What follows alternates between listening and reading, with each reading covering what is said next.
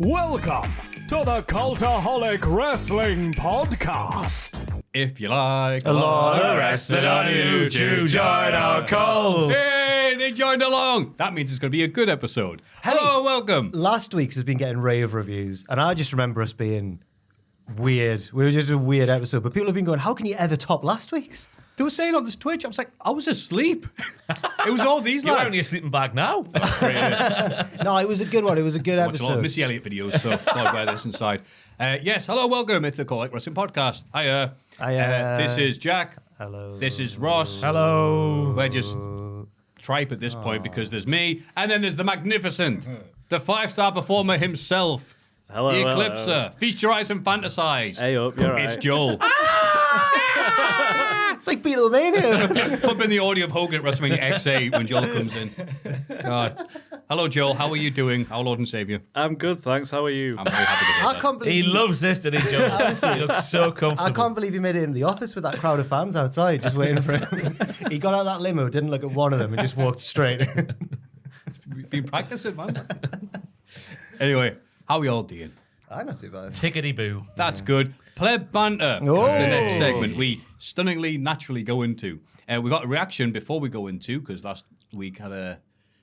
It's nice we're getting reactions to this. I don't hear anything about the resting now. It's all pleb banter. Hi, lads. Happy New Year. Happy New Year. As maybe the only female viewer, listener of your podcast, I just thought I'd let you know that my favorite takeaway is Chinese. Yes. Not sure if it's because I'm a woman, though.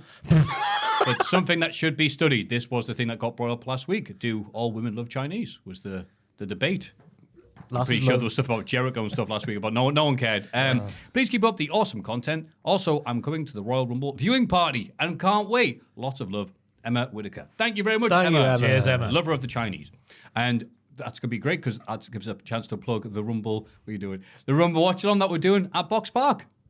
Yes, it Wembley. does. Wembley, Just that's right. Down the road from Wembley, down Wembley Way. Who's going? Yeah, not all of us will be there. I'll be here doing What Happened at. Ross, are you doing WWE? I'll do. I will be there. It'll be Sam, Tom, me, and Luke. Is Pachitti going? Fraser? He was in the Fraser. meeting. Okay. Adam Yes, will be Fraser. going. No. No. He'll be surrounded by plebs. He goes to bed at 7 p.m. Rebecca Mason is a girl who watches the podcast every damn week Hey. and says her second favorite takeaways are Chinese. Lies. First is Indian. Not true. And the third is Mexican. Oh, takeaway. Okay, burrito. Can't Yeah, That's Taco right, Bell. Oh, is that like Tex-Mex? I don't know. I'm not getting that debate, but yeah, Rebecca kind of likes Chinese, but not all the time. Fair enough. Chop then says that she is proud to be one of the dozens Dozens. of women who do listen to the podcast, and although she doesn't really like Chinese food, her wife does. Okay. Oh, there you go. Fair enough. Chop, by the way, has produced the yearly Hall of Fame, statistician thingy with Bob's. I can't think of the word, but they're in the mailbag this week, so there's a big teaser for the Oh, mailbag. so she's doing that while the wife eats Chinese. Correct. Where's the message for Joel? It's not in there. Okay. But I reckon we could do our own sort of like cyber blind date. Because there was a message from Rebecca there at the end that was like, we're doing this, PPS. What was it? Well, Joel, I showed you this morning. What did it They say? said, hi, Joel. Heart. It said love you. Love you, you. Joel. Right. Ross cruelly making Joel read out the own message to him. Yes, I am. Joel, so this is your chance now to sell yourself to Rebecca. Tell us 3 interesting things about Well, yourself, it's- Chuck. it's- Single man. Reveal yourself. It sounds like she's already in. No. You're right, Joel. He's coasting. He's like Henri on a hat trick. He's The just ego strolling is through the back line. disgusting. Yeah, it's outrageous. Work for the woman, Joel. Come on, tell us about yourself. Hello, my name's Joel. Yay. Hello, I Joel. Where edit you the from? Cultaholic Wrestling Podcast. I'm from Pontefract. Ponty. Ponty. What? Ponty. Up the Ponty. Ponty. I'm trying to help you. Ponte Sorry. Carlo.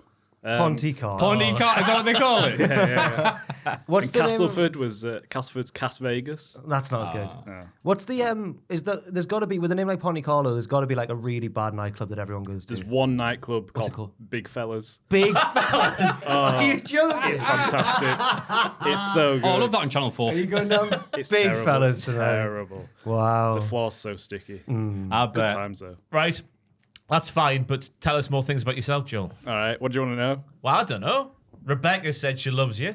You need to then... What's your I don't favourite know what we're takeaway? doing here. Indian, I think. Isn't that what Rebecca said? God, then. Oh, my God. Oh, Her Oh my first God. is an Indian, in brackets. I hope Joel likes that as well. That's definitely what it Can't says. believe she typed that.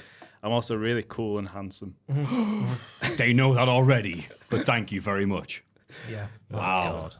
Hot So, stuff, Rebecca, we await your response to the mailbag next week. I bet because Joel, I think a big reason, and it's not undeserved for Joel's popularity on this recent surge of popularity on this podcast, is because he's like the cool bassist in a band. Like you don't see him as often. He's understated. Chimes in occasionally. And Rebecca's definitely one of those girls that fancies the bassist in a band. Yeah, they like the people on the podcast that talk the least. Yeah. Make of that what you will. So that's the Play Banter introduction. That's the pre-show. Now it's the Play Banter proper show. Hey guys, here are some more topics for Play Banter. Love the show from Jonathan. Thank you. Delivery stories is this week's Play Banter. Food or mail? Delivery stories. Mate. Oh. I was like, well, that means you was ordered. I usually share my. Do you remember Mamadou? Remember him? I share my delivery mishaps on the podcast. He was the one who went to the wrong address and then insisted that I go there. That's amazing, that. Yeah, it was great.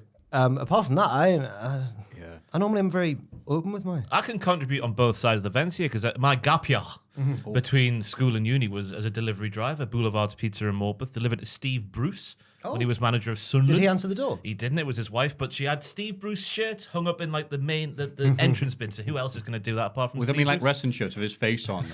The Bruce 316 on the back. I got propositioned by a group of older ladies. What? Invited in. It's like the start of the porno, but I had to get out of there. Wait, what?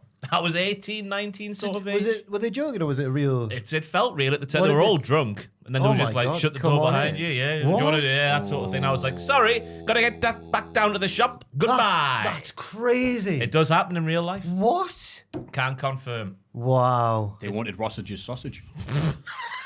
Oh. It's not a big name, I'm Sausages, sorry. sausages. Oh. Yeah. I'm sorry to hear that, pal. Yeah, it was. Yeah. Oh, it could have been great. Who knows? But I didn't want to lose my job. I quite needed it. Got to get back down to the shop for more deliveries. Oh, yeah. I don't know what else to say there. That's mad. So That. the pawns are factually correct. Is that one of those things where after it you're like, did that really happen? Like what? Especially when it's me. Oh, come on now. Were you there thinking, As if it's Joel walking in there. was there the things where you're going like, the road not taken? What my life would have been like if I'd Yeah. been looked after by several older women? Well, he'd have lost his job. Yes, but that's one small negative. I've not really got any bad ones on the other side of the fence. Yeah. No, I can't think. Just like the they've gone to a slightly wrong street, or I've put in the wrong I've thing. got Like, one. go on. Got to take when I used to live with my mates, and it must have been after a WCPW show because there's no good reason to be out on a Monday or Tuesday until 3 a.m. We didn't I've got do- proper jobs. Shows on a weekday. You definitely did. Okay, fair enough. WCPW They were, definitely like- did. Yeah. Oh, really? All right. I'm sorry, that company that used to work. I for feel it. like Very that hard to do. era. I just feel like I feel like one of the Rolling Stones in the '70s, man. It was just crazy. It was just, no, it wasn't. I'm joking.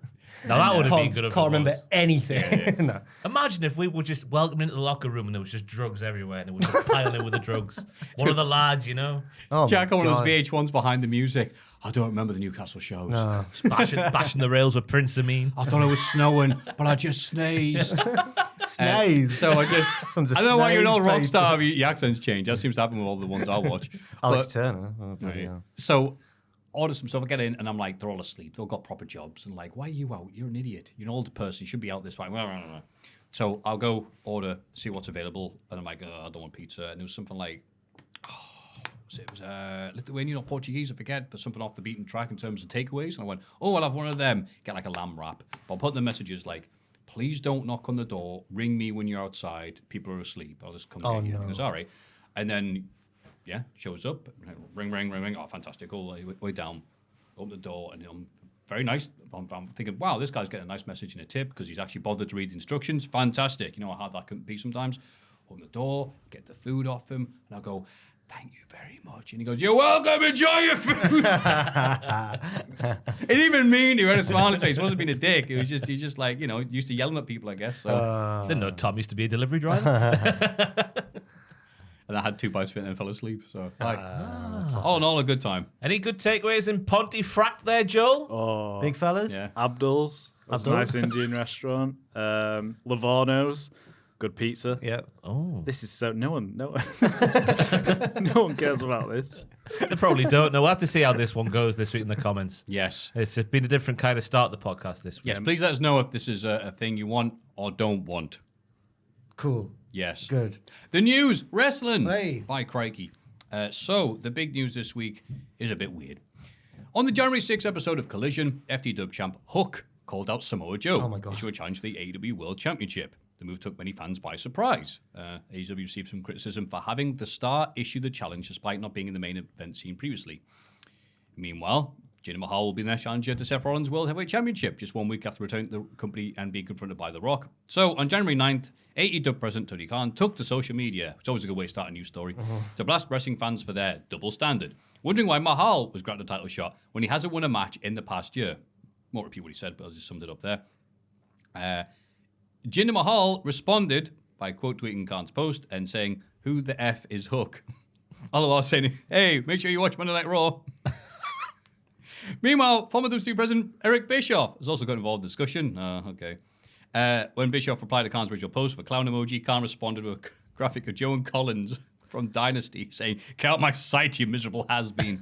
So all wrestling social media has been for the past 2 days, and it's probably finished by the time the podcast comes out, as is, the world we live in, is the fact that, Jinder Mahal back on top. Dustin Rhodes said, I got that one blocked. can't we all just enjoy wrestling, guys, or something like that? Lay off the tribalism, he Lay said. off the tribalism. But then the comment on Reddit that I saw was that, well, your boss is literally the tribalism chief. So The tribalism chief's a good one. I like that. I mean, in Tony's defense, he's not wrong there. Should he be doing it in his position? No, because it comes across as if like social media is getting to him, which they shouldn't be when he's in that lofty sort of position. It's a word. Yeah, right. The worst thing to do, make yourself a target, is letting people know I can be gotten to. Yeah. especially with these recent reports of clamping down on locker room posting on social media and like Oh, did Danielson have his I was notebook going to out? say, yeah. it just comes across very hypocritical, doesn't it, to the locker room? Yeah. I don't know if Tony is right, He's right, but he's also not booked Hook very well at the same time. Well, yeah, and also above all that, it's not even real, as we say. Does he know that wrestling's not real? Like, he can. The problem sometimes with rankings is that it can book you into a corner, and it leads to situations where these wrestlers are like grinding for wins on not dark, like Rampage, and and Jinder, his title shot makes sense in kayfabe because Rollins is a fighting champion. He'll give a shot to anyone, so he doesn't need to have. I get Tony's And point. at least also interrupt and help you. In boxing, they say the qualifications to get a heavyweight title shot is either you're in the top 10 or you're a previous champ. Oh, right, So okay, yeah. Jinder does have, in terms of how I look at wrestling, a more credible shot at the title than Hook right now. No, I don't. I to don't. Jinder. I don't really agree with the logic of giving Jinder a title shot either. Not because I don't like Jinder, but because last week he was the butt of the joke. Former And champion's coming out. Here he is. His last televised match was last March. Right, His last non-televised match was September. but so I Just don't. building up those wins. Isn't it? I don't think it's good booking either. I agree with Tony on that point, but I don't think that he's taking the right line of argument about wins and losses and the rankings not mattering and stuff, because I don't think that has to matter in wrestling necessarily. I just, in this instance, I also don't think Jinder makes much sense, but it's not a good look overall. It is funny, as the old expression goes, two bald men fighting over a comb. They're both going, look, it's just a match on TV. This isn't a big match. It's just a match. They're big matches now. It's helped both. They're like, Yeah, right. It's just suddenly no one would have thought twice about these matches after a week. Did But you now it's see suddenly the- like, that's right. Do you see the Jinder video package? Sorry if it's anyone's Hall of Fame. No, go on. Someone did the monster video package with Jinder. So it's him. It makes him look like such a hero. Like he's fuming at Rollins in the ring. Then he hits him and it's like, oh, monster. It's so good. Look, there's a lot of people who, I think, ironically love Jinder. And there's also a lot of people who unironically love Jinder. You can't hinder him. Oh, let's not forget, like, his title reign was an absolute Yeah, joke. that's right. The fact it But you happened- remember it. You remember the bad runs. The worst thing you can be is boring. I guess so. So at least if you're memorably bad, people are like, yeah, up the Jinder. He looked the part, and then it was like the talking and the wrestling started, and it was just like, because his entrance was great. The Bollywood boys were great back in the day. I forget what they were called. Yeah, they The took all the singers. bumps. Yeah, they took all the bumps. Randy Orton murdering them on many That's right, occasions. Good times. I mean, personally, I don't mind either match happening because they're just going to be television sort of world title Yeah. defenses, aren't they? So they're just going to be forgotten about in a couple of weeks anyway. Jinder did his time last week against The Rock, where he was the troll in the troll joke. So he's earned his stripes that way, like behind the curtain, so to speak. I don't mind either. But yeah, Tony shouldn't have been tweeting like that. I do think Bischoff's a bit rich getting involved. Oh, I think it was Trevor Dame who's just been on fire this week. Bloody hell. Has he He's won been more. your- He's been like Newcastle Has last he Saturday. been your... He's just Oh, come on. Someone now, had to Matt. bring it up once. No, he didn't. Someone had to bring it up. Now we've got the wait. No one needs to mention I it don't again. even think There we Newcastle go. were on fire. I think we were just really, really You're right. bad. Like Bischoff on Really Twitter. bad. I like that. Okay, Yeah, thank yeah. you for sticking in. Trevor Dame just said something like, AEW is just becoming like TNA. And he goes, well, it's not, because unlike all the other past companies that have died in the past, they haven't asked you for help yet. It's like, oh, that's good. He's so good, Trevor He has Dame. appeared, though. It's weirdly, isn't it? Yeah, To remember. he was Eric from Oh, Wyoming. yeah, that little cameo he made. Yeah. And he was like very positive about the product for And a now week. he's hated them for ever since. Because he gets hits. No one's talking about Eric Bischoff talking about, hey, what were Great American Bash 96 like, mate? That's all the podcast. Look, we're doing it right now, so we can't really take shots, can we? Matt Riddle. I'm rattled. You haven't watched football since the 90s. You're not allowed to do that, Matt Riddle claims he was supposed to win 0-2. And you are right, in fairness, because it's like, I don't really care either way. Well, you Is it the reference- fact that I'm in Newcastle? You The reference- city's mood I completely know. changes on the wins I and know. losses, and the Sunderland one is a big But you- or little one. But you reference Andy Cole more than anyone I've ever. Judas, you mean. No, he didn't want to leave. Oh, what? Kevin sold him. Bollocks. Yeah, it's true. That's what Is Andy it? says. Yeah. Wow. I'm not going to deny a man who holds a rifle next to the time. I like how he then turned heel. That's a picture he took. I forget what it was. Joel, please type in Google Andy Cole rifle just to make sure I'm not making this up. I can't remember what the context was, but Andy Cole. This has unlocked a weird memory from the back of my head. There he is. There he is. It was a marketing campaign for, is it Pepsi or someone? Yeah, Pepsi Max. CM Punk. CM Punk. Oh, that Bloody Pepsi hell. Max bazooka down below there. If the gun doesn't get him, the Pepsi Max rocket will. Wow. Bloody hell.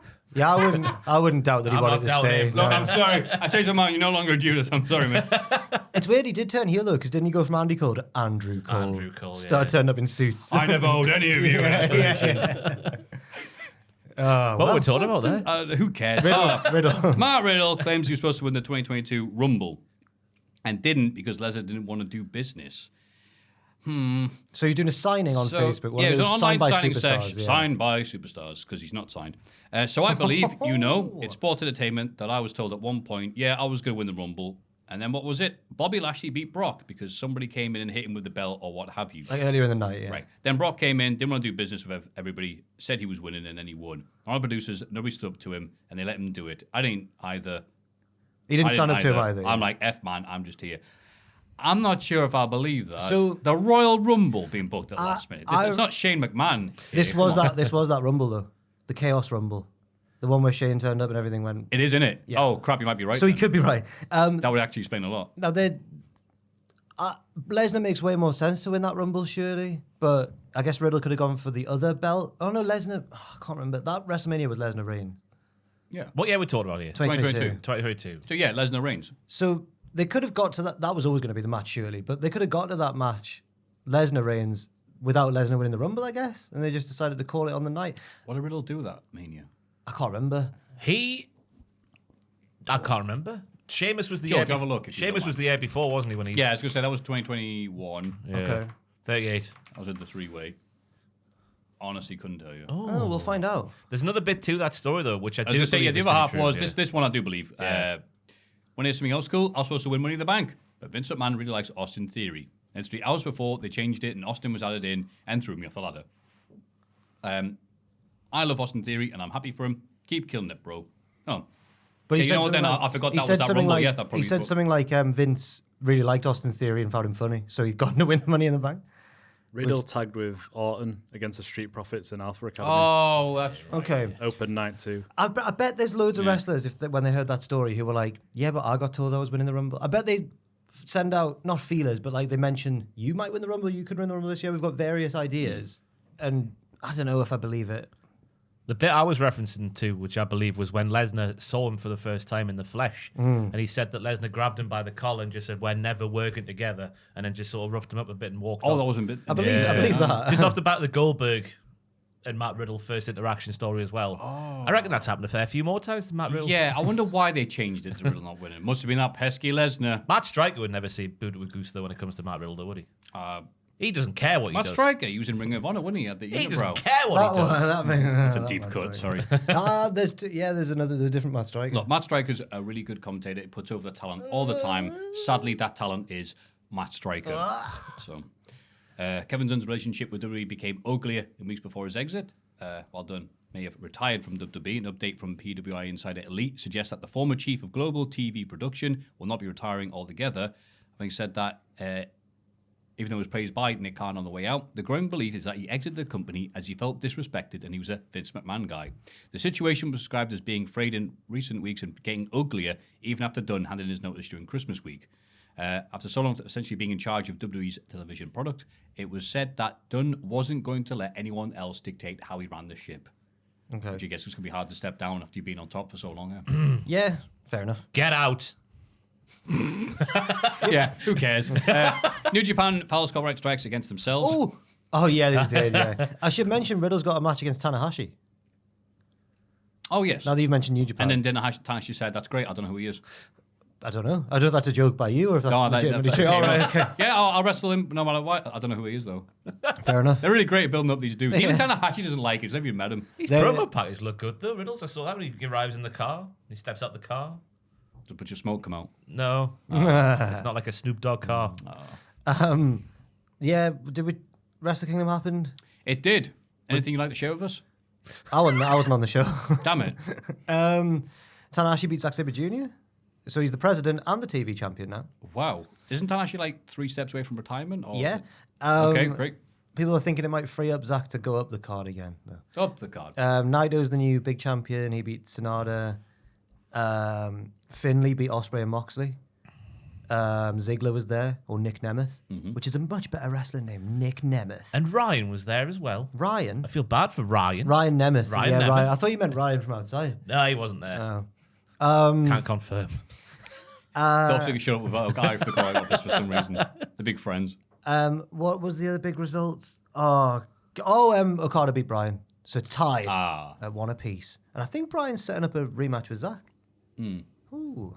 Hopefully he can get there before, his wires snap. Yeah. Because he's obviously talking about being injured. Still a really, really good wrestler. Yeah. Yeah. You know what else is really good wrestling? This podcast. This is good wrestling. We can't not mention the big story that broke last night, though. The one about the account from behind the scenes at All In. Yes. A man who has a name. The guy who, the DJ, one of the guys involved in Swerve's entrance. Yeah. Swerve had a live entrance at Wembley. Has gone on a podcast and given an account of the CM Punk incident. But so I saw someone share the photo of RVD after Abyss got him with all the blood on it, saying like, this is what he's made it sound like happened. Are you ready for this? Oh, please, I didn't see this. Yeah. DJ Who Kid. DJ Woo Kid. Oh, DJ War Kid. He's a local lad. It's who with 2 O's was backstage at AEW All In, said on the Jim and Sam show on SiriusXM yesterday that CM Punk was going ballistic backstage at the event and there was lots of blood, quotation marks there, during the scuffle with Jack Perry. Who Kid was there to take place in the entrance with Prince Nana and Swerve Strickland. He confirmed there was a huge brawl and that the big Hawaiian-looking dude was trying to break it up. Kid says that Tony Khan was screaming at Punk, saying something about him ruining this moment for everyone and to get the F out there and wrestle. I struggle to believe that element of the story. The man who was afraid of his own life. Yeah. Laying the law down. Yeah. Wow. You get out there. That's Ross's Hall of Fame pick from last week. Oh, isn't it? not anymore.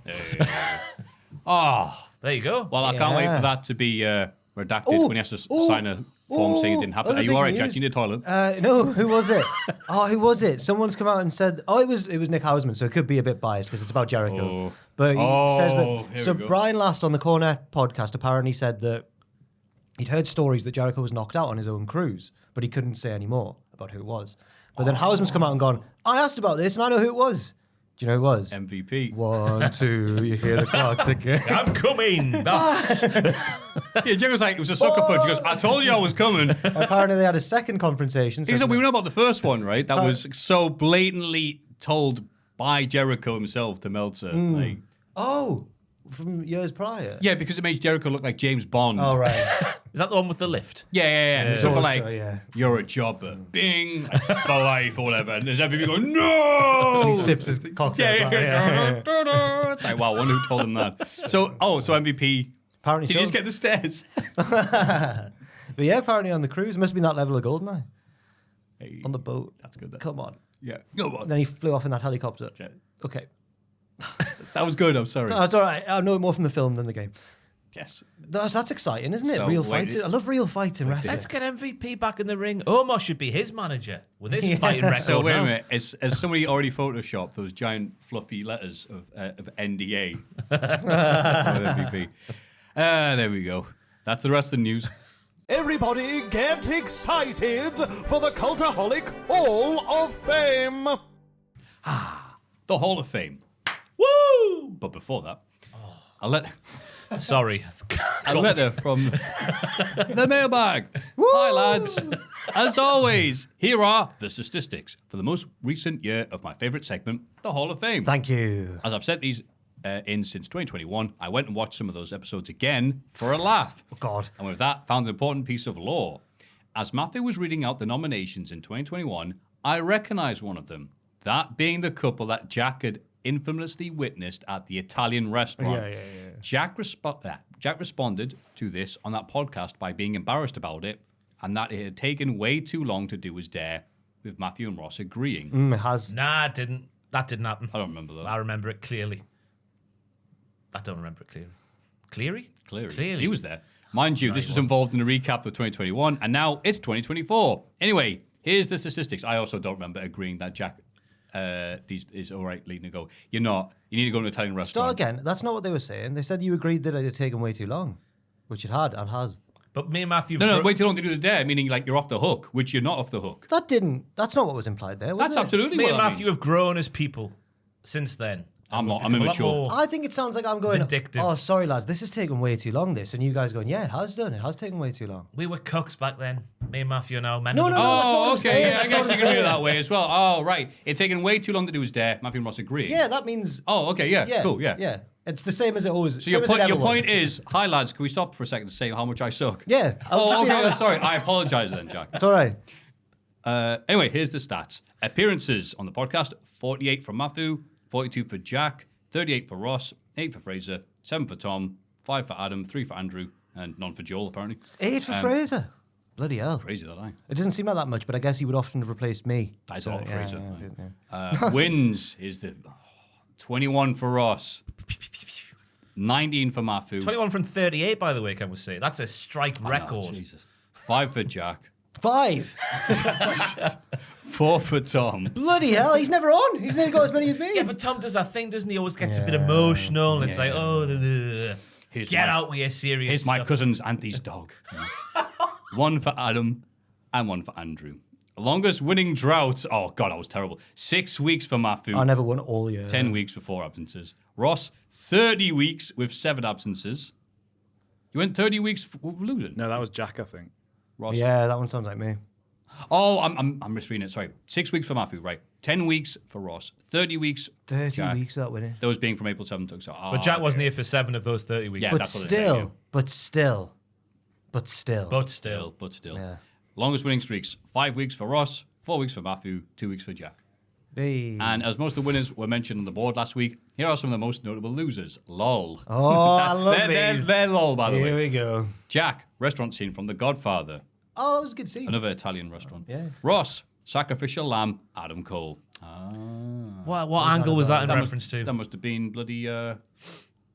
Was it when he got wheeled out to cut a promo on behalf of Tony Khan about something? I Yes, can't remember but what it that was. sounds very much like I'd it. forgotten about that, Yeah. yes. Ross, Brian Alvarez's head, When he did the Vince McMahon and he couldn't get it off. so to speak. Jack's sheer optimism of JC Jane. Oh, I'll say as Sheer well. optimism of JCJ. No, she's basically a babyface now. Poison. No.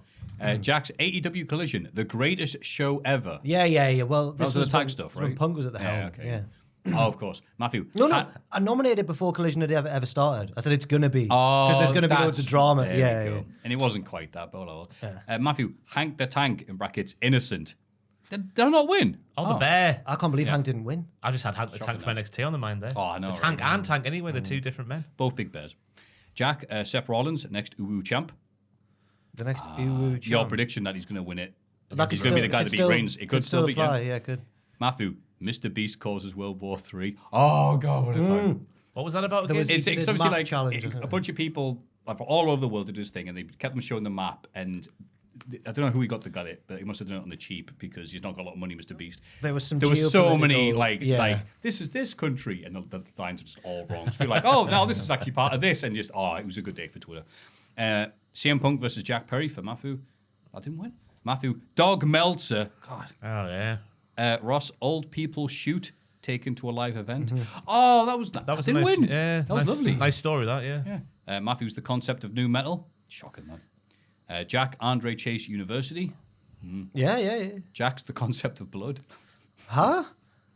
Oh, went that Swerve. must have been after the Swerve Yeah. match. Yeah. Jack's Tom Campbell, selfless karaoke partner. At the Christmas party, if anyone was a bit nervous, he would just. I mean, he loved it. It wasn't Yeah. just because he was being selfless, but yeah, he would just dive in. He's a karaoke He jumped ball. off the stage at one point, landed on his knee. Oh, he's out Adam Cole. Next time he tried to go on the stage, the DJ was like, "Nope, get out." XOXO. Well, thank you very much. Thank you. Thank you, Chop. Thank Yes, you, thank Chop. you, Chop. And your Chinese-loving wife. So, now the proper Hall of Fame this week, after all that build, in condescending order. Luke Littler, 16 years old, darts player extraordinaire, 26%. And massive wrestling fan. Yeah. Oh, that's probably why they didn't vote for him, I guess. He was at WrestleMania 33. Yeah. That's why green lights his entrance. Oh. And I was saying to Ross, I wonder if we've met him. There's a video of him. He's sat behind where we were sat. He's like higher up the tier, yeah. So maybe we did see him. And we didn't know we're in the presence of greatness. Wow.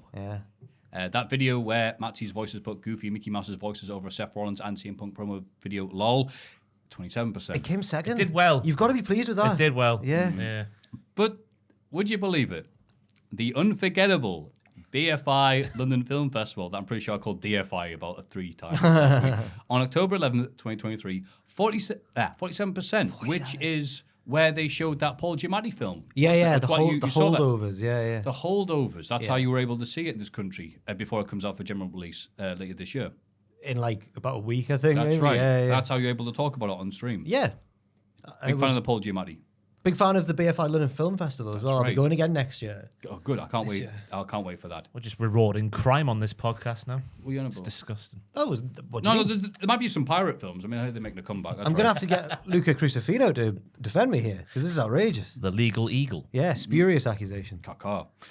Do you see Paul Giamatti win his Golden Globe, then go to the local takeaway in his suit? Did he? Yeah. Oh, Golden Globe there. that's a really- Dirty burger there. So what I've learned this year is that apparently the Golden Globes and that are like, basically everyone's speech is really cynically, it's to try and win the Oscar. They try and like generate I support. don't know. They treat it as like the road to WrestleMania. So like, This is the so Rumble. that's a Yeah. really clever way of, that's quite endearing, isn't it? People might think, hey, he's a good lad, him. Let's vote for him. I thought the other thing was that, like, Americans saying, a lot of that people don't know that the Golden Globes basically take place in a mall. No, really. That's where it happens. I saw the host of the Hmm. Golden Globes bomb, and everyone. Oof. There's this Not bloke. since Jack Swagger's promo when SmackDown Yeah. went live on Fridays. Apparently, like have I seen a bad hosting promo an like that. awards show when you're a stand-up is quite a tough gig, and he starts his monologue at the start, and it's not getting big laughs really. And he just starts going like, "I didn't write all these. The ones I wrote, you're laughing at." It's like, That's a yeah. good line you can say once, but I've seen clips. He said that a lot. Oh, Like, he was floundering. He was floundering. It was horrible. He made a joke about Taylor Swift. The camera cut to Taylor Swift, and she didn't react at all. I saw her bitching about someone at the table. Oh, Yeah. Someone picked up the audio or something from the little conversation they had. It's from a celebrity I don't know. Okay. But then again, that's commonplace for me these days. All these actresses. and Must that. be horrible being Taylor Swift. Yeah. People just listening in. Was it People- Luke Littler? Gets everywhere, him. People have got really like I know Taylor Swift was always for the past few years one of the biggest pop stars in the world, right? But this year or last year, she's just become like, it's like, what's happened? Why is she suddenly like, She's a fraud. whoa? Because I she wouldn't. re-released. I really wouldn't. I'm going there. Oh, no. Don't get the Swifties on her. I'll take all the Swifties on. Ashton will come down from upstairs and batter her. All right, She I'm probably just, will. I'm She's just a big getting ready Swiftie. for the Sleeping onslaught bags on. onslaught. Go on. Didn't she re-release the same songs under the guise that she got the rights to them off the label? Yeah. Oh, yeah, I thought that was true. But I don't know, it just seems a bit... I'm a cynical man. Oh, no, I mean, that one was just because... Oh, actually, that's actually not that bad of a thing. No, I mean, there was a big to-do about... I think she was in the right. It's a fantastic marketing campaign. Oh. Yeah, it's because she's getting screwed over, basically, to a long story short. Was she now? Yeah, and that, think and she was. she's not doing Was she living on the streets before this? Okay, was she? well, She's working as a waitress at a cocktail bar. Coctress in a Waderil bar. I know, man. Doesn't pay very well, especially when you say it incorrect. A big fella. Yeah, another band's done that recently as well, just because it's like, oh, if we record our stuff and put that on Spotify, we get the money directly. Ha ha ha. Who were they? Does it Bring Me the Horizon? It's some band like that, doesn't it? They've Don't just quote gone me on tour, apparently. They've started their tour. Everyone's like, woo, bring me the horizon. Yeah, I believe they're starting the East and going to the West, all around the world, and by the time they get there, we still wouldn't have started the Hall of Fame segment. Oh, Jesus. So, Jack, your Hall of Fame nomination. First, bollocks. I don't, can I pass it? And You don't have one! Well, no. Within an hour and a half of preamble. Maffew, it's been a very busy All right, week. I'll go. There's a one. lot of I've videos got a that we long did the other story, day. which obviously this podcast needs at this point. on, go for but, it. it's necessary, I'll have a so think. you have a think. Yeah. Okay, so I've sent mine to Joel. Excuse me. Oh, yeah, it should be you. You came last. I'm building time. Okay, fine. Oh, no, ahead. you go. You go. Oh. But if you take mine, I will flip this table. No, I guarantee you won't. It is, of course, Taylor Swift's re-recording of her music. My story is in the Hall of Fame, yeah. So, Winter Morrison's after work on Friday. I'm reading all my own notes of a thing that happened to me, just in case. Oh, I was- saw your yeah. Facebook You have story. taken my nomination. No! You little bastard! You think I was going to bring this up? I was sat on the sofa the other day, and I was just like, Kayla, read this. And Kayla was Oh. in stitches. This is an unbelievable story. Oh, okay. So what are we going to do now? I've got another one, don't worry. Oh, I just Just came a with clean backup. sweep. Maffew wins 100% the vote with the only one there. We've all... Winter Morrison's after work. Oh. Last Friday. It's like late, so it's half Joel, 9. do you know this story? Shut it down. I do, yeah. It's Very, very, very Yeah. good story. And I'm in the cold bit. I hear screaming in the aisle next to me, and I see a woman in the frozen food section having a seizure right next to the pizzas. She was in the recovery position already, but it is one of those things where you just look around, and you're like, I'm the only one here. And you're like, someone should help. Oh, it's me, innit? Right, okay. So I put my stuff, went over. How like, you doing, "Yeah, all pal? right." If you like a lot of rest. Things go okay, by the way, in case you think I'm being a horrible person. Like, don't worry.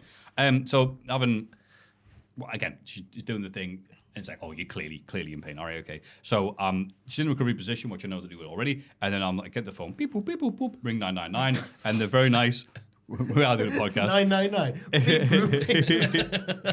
And lovely person was very like going through, like, is she bleeding from the back of the head? Anything around the head that's restricting her breathing? Is she breathing? Stuff like that. And I'm like, Meanwhile, would you believe it? Just finished. A lifeguard just finished his shift, was there, like, knew everything backwards. Was he running down the aisles like Baywatch? Like the book.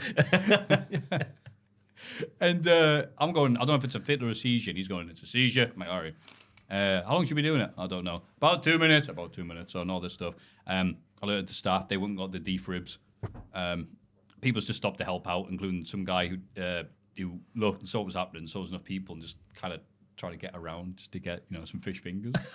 Well, you might as well once everyone's, Yeah. So my next arrived after a few minutes after being placed on the highest priority, and I was just like, thank you, mate. Guy at the very end, got the people who do that stuff. God love you. Because I was like, just like, okay, I'll do my best to give them information. And women are stabilized, placed on a stretcher, leaves the medics. The medics are very, like, down to earth, like, yeah, all right, Pep, and all that stuff. And she's like, vague to respond and say, all right, have you got you diabetic? A guy, I thought it might be that. All right, cool, go, get on, leave fine. And everyone's just like, hey, thanks for stopping by. Thank you, mate, appreciate that and all that. And Morrison staff are like, yeah, thank you. I'm like, hey, wow, oof, God, because just for make this a little PSA, like, first thing you should do, obviously, make sure they're okay, and then make sure you get, like, ambulance, hospital, whatever they're made aware of as soon as possible. So we did that. Isn't that nice? Carry on shopping. Go to the self-service, and it breaks because it's a self-service, so I'm having to wait for one of the staff. It's like maybe 3 minutes afterwards. Morrison staff comes over, and it's the guy from before. He shook my hand and goes, see that trolley over there? I went, huh? I look it over, and there's just this spare trolley just sat by itself with loads of stuff packed on. I'm like, yeah? And he goes, that woman faked a seizure. I went, what do you mean? And he said, there was a distraction, so the idea was that they could then push that trolley through. They worked as a team. What a worker. You've got to admire the cavalcade. And I'm like, just dumbfounded, and this guy just went, welcome the biker. But the funniest thing is, I forget I'll put this on r/Newcastle upon time, so a few people may have seen this, but like a few people were agreeing as well. It had no chance to win. No, you no didn't, chance you getting away didn't. with this because Morrison's security are bigger and tougher than the APA. Especially in that Morrison's in particular. Yeah. That's an experience going to that Morrison's. Yeah. That's where I saw my Irish fella in the Oh, when he was yes. shouting. Oh, that one, right? That's the same right. Morrison's, aye. God, it's all happening there, right? But imagine them just with a whiteboard out before. Right, you do this. We'll go down there. Then we'll go. I like the tactics. Yeah, It's like Ocean's 11. As they were Ocean's 11. As they were wheeling the trolley out, it was like ding, ding, ding, Yeah. ding, ding, ding, ding. Fake mustache. Yeah. Someone's asked me, like, was it a convincing one? It's just like, well, I don't know. I mean, Do you want to do an impersonation? no. It was. I for a second thought about doing that one. You know what? How about no? But Oh, the James noise. If she'd done that, no, sorry. no. It was like So I'm going to nominate. I work at staff of Morrison's. Okay, fair enough. The hero. Not the tactics. Try and get some free stuff. That was going to be my angle for the You video. know what? Yeah. Given the results last year, then I will go with what you said. It's funny if I beat you using your tactics. The Morrison's seizure Kavorka. Oof. Yeah. People just people go see that and just go listen to podcasts just to hear what that is. Yeah, that's my pick. That's End. very good. But yeah, Really good story. yeah. This is not going to stop me like helping people though. Like, Well, the obviously same. not, If I yeah. reckon, God, it's gonna be so bad. I know, like a year later, I'm going, hey, I remember you failed there last time. I'm kicking her. She's having a real seizure. Anyway, Ross, have you got something for us? Yes, I do. Our Truths promo from this week's Raw. There you go. Absolutely fantastic. Tom and Nick Mysterio took me longer to realize what that meant than I would like to admit, but I'm going to admit it bless you, anyway. Rick. Yeah. No say. It sounds like Dominic.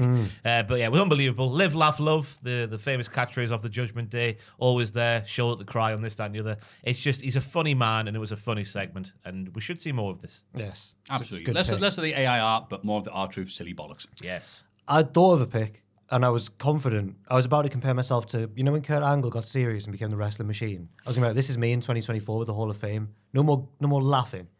In there with the effective picks. But Ross's is really strong and yours is really strong, so I'm not confident now. But I was going to, just to try and... Just like Kurt Angle. Yeah, yeah. Oh, Kane looks a bit hard. Oh. His mouth guard says maybe. just to try and get the win, I'm going to nominate Joel because his stock is rising. Oh, you absolute. Come on. Come on. Yeah, that's right. And why are you nominating Joel? To win the Hall of Fame segment. Well, let's go through what we know about Joel. We know he's from Pontefract. That's right. He goes to big fellas. Big fellas.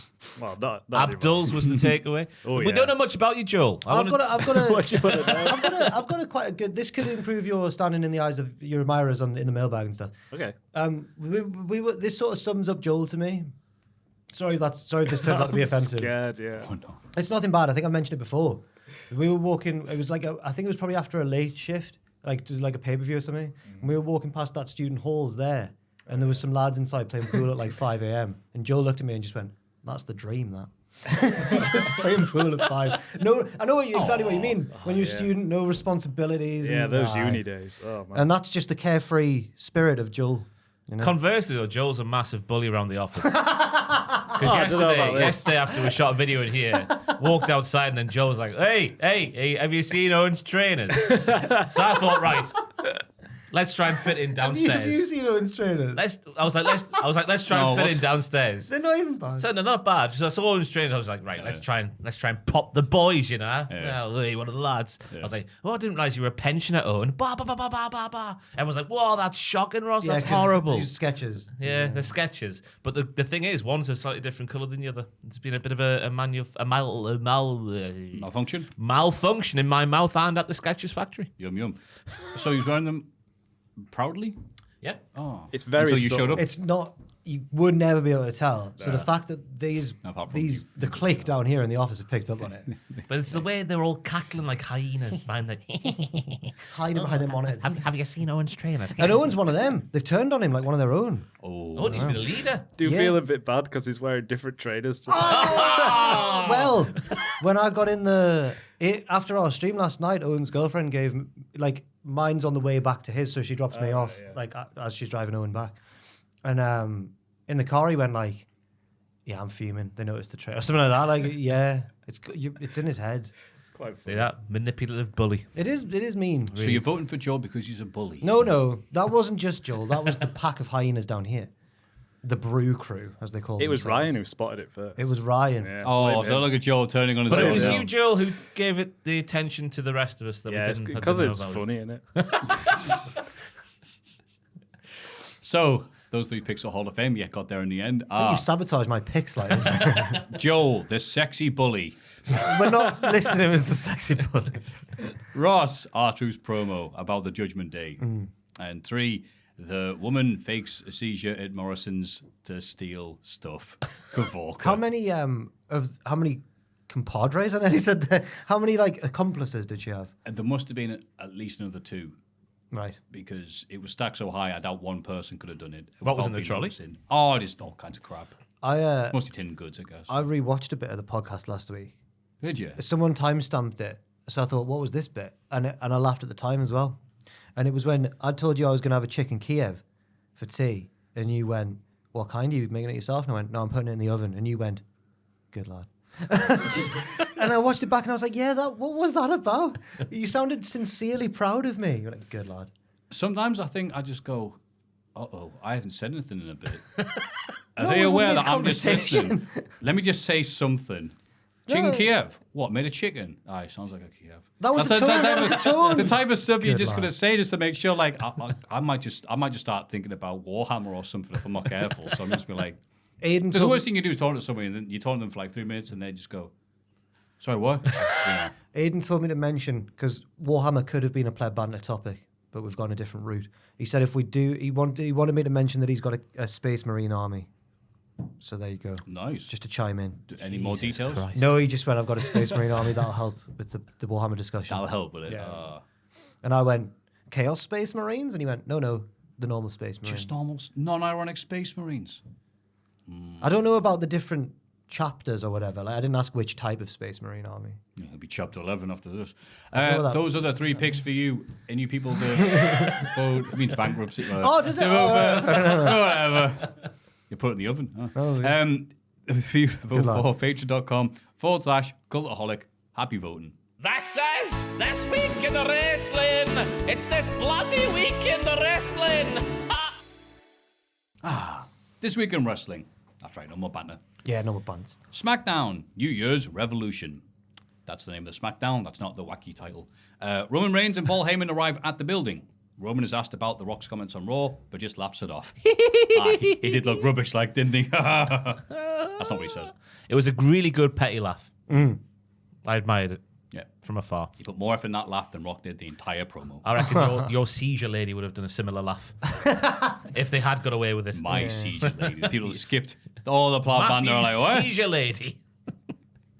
Logan Paul is on commentary for the match between Kevin Owens and Santos Escobar. Before the bell, Wilde and Del Toro attack Garza and Carrillo, evening the odds for Owens. Owens wins, becoming the #1 contender for the US title. Logan cuts a promo afterwards, laughing, haha, at the idea of a Canadian being US champion. Owens drops him for right hand and says, I already did that shtick in 2017. Exactly. Yeah, that was the entire Yeah, me bit. and Ross mentioned this on the news. He shaved his face. He did. Ugh. Yeah, that's, Oh my God. yeah. He's got big nostrils, KO. That's one thing I remember from that period of time. Yeah. The lack of moustache. He's got big nostrils. Yeah. Yeah. I hadn't thought about that, but now you've said it, it's terrifying me. I like Owens versus Logan as a match, probably for the Rumble, but Yeah. but I don't like the story behind it. Seems too basic, too stupid. Oh, you're You think? Canadian, yeah. He's won that belt before. Yeah. I mean, the Canadian bit's just a little something for him to say, isn't it? It's mostly just, hey, I Kevin guess Owens, so. the proper wrestler versus this YouTube knacker. You know, sometimes when early in a feud they drop like a line or they say something like Cole's doing it at the minute, saying me and Wardlow are going to win the belt together, and you think, oh, this is going to be what the entire story's based around. This isn't about Deborah. I'm worried that this entire feud's going to be based around the Canada thing. And it was good when it was Owens. Well, maybe I'm just double standarding this, because it was good when Owens was slagging off Texas to get Austin there. But this one, I don't really get. So you're saying you like Canada more than Texas? I've only been to Texas out of the two, so I prefer So you're not a nice time then? Dallas. That's Dallas. Salad. It made me think of the traditions of the business, Logan Paul's performance here. Go on. Because he sat there on commentary, not putting over Owens in any way. The best we got is Logan Paul saying it was great that a frame like Kevin Owens moves around the ring like it does. That's as good as we got from Logan Paul in terms of putting his opponent over. 'Cause you got to put your opponent over, so if you beat them, it seems like a good thing. Or if they beat you, it doesn't seem so bad. What you're saying? Commentators should put over the talent in the ring rather themselves. Yeah. Matt Striker doesn't agree. No, he doesn't care what Matt Riddle did. Or Allegedly. Logan Paul. And he kept getting up, didn't he? Just leaving the commentary table altogether. Because the crowd were more into him. Like I said, I thought there was a lot of distractions for this. The first opening bit with people coming in and out, again, distracted from that. Then Logan Paul doing commentary. It was like, oh, there's a match. And they did what they could. Obviously, Kevin Owens is still great, and so is Brady Santos. But it was all like, okay, yeah, this is secondary to everything else right now. Yeah. I liked Logan Paul saying, wow, Kevin Owens, look at him. He dresses like the inside of a teenager's closet, because he ought to know. And joke. I'm just saying all his fans are kids. And someone listening to this podcast, I don't know why. Yeah, and it's just been set up. It was also like, it's a nice way of killing time. I get it, it's fine. But also, Logan was the only person to have a thing with Kevin Owens beforehand of all the people. So it's like, wow, I can't believe Owens won that tournament when he an LP. He broke We're his the only arm. people that have a talk. He broke his hand. Yeah, it was what it was. Oh, there's got to be a spot in their eventual match where there's a double knockout at the same time. Oh, yeah, because Logan's got metal in his wrist, hasn't he? Yeah. And his head. I did like his line where he said, like, he hasn't broken sweat in retaining his title for 62 days when he hasn't yet defended it once. That's At very, least I'll say that's Christian Cage. That At least Logan Paul's playing a prick. It's Yeah. good. He's no longer this. He's playing a attempt. prick. There you go. He. Backstage, LP is consoled by Waller and Theory. Cameron Grimes. Who? laughs at Logan. OLP. Yeah, Logan Paul. Yeah, but just say Logan Paul. LP. it took me a while. I was like, what? Is that what the cool people on Twitter say? Hey, guys. He's like vinyl. He's consoled by Waller and Theory. Cameron Grimes laughs at Logan. So Waller shoves him. Road agents break it up. So we get to see Waller. No. Cameron Grimes got there in the end. Lose next week, I guess. Cameron Grimes. I hope they turn him heel soon. I'm bored of watching Cameron Grimes be castrated on the main roster. Yeah, what even is this? Has he got a character? No, he's just a man with lovely flowing hair. He was a do-gooder now, but he's not. He's a rich man. He's an evil man. He's a do-badder. He is. Lashley and the Street Profits cut a promo in the ring. Lashley says 2023 has been the hardest year of his career because the hard work he put in didn't translate the result he wanted. But now he's aligned with the greatest tag team in WWE, and they're going to take everything they deserve in 2024. Ford says they're going to fast forward to the part where they think the grass is greener on the other side. They're going to skip that part. Yeah. Tony can't get his phone. Dawkins says they're going after the tag titles, and Lashley announces that he's entering the Rumble. And again, the heel faces are cheered. No, they're definitely face now after this promo. This was a face turn. You know they Babyface are promo, because Karrion Kross and Scarlett Ooh, interrupt. lovely. Wait. And are joined by... And I had to go, is that Paul Ellering? Oh, it and is. almost like a second later, yes, that is Paul Ellering, yelled the commentators. I went, bloody hell. And of all the people to see back, the authors of pain, the stars of WES and NFTs. That was one of my favourite shows of 2022. He was so great. Where they had Braun Strowman versus, I've forgotten his name in the main event. Mr. MMA. Mr. Corporal MMA. Corporal MMA. I always have to say, who was it? You're right. Oh, God, Joel Sabers. Was it Overeem? Yes, Alistair Overeem. Corporal MMA to his friends. We were invited. close We to were that. invited down to that show. Never. At the Why didn't we go? Didn't happen. That's right. Nia Jax was going to be on it, and I Lana. know. But they did. It was Lindsay Dorado. going to happen twice, wasn't it? But the wrestlers didn't find out it was not happening the first time until they read it on Twitter. There was talk of. I shouldn't. No. Well, I think it was Lindsay versus Mojo. So I Yeah. think me and Pachi were going to like do a thing because I love Lindsay and he loves Mojo. right. Sorry. So I remember thinking that'll be cool. Not going to happen though, and it just didn't. Maybe I shouldn't have revealed that. Oh, it didn't happen anyway. It doesn't matter. Like, fine. what's going to happen? Yeah. It was going to happen. Imagine me Would- managing my hero. I was going to say, would Lindsay have wrestled the match with the fuzzy hat? I'd have won a matching one. Anyway. It was going to happen at the Nottingham Arena, wasn't it? Yeah. Where Yeah. the arena never sold out, famously, or something. That was the story. Like 11,000 or something, and for every house show or live event that took place Why there. Nottingham? I don't know. It's weird that. Yeah. Probably Because the guy who was trying to run this probably looks like near there or something. But But it's weird that Nottingham of all places. Maybe they're a WCW town. Maybe this a is fan of the- horseman country. Yeah. It's lifeboatman country. It what is the lifeboatman. that's They prefer strong style and that sort of stuff. But they looked the part, the faction. Paul, Scarlett, Karrion Kross, the big boys. Do you Super think so? Collider. They looked the part. Whether it'll work, I don't know. I don't think they did, because it's such a common thing now for all right, let's get a bunch of lads together, give them black shirts, they're a group. I don't think they did much to distance themselves of being just a bunch of lads. I think they're using the AOP to get crossover more, which seems Good luck there. Which seems weird because, I'd rather just see the AOP back with Ellering, but I guess this is all right. James Cameron couldn't get Karrion Kross's career back up. Hey, they've been telling the story of everyone changing after Karrion Kross lost to them. Yeah, everyone who works with me is now worse. It's like how Oh, I want to get behind that guy. doesn't Walter White take on a trait of everyone that he kills in Breaking Bad? Like someone has whiskey It's on the just rocks the same and as he- that. Oh. Karrion Kross, Walter White. But it will be like when they start having matches and whatnot, because my main criticism of Kross since he arrived in NXT was the entrance is good, but then he starts wrestling and he's bored to What tears. Bruce Richards say? And then the bell rang. Yeah, and then the bell rang. Aye. He's just being boring and a bit rubbish. Yeah. I'm happy to see the AOP back because, they were great. Paul Ellering, he's got a job. That's nice. Go away, Karrion Kross. But he did the pointless pump handle bit still at the start, but that move on Bobby Lashley, which is basically like an F5, really good though. Bob's a big boy. On Big Bob, yeah. Yeah, he's a big Big boy. Bob. Big Bob. Not as big as Oba Femi, by the way. Hey, Hey. steady yourself. Io Sky retains the WWE Women's title against Michin, surviving a second Rob Styles clash. Hell yeah. Later backstage, Diamond Guitar celebrate Io's win. Bianca Belair interrupts and says she's going to win the Royal Rumble, then beat Io at Mania. Belair leaves and Dakota translates some instructions from Io to Bayley. As the group's leader, it's Bayley's responsibility to take care of Belair. Isn't it nice that they're all happy and getting together? Now, Bayley should learn Japanese so she knows that Dakota Kai's telling the truth, because I think there's a chance that Dakota Kai is lying. No. Because she's the real leader. What? Yeah. But it was the best machine match I've ever seen in my life. Mission. It's probably the one I've enjoyed most since the women's tournament. What was it called? The Mae Young Classic. The Mae Young Classic. Mae Young Classic. That's what it was. So yeah, it was good. It was the Styles Clash was really good. There was a proper sick lung blower in the corner from Machine. She missed a dive to the outside. Aye. They should probably let her wrestle more. Yeah. She is good. Get her out the OC. She's still officially an OC member, is she She's in not? the Bullet Club. Yeah, I like this match. I like a second Rob Styles clash, but I want that to be the finish. I like that she didn't. Did she get a foot on the rope? She didn't kick out of it. I think if I wrote one. But it's not This guy ages- recovered really quickly, which again, I'm no old man person. I'm like, no, that should be it. No, but we know why it wasn't, because it wasn't AJ Styles doing the move, so Machine's technique wasn't quite as, He's nailed down. patented that move. Exactly. Yeah, Just like if Machine tried a pedigree, she wouldn't get the win either. that's right. Like Rollins. Is Rollins? He has one. That's like a transitional move. Yeah, but he did that when he was still with Triple H, so that's why he had that.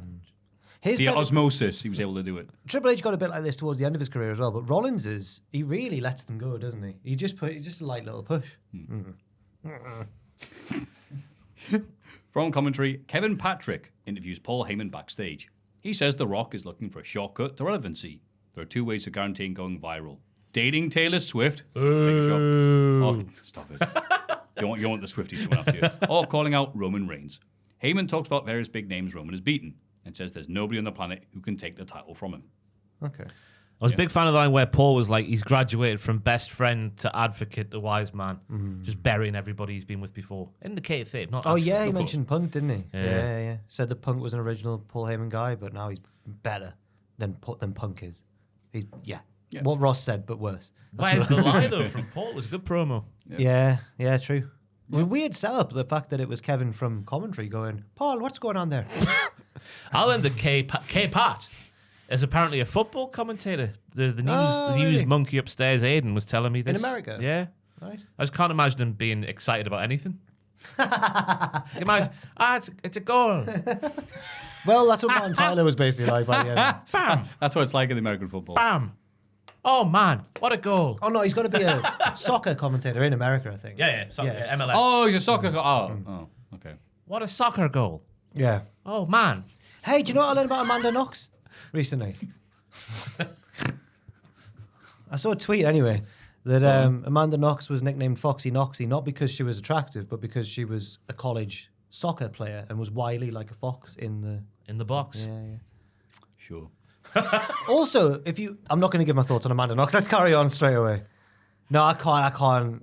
There's a documentary and it's very interesting. Carry on. Sorry. What's the documentary called? Something like Amanda Knox is definitely innocent or something. That's basically the point of it. Pretty Deadly take on Booch and a mystery partner, who turns out to be Tyler Bate. I wish you had that back. That would be good. 2017 was so long ago. Yeah, it was. It really was. I appreciate them having these lads take on the other lads, which, as I've put here, HBK's idea of Brits versus Triple H's idea of Brits. Yeah. It's good. It is Yeah, good. it's like on one side, they're from the streets. On the right, they're from the Canal Street. So happy to see his representation here on American TV. It's weird that since he's been about 12, Tyler Bates been like really, really, really good in the ring. And he's only now, it's taken him so long to get to the main roster. He's been in and out, but never had a sustained run on the main roster. Could this finally be it? Because he's been class for so long and has just been mired in like the swamp that is NXT UK and then the glittering palace that is the real NXT. The Glittering Palace. They need more segments just to explain who and what they are. That was the 'Cause worst The thing. crowd just didn't give a toss about this match at all, even when they did what I've written down as the double thingy off the apron. Did the BSS lads. It got a golf clap. So we need like explanations as to who. Is Pete Dunne Booch or is Pete Dunne Pete Dunne? He should Right, be right. Is he done. in the Brawling Brutes? Is Yeah. that still a thing? No, it's not. Ridge is down. Rich is gone. Ridge Town Sheamus down. doesn't exist now. So it's like, okay, it's me, Booch. He's It was probably- Booch in this, like Marty Jannetty still wearing his Rockers gear in '96. Exactly. Of the Brutes, wherever Sheamus they is are. probably training to have another match of the year at WrestleMania. Yeah. Hopefully. But Tyler got to show everything he was about in the ring. I hope the character's not NXT because it's not going to work on the main roster. Oh, yes, I it love will. meditation. Oh, yes, it will. Oh, let's just I can't even do it. Gonna give up. Just chill out. Just Roman. chill out. Roman. It's Shalom. not about the stress. Shalom. Namaste. That's the one. Namaste. That's all I'm looking It's a for. soccer goal. That's a great scene of Friday Night Dinner, though. Yeah. Shalom to you all. Oh, poo on it. Yeah. Rest in peace, Martin. All right. Oh, God, yeah. And I thought the double Tyler driver that they used for the finisher looked like a really comfortable move to take. I wouldn't mind taking that move. If I could pick one wrestling move to take and walk away with my same body, I'd take that move. Right. Not like counting like the worm. Oh, the hammer blow off the worm. I'd be rather taking this double Tyler driver. Okay. Yeah. Fair enough. Nice cushion fall. Yeah. Wee. So you take a bump, is what you're saying. So you're already better than Lexi King. Oh, hey! He's rubbish, isn't he? Oh, my God. Are we not all More not to registered? come. This is the bit before the advert. Still to come. Bashing of Pillman Jr. In the GM office, Ajante, the Adonis, tells Nick Aldis that he feels lost on the roster. But he's hungry and wants an opportunity. Nick says, "Who are you? Get out of the he office." does So not. Aldis says he believes in him, has a few ideas. Yeah, well, we'll see. We'll see. This was my first time, I think, seeing a proper promo from Ashante, the Adonis, and I am not a believer. This did not make me a believer. He spoke quite quietly at He first. did, yeah. Yeah, I was like, huh? But Maybe- then he, as you would say, went through the gears. Oh, wow, Don't know why I use my right hand there when we're in England. I was going to say, God, Yeah. good driving. Stick shift. Actually rubbing your instructor's leg, that. And then the main That's why I event. patted her. The main event is a triple threat match to decide Roman's opponent at the Rumble. Is it going to be AJ Styles, LA Knight, or Randy Orton? The Bloodline interfered towards the end of the match and beat everyone down.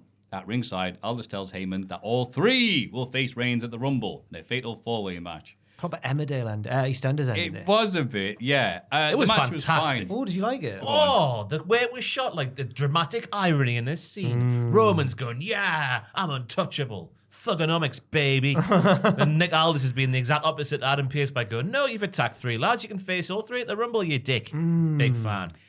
I don't know whether they're very good at protecting Roman Reigns, so it's not often he's in scenes like this where it looks like a dum-dum. So this was one of them where I'm surprised. It's like you should be Heyman going, haha, and they can pull the face. But he's got away Yeah. with it for so long, so he's just going to continue doing it. But Nick Aldis is here. It's fine. Yeah. I mean, obviously, I'm looking forward to the match because it's going to be less predictable than just a singles because Roman's not losing a Rumble. So it's nice for them to do this to be a bit more exciting. But at the same time, it was just like, so the Bloodline have apparently lost all thought. Like, there's no sense to this of what their decision was. Nice match, though. They were doing all the moves and going up and down like a fiddler's elbow. I wonder. 'cause I think I've got a new one there. I think the match at the Rumble will be really exciting because there's probably going to be like moments of like pulling the referee out or breaking up at the last minute. See, that'd be fun. Roman having to scramble to stop someone from pinning someone else and that sort of stuff, which isn't really a situation we've seen him in much. But my biggest thing is like, which says a lot about just waiting for the WrestleMania match, is just who's going to get pinned. That's just and it'll probably be Styles or LA Knight. Probably Styles. Ravy Davey said it the other day in one of his news articles. I forget who it was now. I love you call him Ravy Davey. Ravy Davey, just like that guy in Sunderland who stands outside the shops listening to music while raving. He would come in the university library when I was at Sunderland Did he? Uni. Yeah. What, Raven? Yeah, just he used to have like headphones. just- Oh, okay. Yeah. I was going to say that'd be Raven. Stand there. Really doing it It's like a local sort of. Oh, he's a lovely. character. We've got beatboxing Spider-Man. I haven't seen him in ages. Like, I'm Yeah, not sure if he's I still don't think he around. does his thing anymore. Oh, he's I've retired. seen Ravy Davey about something. Yeah. He seems harmless, He but I bet still he's does, done yeah. something. No. Yeah, he. Yee! But what was Mel to say? He said the reason this match is happening because they didn't want to have Orton pinned so soon after his return. Makes and he sense. said it was a process. I forget who it was now. It was like Monday morning or Tuesday morning. Such a long time ago now. One of the other two lads is getting pinned, not Orton. Yeah, I think You know what? That makes sense. he said also something like they might want to save Orton Reigns for later. Yeah. Because Yeah. Orton got like such a big reception when he came back. They were like, oh, we should save this probably the singles match. For Mania. So stick a Not for Mania. Matthew's prediction will be correct. stick a fiver on Orton getting pinned now. Nah, Yeah, after Dave said that. Yeah. I can't work out if it'll be Styles or LA Knight because Styles has Knight's just already come been back. pinned, so it's but all right. Knight's I a- expect him to. Styles is a heel, so he can but come yeah, out. but yeah, and LA Knight's tall and Styles isn't. So Damn it. yeah, I thought they all looked like even in the match, though. The triple threat before Roman came down, I thought they all looked even in there, which is something to be said. yes. The Rock on an even keel with the greatest of all time and another greatest of all time. Two greatest of all time. Yeah. Yeah, in their own way, but yeah. AEW Collision. We're in North Carolina, God, so. this. I know it's not as long as this felt long. Oh, yeah, I know. Ric Flair accompanies Sting and Darby Allin for their match against the Workhorsemen. The good guys win very quickly in 2 minutes 51. Give me an R. Give me an I. Give me a C. C. Give me a K. K. Give me an F. F. Give me an L. There's no K in Ric Flair. Wait, there is. Give me an A. A. Give me an R. Give me an E. E. What does it spell? Ric Flairy. It was a sign, wasn't it? Underneath, you missed out. Instead of whoa, woo. Did It they went, spell wow, it with wow, wow, wow. Did they spell it with a K as well? Every word was spelled. It was on purpose, Oh though. right, It had to oh, be, right. yeah, it was a joke, but they got it right up there, so it was obviously Sting, and then there's Ric Flair looking. That's Sorry all for you can spoiling look. that there. That's fine. Ric No, because you're a Flairy, normal wow. person. That's the joke. that really worked out. So yeah, okay, Flair, you're in there. He hangs out with a Flair cosplay and a nice touch, and he borrows some money off him. So yeah, okay, cool. Oh yeah, that bit was sort of charming towards the end, but it might be the only charm I've felt from Ric Flair since he came back to AEW. Yeah, it was what it was. It was. I'm never a fan of Sting no selling stuff. I don't know what it is. Oh, I'm a Sting boy. he's like the Undertaker now. Oh, sorry, I was expecting to be. I was going to be more just. I'm a Sting boy. I'm a Silence. Sting boy. Oh, that's your Sting answer boy. for everything, Ross. Look, Mom, I'm a Sting boy. We need to get Ross to his final match. We need to buy him tickets so he can go. And I'm a Sting Boy. Hey, Steve. Just like Adam and Rey Mysterio. Steve, I'm a Sting boy. But yeah, I could always accept it back in the day when like Hogan would drop and he'd go like, and do the old beat to the chest. But he's just no selling stuff. I'm a bit like, come on now, Steve. You're not supernatural. Well, Yes, Steve Borden. was Sting I think it never wasn't part. I supernatural? was going to say to interrupt. It wasn't part of him being supernatural and I'm the Crow. He would do it for like when Ric Flair would beat him, and then Sting would just be like, "No, I've had enough. Is it his fighting? I've had enough. I'm his going to beat fighting you up." spirit? Yeah, Yeah, it's his fighting spirit, He's yeah. like an All Japan wrestler. Yeah. Yeah, he gives Ric Flair a The burning Sting's hammer. Road. The Sting's Oh Road. my god! Fantastic. You are a Sting boy. You are an All The Japan real fan. Sting boy. And an All Japan boy. Aye. Hey, that must be exciting times for you. It is The exciting. WWE times, and yeah. All Japan, yeah. Yeah, they're Charlie really, Dempsey's they're really about to beautiful. kill your favorite company. Something He is. really- How happy are you feeling? Something really weird happened in All Japan a week ago. What happened? It was what happened? Nakajima, who we were talking about the other week, Yes. because you were like, Red how hair old twink. he? Yeah. He came out for his title match to Ali Bomaye. Yeah, Ali Came Bomaye. out, shaven head, shorts, in no red bloke with him with a red scarf, probably someone No. important. I didn't know who it was. And then he wrestled like he lay on his back and did the Inoki thing against Ali. I was like, what's going on here? An All Japan dude did a Inoki Well, trick. he's only a recent All Japan guy, so that he's a heel, so he's doing like, I guess. That's a cool thing. I'm from New Japan. That makes me better. No, I mean, I didn't enjoy the match for it as much as other people did, but it was funny. Oh. Yeah, anyway. Is that the equivalent of like Curtis Axel doing Hulkamania shtick then? Or He's better than Curtis Axel. what was his name back then? Who? Michael McGilligan. Michael No, but did he have Oh. a weird name when And he then was doing who was Hogan? Savage with him? Was it just Curtis Mania? Axel Mania. that was it. Axelmania. And Macho Mandow. Macho Damien Mandow, Sandow. that was it. He had Yeah. that brief 2 weeks where it was himself, got no reaction. He goes, all right, yeah, Macho Man though. Anyway, then Eddie Kingston beats Trent Berner's nose to retain the Continental Crown. Sue with the tissues at ringside was a right touch. She was like, they kept on showing pictures of her, shots of her, like she was Miss Elizabeth at WrestleMania 7. She is. She's a queen. Yeah, Sue's a queen. I'm glad we're in agreement. What do you think of the match, Ross? It was fantastic. Proper ding-dong battle. The chop added, I don't know if it was meant to happen, but it certainly added to the story of the match. It got plenty of time. I like the fact that Eddie looked tired in the early going because of the tournament. So that made sense, and he sort of fought through the tiredness to get a win against the odds in some respects. So it was a good match. It was. If I was someone like Trent in AEW who's kind of floating in the massive roster and trying to once again try and get up the card, I'd want to wrestle someone like Eddie Kingston because he always makes his opponents look dangerous, even if he's winning. So yes, That's a good point, yeah. I think his him wearing the black and yellow like Kawada of All Japan, soon to be ex-All Japan. Hurricane. That's it. So like that's great seeing these type of matches. And I also remember when he would just beat up the Lucha lads in Chikara. have you seen what Lindsay Dorado said about Mike Quackenbush? Oh, Recently. God. Oh, no, it's a new stuff. I'm always up for quack Someone tagged me in a tweet and went, "That's your boy," and I was like, "Yes, it is." So Say. Lindsay couldn't make a show at Chikara and told Quackenbush this, and Quackenbush went, "Good luck making money." And then Lindsay sent him a photo or a copy of his first WWE check. And went like, "There you go, look at that." And what then a man. When Quack joined as a performance center trainer, Oh, that's right. Lindsay was like, "Right, we'll have to probably have a conversation then." And Quack agreed, and then just didn't do it. And yeah, Well, what are you going to say there? yeah. And also, I'm wrong about everything. It's like, nonsense. also, It's water off a duck's back. also isn't Lindsay? Quack. Also isn't Lindsay shoot hard? Isn't he like really scary? Jiu-jitsu boy. I don't know. Ask, what's that little fans? Izzy's dad. Izzy's mum and dad, yeah. I forgot about that. The best thing Lindsay's ever done. What was that about again? I remember the dad getting I involved. forget why he started saying something about Lindsay. I don't know. But then Lindsay wasn't going to... It's like, I apologise. No apologies. We're past apologising. Come here now. Yeah. Taking photos. Where are you? So yeah, Oh, man. But, God.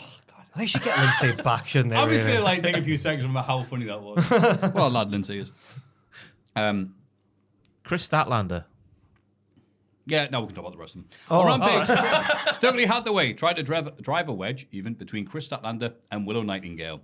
They're interviewed backstage and laugh off the idea that Stokely come in between them. Together, they're going to make 2024 better than ever. Uh-oh. Did you see Stokely stuff on Rampage? Yes. Yeah. Yeah, it was really good. It's actually His cameo from Kurt Angle as well. What was that? He got Kurt Angle to do a cameo, like saying why he should be managing Chris Statlander. That's unreal. Yeah, it's the way he's like the winner, Chris Statlander. And Willow Nightingale.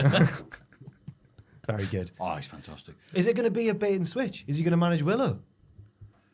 Oh, imagine if Willow just picks him up and starts snogging him. Oh yeah. Yeah. Like all the women want to do with Joel. Yeah. Pick him up. Hook says his win percentage is second to none. So he's going after Samoa Joe. Yeah, good luck. I like the line where he's like, he's watched Joe for a long time, since a young age due to personal connections, which I thought was a nice turn of phrase. Yeah. Going, me dad used to work with him. I used to manage him in TNA. God, I forgot about that. God, I'm intrigued to see how the match is. I think it'll be pretty entertaining, even without all the Twitter stuff, because this was the promo that launched 1,000 tweets. Yeah, I like it though because Say tweets or Twix? Tweets. Oh, okay. Twixes. tweets from Twits. But That's good. Yeah, Hook's nowhere near like being ready for that sort of level. So a one-off match where you can just show a bit, Yeah. show a bit of leg. Oof, I'm all for it. But as long as they follow up on it, because it's happened again with I'll talk about later with Hobbs. We've had 2 steps forward now. Well, 1 step forward and 2 steps back again. I'm not doing my nutting. I sadly agree with everything you just said, so we'll move on. The Kingdom beat Commander and Brian Keith in a non-title match. It's a proving ground match, actually, which is the same as a title eliminator match. Yeah. Proving ground. What did they prove here, Ross? That they're really boring. Yes. Because the Kingdom's entrance, when they just walked out and did nothing, I know. it just they're as generic as it comes. As we're sat here on the 11th of January, as heels in the wrestling, they are as generic as they come. I can't get on board with the Kingdom. Nah. And I'm scared because Tony seems to be pretty all in on them, no pun intended. So I'm worried that they're going to be around, as they say on Dynamite, for a long time. And it felt like this United Kingdom. It felt like the fans in the arena didn't give a toss as well, because when Commander and Big Keith got going, they were getting bigger reactions in that match than the Kingdom were, which is mad because the Kingdom are part of what was the biggest angle in the company. Yeah. Yeah. A couple of weeks ago. When we didn't know who they were. Yeah. Now we've learned who Now they we are. know who they are. I don't care, right? I like Roddy and I like Cole, but they I need. like they need- Wardlow. why don't they just because they're in a heel stable doesn't mean the Kingdom need to stop being funny. They can still be funny, but now you're right. They've lost. Like all these their- should be the Guns. Yeah, the yeah, Bullet Club exactly, Gold, yeah, but they're yeah. not. Now that's a feud for if Roddy goes back to being a dick and Juice comes back. Oh, the yes. BC versus the UK. That's a hell of a feud. It was funny at one point. You're right.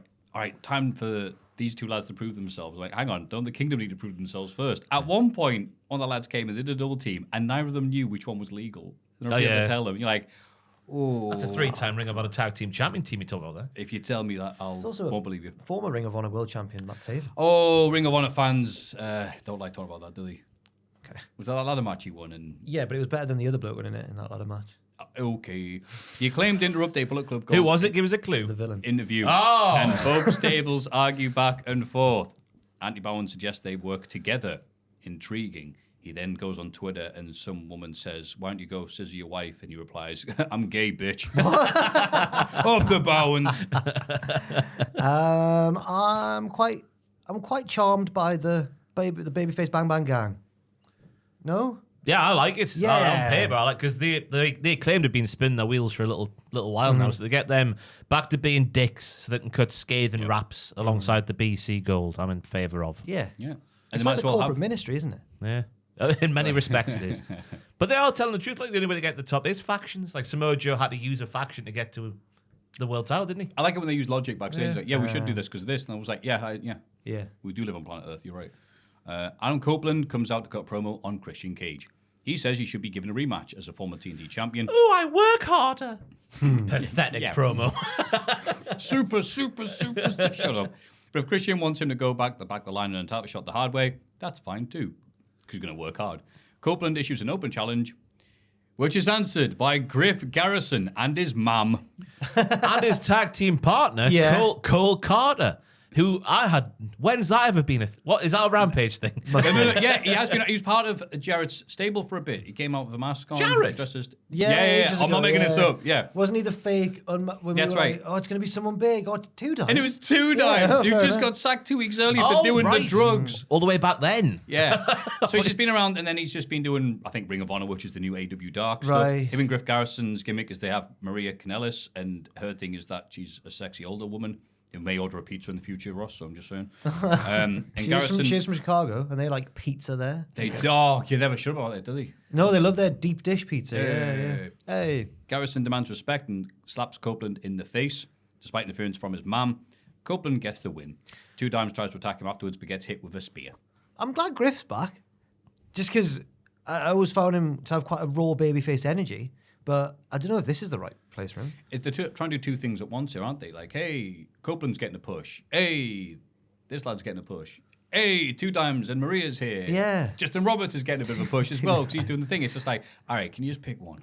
It's one of my favourite entrances of any year of me watching wrestling, just Griff Garrison and Cole Carter coming out. Because they do like, I think it's Cole puts his hand out for a little fist bump and Griff doesn't notice. And then right last minute he goes like, and then walks down the Is that ramp. deliberate or is that an accident? Fantastically awkward. I hope it was not deliberate. You don't want it. You want it to be purposely. That's the awkward. bit you liked, was the awkwardness. Yeah, it's like when there was a Chelsea player waiting to come on in the cup the other day, and the linesman or the referees, the 4th official, had his hand there just to stop him coming on. Yeah, yeah. And he thought he was putting his hand out for a little clap, high five. But yeah, Copeland, was saying in the press that he sees a lot of what he was when he was Griff Garrison's age in Griff Garrison, so he wants to put him over and make him look really good. Who'd He spaffed on his face. you get a text from, Joel? Is it? Is it Rebecca? Missing the podcast live somehow. Rebecca Mason?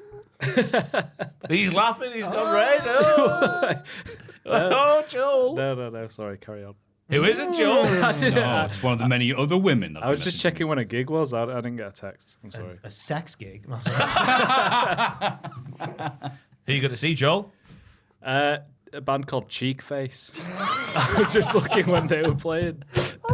What sort of music's that? Wait. Indie. Cheek face. Yeah, they're quite good. I've just started listening to them. They're playing in Leeds. Cheek face. Why are they called? I don't know. God, they're like what are they called? The Iron Savages. Yes. The ass eater. Ass eaters. Seen the ass eater in Leeds. Come on stage. What's going on, Leeds? Blah, blah, blah. End of show. Thank you. Good night. Cheek face. Yeah, it was Griff Garrison done a nice flapjack pancake thingy. That's about as good as he got in the match, I thought. Yummy. Copeland's new submission was nice, though. He was like a bloody spider monkey, so he was. Wrapping himself around Griff's neck and head. Must be nice for Griff to get to wrestle Edge. That's pretty cool. But yeah, it's weird looking back at the Varsity Blondes and thinking where each of them are now. How different it's gone. Yeah. Good for Julia Hart. Flair, Sting, and Darby are backstage. They're excited for the upcoming tag match on Dynamite, and Sting cuts an old school shouty wrestler promo-y stuffy stuff. Yeah, weird. Do you enjoy it? Yeah, it was alright. Nigel was like, "Who forgot to give Grandad his meds?" Good lad, Nigel. It was interesting that Sting called Darby the best tag team partner he's ever had, which I guess you would expect. Right in front of Flair. Yeah, but he's the only one who's never turned on it. Exactly. Yeah. Lex, no. Flair, no. Yeah. Any others? Conan. Imagine if you went, you're the best tap Angle. partner. You're the best tap partner I've ever had, apart from Conan, obviously. I was going to say Angle beats with Stokely right now, so yeah. Yeah, that's true. Yeah. Evil Sky Blue, that's her name, beats Kira Hogan via submission. When in doubt, go for the arse. That's what I've learned here. 'Cause we had this match recently, didn't we, on Collision? Yes, we did. And it made Twitter get a bit thirsty. Yes. Yeah. Last time, I believe the commentators were trying to take it seriously. This time, they were like, why are we going to pretend? Yeah. Are you suggesting this match was put together? Because in the words of a Father Ted character, I'm not going to say it. No, what? I don't know. I've never seen Father Ted. They all have. you not? They all have lovely bottoms. That's the quote. Just wanted to say. Oh right. About a panic attack there, like bloody hell. But yeah. But yeah, was that why the match was put together? Surely not. What were the ratings like this week? Oh yeah. Just going off the reaction on the old X.com, the last time they did it, because it wasn't that long ago, was it? Just assuming there.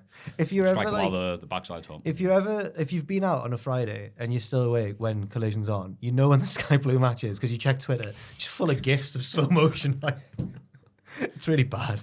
Yeah. Again, the commentators like, wow, a hard-hitting match. I think they were a bit too like, all right, commentators, we're supposed to be doing this. You're supposed to be taking it seriously. Yeah. Which is like, I wasn't too fan of that. No, go on. Well, I was just going to say, I find it interesting because about a year ago, I would have said Sky Blue's like one of the more natural faces in the women's division. Now she's a heel.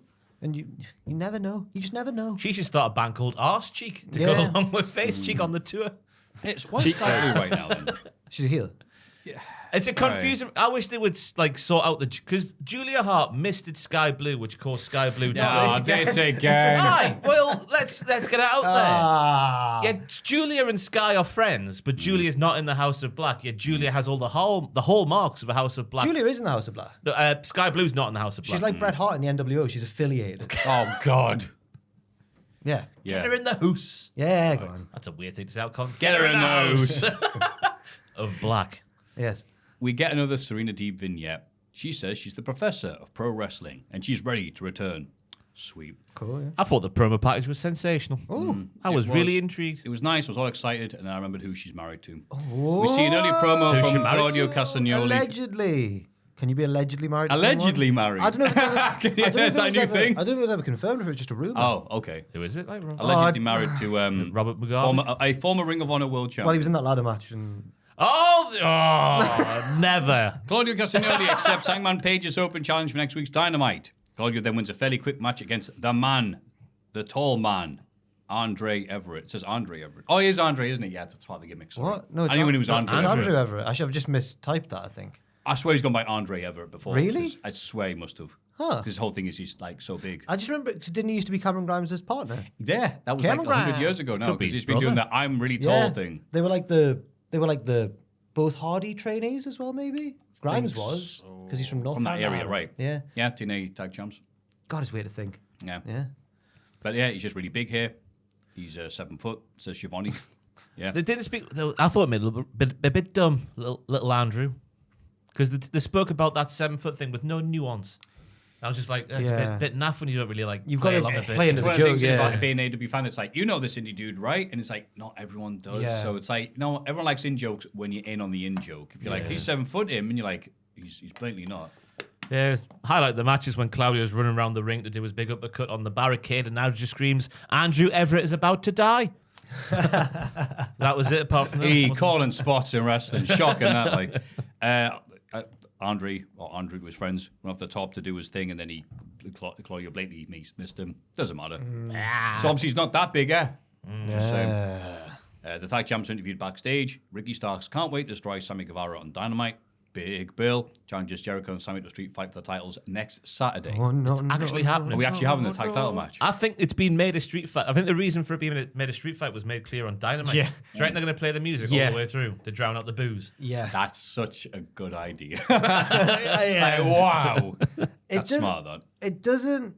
Judas, I don't know if it's on the same level as. Well, there's only 2 songs in wrestling that can get away with it: on. Wild Thing and Natural Born Killers. Da-na-na, yeah.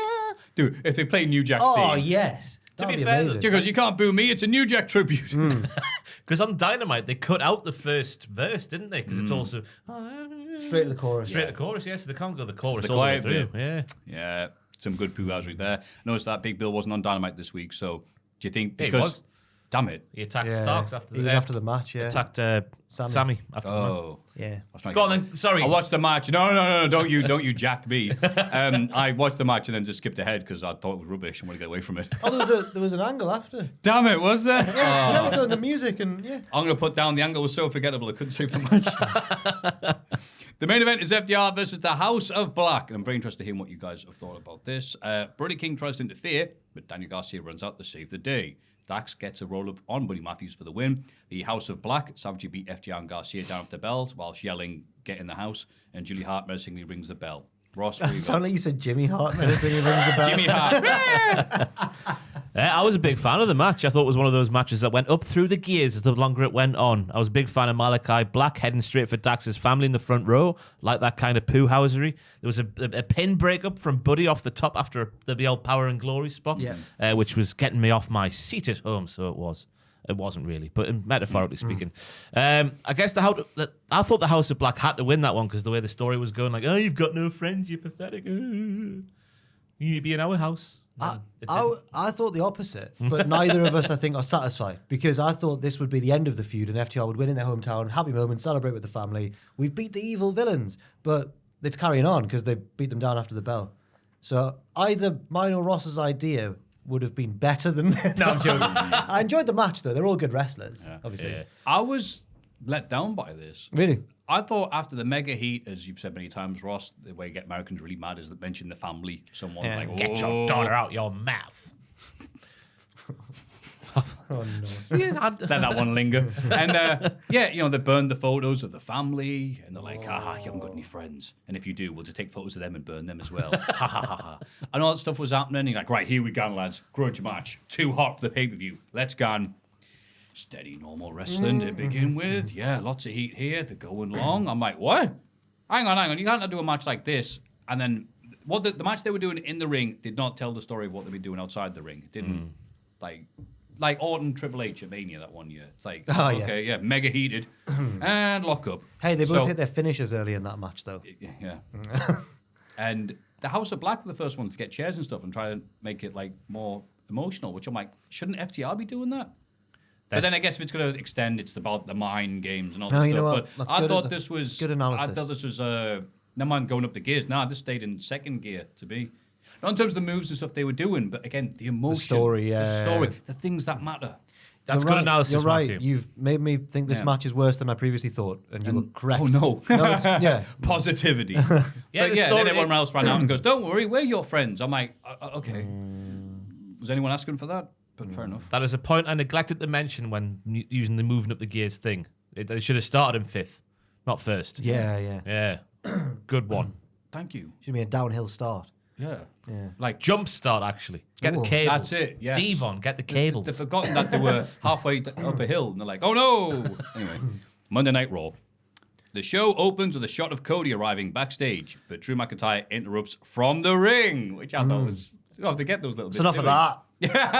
I'm here. I was a little bit sad because I was a massive fan of Michael and Wade starting the night like going, here's what we've got coming up Oh, this did you like evening. that? I wonder if we're going to keep on doing that. Yeah. Oh, damn it. I forgot to know what I was going to say. I said, Black sits down to dodge an FTR punch, like how Black avoided jobs last year. Am I right? Oh, he denied that. He Not denied really. that on Twitter. Not He denied really. it. Not really. Oh. Anyway, back to Drew McIntyre. He talks about missing his chance to win the title last week and blames that bloody priest for trying to cash in. That priest. That one priest. Drew teases leaving WWE for a while so everyone can chant his name. Right on cue, CM Punk interrupts. Oh, he was good here. Punk says they're in Piper country and is disappointed Drew didn't wear his kill. Shut up, you racist bastard. Drew congratulates Punk. Oh, we can laugh at the Scots if we want. Oh, shut up, Jack. Don't say We're their anything. neighbours. We've all got Scottish in us, probably. God, look, I'm a Scottish-looking man. Yeah. Ginger beard. Drew congratulates Punk on still being in the company and says that Maffew will definitely earn his £5 because you'll be out in a few months. No. Now, this is It's interesting. nice getting a shout out. No, On no, there. no. If Drew wants to get involved in our pool, Yeah. Yep. take it up to 20 quid. Joel, you He'll there. need the money Hey, soon hey, once he right, leaves. yeah. Are you getting involved? When's CM Punk going to leave the WWE? What did I say? 2 years? Yeah. 2 years. I think longer than 2 years. I said 5. I went a big 5. You said quite sure. You I said think 6 short. I months. said 6 months. Time's ticking. When did we do it from? November? When it's Was it the debut start? Survivor Series, then. Oh, Matthew, time's Yeah. ticking. 1, 2, 3. It's been 2 months. You've got May. Time's ticking. May until. You've only got 4 left. Yeah. That's a third of the way. Time is Oh, ticking. Matthew. Joel, what are you putting your money on? £5, please. 3 years. 3 years. 3.5. Yeah. So enthusiastic. I think he'll stick around for a while. I think it'll be up to him when he leaves. I don't think he'll get fired. Trying to think which woman he'll be with at that point.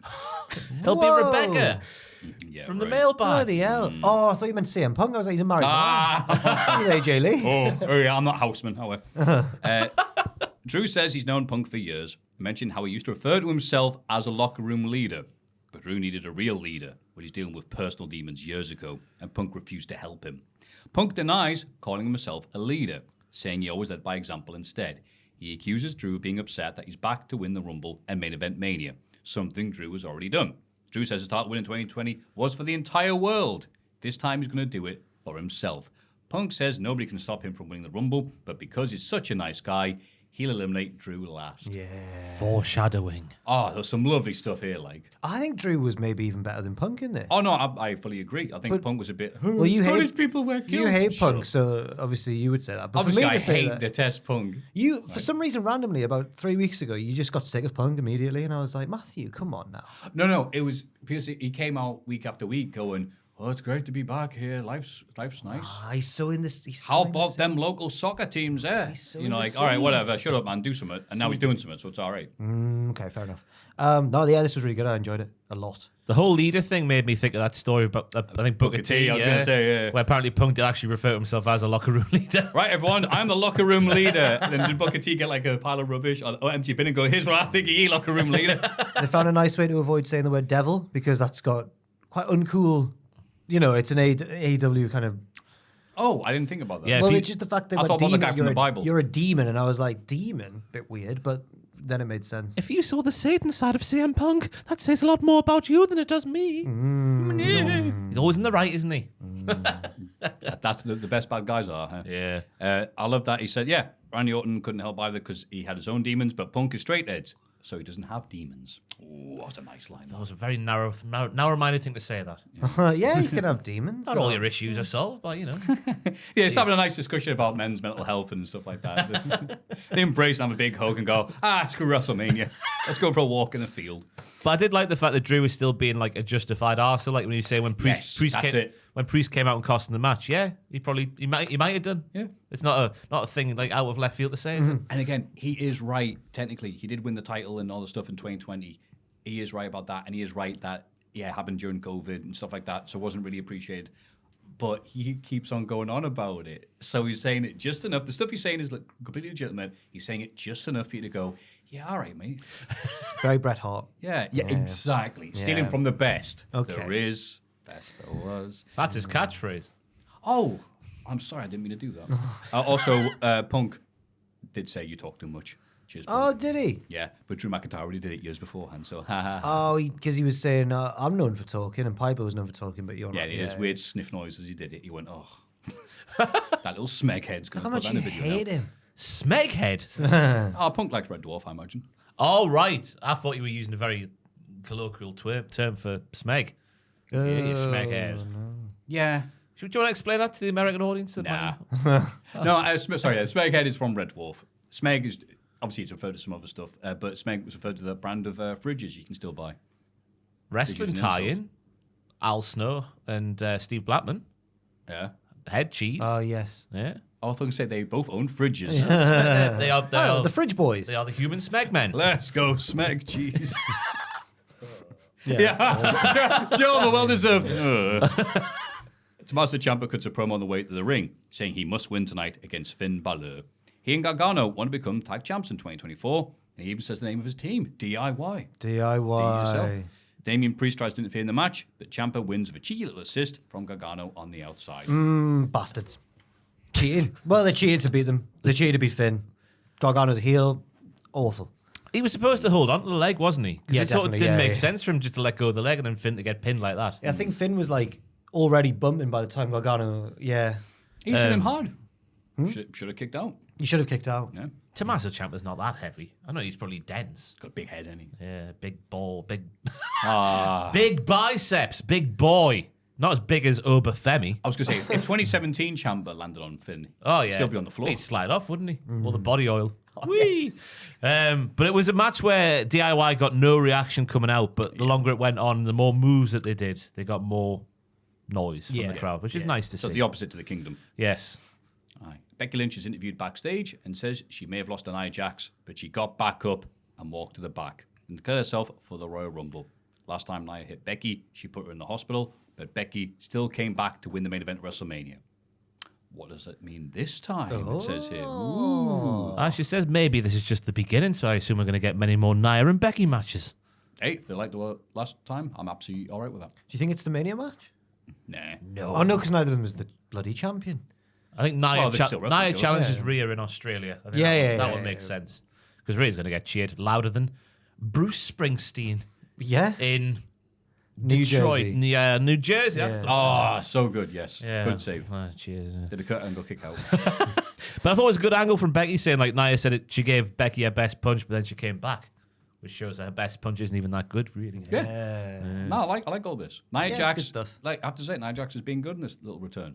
Again, at the expense of every other singles push, but whatever. True. Why, just Shayna and Zoe, I think. Yeah. Zoe could have really used I it. was going to say Raquel Rodriguez, now that we know that she's out Yeah, with an true. injury. Because I was like, oh, that's why that happened then. Right, okay, that makes a bit more sense now. So, Kofi Kingston versus Ludwig Kaiser ends in a double count out. They brawl after the bell, and Kaiser gets the upper hand. Officials drag him away, but he breaks free and drop kicks Kofi's head in the ring steps. Backstage, Kaiser says he's carrying Imperium on his own, and Kofi brought the attack on himself for injuring Giovanni Vinci. Now, thankfully, Giovanni Vinci is okay, Yeah. IRL. And I was like, well, where's Gunther?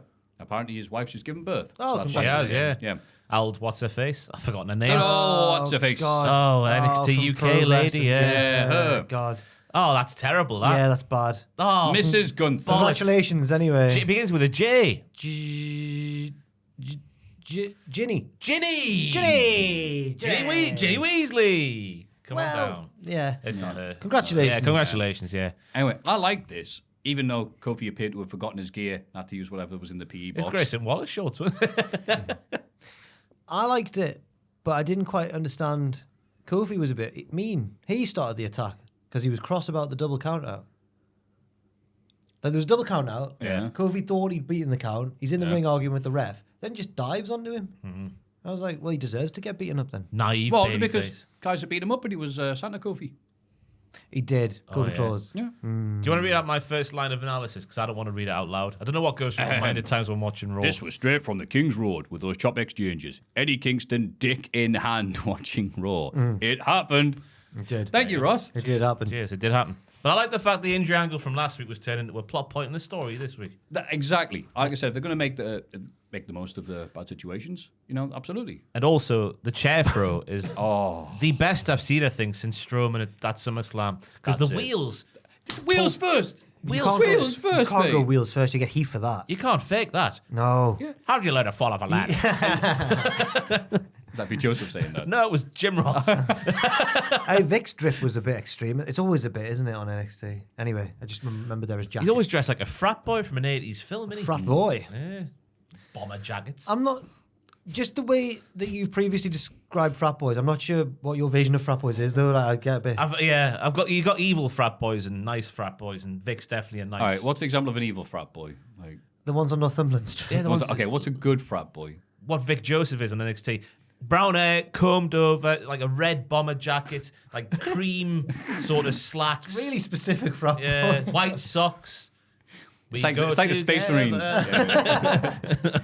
The frat boys on Northumberland Street, I try to remember... Do you mean like students? Is that what you mean? Yeah, oh yeah. Right. But they've English got students are very different to American students. Yeah, it doesn't really translate the idea of the... Don't crab on it.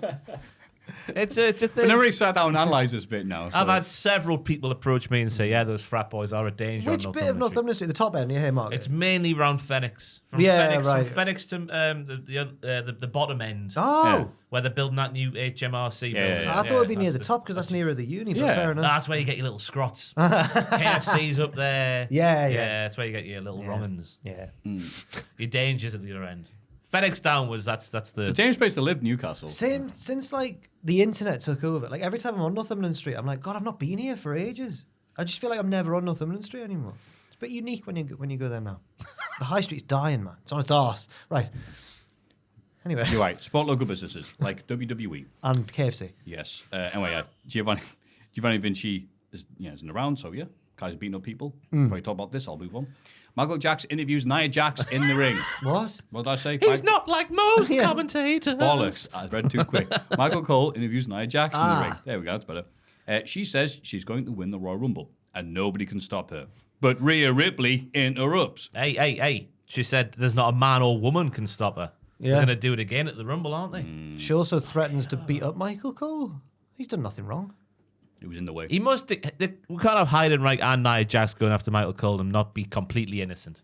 There was years and years apart. He's done something. There might have been 19 years between the two incidents or something like that. Do you remember when Nia also threatened... This seems to be a Nia thing. She threatened one of the road agents and went, "You're just a small little skinny man who had a failed career." During the pandemic, during the Performance Centre era. remember that. He was ginger. He used to be a wrestler. Pat Was it Pat Buck. Buck. I think she might have had to go Pat Buck. Oh. She kept really emphasising how small and scrawny he was, which I've never thought about Pat Buck. So it must have been... It was very Vince. Yeah. Yeah, it was weird. Somebody will have that saved as favourite segment of wrestling ever. What's your thing about being I degraded said by someone will. Rhea points out that she eliminated Nia from last year's Rumble. That's right. When they messed up everything and the timer went wrong for the first time I've ever seen in Rumble history. Yeah. If Nia wins the Rumble, Ripley warns her against challenging for the women's world title. Nia says Rhea may be the most dominant women's champion ever, but only because she's too scared to give her a title shot. She'll win the Rumble and leave Rhea with no excuses. Fair enough. Yeah, fair. Yeah, and it is a good point. Some people discussing if Rhea Ripley has had a good reign as champ or not. And I'm like, what do you mean? She had the great match with Charlotte. And people are like, and then what? And you're like, she's had the belt and looked cool for the best part of a year. There's just no one... Like, Nia's the closest, in terms Right. of levels there's been since Charlotte. Yeah. No one's on the level of the Tasmanian Devil. Oh, that's great. Because she's Australian. That's But great, she though. might not be from Tasmania. She's No, probably that not. works. Oh, No. Okay. Get the trademark office quick. Right. Glad that one dude had to sell yeet to the episodes. Cody Rhodes is interviewed backstage, but Nakamura attacks him from behind and they have a pull-apart brawl. It's later announced that the main event will be a street fight. Yeah. See, there you go, FTR House of Black. Well- See, I hate you, I'm going to beat you up. At least the feud ended this week, it seems. Yeah. Yeah. The Cowboy Girls win a rematch against Chelsea Green. You mean Oh, the Spunky Champions? Why do they keep saying that? It means a different It thing. means something different. The Spunky The Champions? Spunky Champs. It means they're plucky and brave. It means they're filled with spunk and they want a rematch against Chelsea. That's what they said. The filthy Americans. Ross fell off the table. Against Chelsea Green and Piper Niven to retain the women's tag team titles. It just means... What are you laughing about? This is It serious. just means that they're Americans brave. listen to this. Wade Barrett is half of that commentary team. He knows. And if Wade Barrett, I can't remember who actually said it. It sounds like a Wadeism. You can see the spunk in their faces. Yeah, you can say, hey, They're up to their eyes in spunk. they're full of sparse bags. He did explain, I forget what kind of festival he explained to Michael Cole, but he did explain the concept of a festival, didn't he? It was a raver thing. It was Yeah. like, you've been to a rave, haven't you? Michael Cole was like, no, I haven't. It's like an EDM Trust rave me. or something. Yeah. So it's only Wade Barrett's a guy who goes to raves. How about I like did. the idea that Wade has to Yeah. explain, not raves, I want him to explain more everyday mundane things to Cole because he's never had a day off. Cole never goes, all right then. Cole's just like, all right, fine. I don't know about raves. But he's just be like, all right, go on, tell us what you do. We do all the drugs, Michael Cole. He said, like, if you wear your Mania singlet at a Cowie Fest, you'd go down a treat. A Cowie Fest? A Cowie Fest. He didn't say that. He didn't Oh, say right, Cowie Fest. He might have said EDM Festival or something like that, but... the MDMA Cole.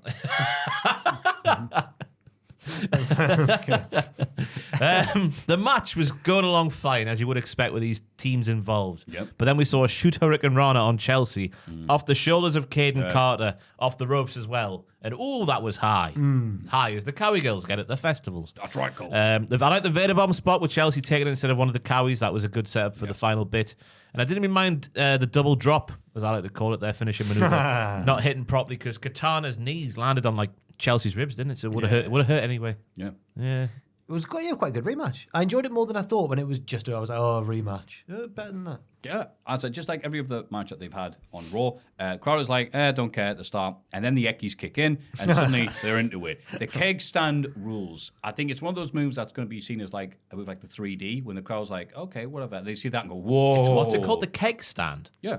The hands stand thing. Yeah. Because The they party. keg They stand. party. They don't drink beer though. No, they don't drink beer. Oh, we can't mix them with a rave, Michael Cole. Double drops are better. Can I get both ends after that? You know the double drop bear? Yeah, the double drop. There's two of them. They're I agree. dropping. Yeah, you are right. You can't do a rave and emphasize the drinking aspect. No. If Casey does Go it, for a bad time if you do Casey, if Katana does it on her own, is that the microdose? Yeah, the microdose. Because she's Yeah. she's a little lady, isn't she? She's a little lady. It's like how I talk to the cat. Oh my god! that. Yeah, Cole, go talk to them. Shouldn't have done that. I feel weird. You distract him for that. We just talk about drugs a lot there. So well done. I appreciate you taking one for the team, Jack. That's all right. Oh, yeah. And then, in the main event, a very serious video package from R-Truth talking about its involvement with the Judgment Day. It says the day he was born, he told the doctor he'd be in the Judgment Day. He'll never forget it as well. Yeah. And now that JD is out the group, they could be a real family. Truth, Priest, Rhea, Finn, Tom and Nick Mysterio. Even though he's never met Nick. Like they always say in the Judgment Day, live, laugh, love. And again, this was like, okay, that's funny. But then in the JD's clubhouse, Priest a bit, hey, that was pretty funny, wasn't it? Everyone's going, no. Sorry. Balor swears vengeance on DIY. Priest says Drew is a joke, and Rhea's confident of taking care of Nia Jax. Ripley tells JD to handle The Miz tonight. Yeah, it was really Again, good vignette. I love Priest liking anything where it's something against JD McDonough. It's like, finally, now's my chance. No, I'm just joking. Yeah. It was good. The best segment of the week. It should be nominated for some sort of Hall of Fame. Oh, wait, it was the Cultaholic one. Please vote. I like the bit where obviously he's photoshopped himself into a lot of pictures, but the one where Rhea's won the Rumble and he's a video of himself going, oh. And Truth appears at ringside for JD versus Miz. He inadvertently distracts JD, which leads to Miz picking up the win. Wow. I like how confused Truth gets, like in matches like this, where he doesn't know if he wants to help the Judgment Day, but he also is friends with the Miz. So he doesn't know what to do, and it's always like conflicting, but it's funny because it's him. Imagine thinking our Truth's not funny. I reckon Truth might win a title before CM Punk. You are incorrect there. Which title? Whatever one he wants. The Intercontinental Championship. He will defeat Gunther in a half-hour classic. Yep. There I you see it, yeah. Well, I don't think the distraction was distracting enough. He looks like a little whiny whiner. But he just doesn't like him. He knows that Truth's going to do something. Yeah. And he's not unreasonable to think that. Yeah, fair enough. I thought it just, because the distraction wasn't overt enough, I thought it just made The Miz look really good. The Miz just beating him clean. The Miz was really good, I thought, in this match. Yeah. The ring general himself. This is the first time I've watched The Miz as a babyface and thought, yeah, you are a good babyface. Because just the I stuff, thought that would have been over by now. Like the stuff where he was getting like the crowd involved and stuff, was like, yeah, the shoe does fit. Yeah. The jock strap does fit the balls in this instance. The giant balls. Still his catchphrase that gets no reaction. He does. He goes giant ball. Does he? And no one gets. No, he doesn't. He bloody does. Does he actually? Giant. That's what that is, isn't it? Yeah. I've only just realised. Ah, that's because no one else has realised. Now, huge spread the genitalia! Yay! Oh God! But the other highlight of the match was JD does this thing where he's on the outside of the apron and then whoever's on the inside of the ropes, and he sweeps the legs, which makes him fall down like it's some sort of karate film. Yeah. He does like a leap over the top rope and does a corkscrew thingy. Very good. You'll know whatever. this. I don't care about wrestling. You'll know what this film is. Go on. I've got memory of being a child and being fascinated by this film. 5 years ago. Yep. I'm in my 30s now. Of memory of That this. would have made him 0 though if that was 5 years ago. You see, that's what people used to say. It was like he's 5. Some people are still keeping count. Banter. Every birthday I'll get like happy 11th birthday. Like this. But I remember when I was a kid watching a film and it was like Ross says, it was a bit of a karate film, and it was 3 kids fighting baddies in an empty theme park, and I was like, wow. Is it 3 Ninjas at High Was it one of the Mountain or 3 something like Ninjas that? films? It's on my list of the Hulk Hogan filmography watching on Twitch. Well, I've since learned that Hogan apparently is in that film, but I Yeah. don't remember him being in it at the Oh. time. So I only saw a bit of one scene or something. But as a So kid, it's not in the whole film. Like. I just remember as a kid being like, this is the best idea ever, fighting in an empty theme park. Yeah. Ninjas, brilliant. And what's his name? The guy played Ernest, isn't it? Ernest. The Cat Miller. Damn it. I realised, yeah, so this guy was like, he had this really strong accent. It's 2 kids, and then it's just, huh. Yeah. I'm the greatest. Yeah. It could go at 3 Ninjas, where there's which is less honest but more truthful than 2 kids and an actor. Yeah. And there's the It was Hey Vern. At the Ernest does Halloween. No, I don't Oh, know. whatever. Let's move on. After oh, 3 Ninjas High Noon at Mega Mountain. There you Noon go. at That rolls Mega off the tongue, Mountain. doesn't it? Wow. too long that title. Sounds like a It's start of not a joke. It's a sequel, I think. It's not. It's one of The 3 many Ninjas. Three One of them's from England, one of them's from Ireland.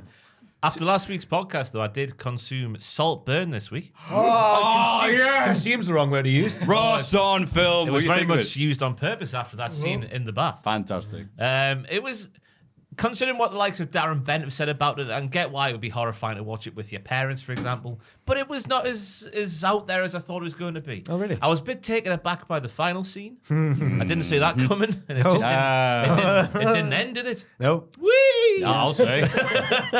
Did you think it was a good film? I thought it was a very good film. Really? I enjoyed what's his face, posh dad, that dad character. Oh, Richard E. Grant. yes. I enjoyed him in it. I thought Eat he the did. bloody and, pie. And his bloody wifey as well. Yeah. Oh, there's no pie people. It's about Rosamund me. Pike. Yeah. Yeah, they were really good as posh. It reminds me of that old couple that used to be on Gogglebox. Yes. Not Oh, God, you're right. Yeah. not Mary and Thingy, but Oh. the ones who Dom used to and, get drunk all the time. posh and ones. got kicked off. Dom and Steph? Is it Yeah, Dom some and of They them. get, they got kicked Not off. Mary and Giles. Not Mary and Not Giles. Natty.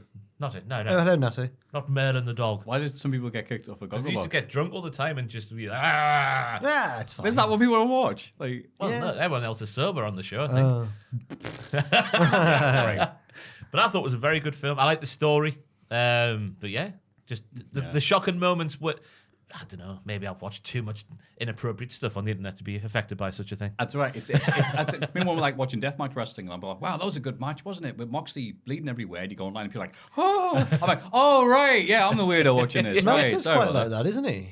Meltzer gets quite precious about blood and death matches and stuff. Yeah, but then he goes, I didn't like this, I don't like the blood. But it was a 5-star match. Yeah. And you're just like, all right. Well, imagine if you did that for Saltburn. I'm not a big fan of spunk drinking, so...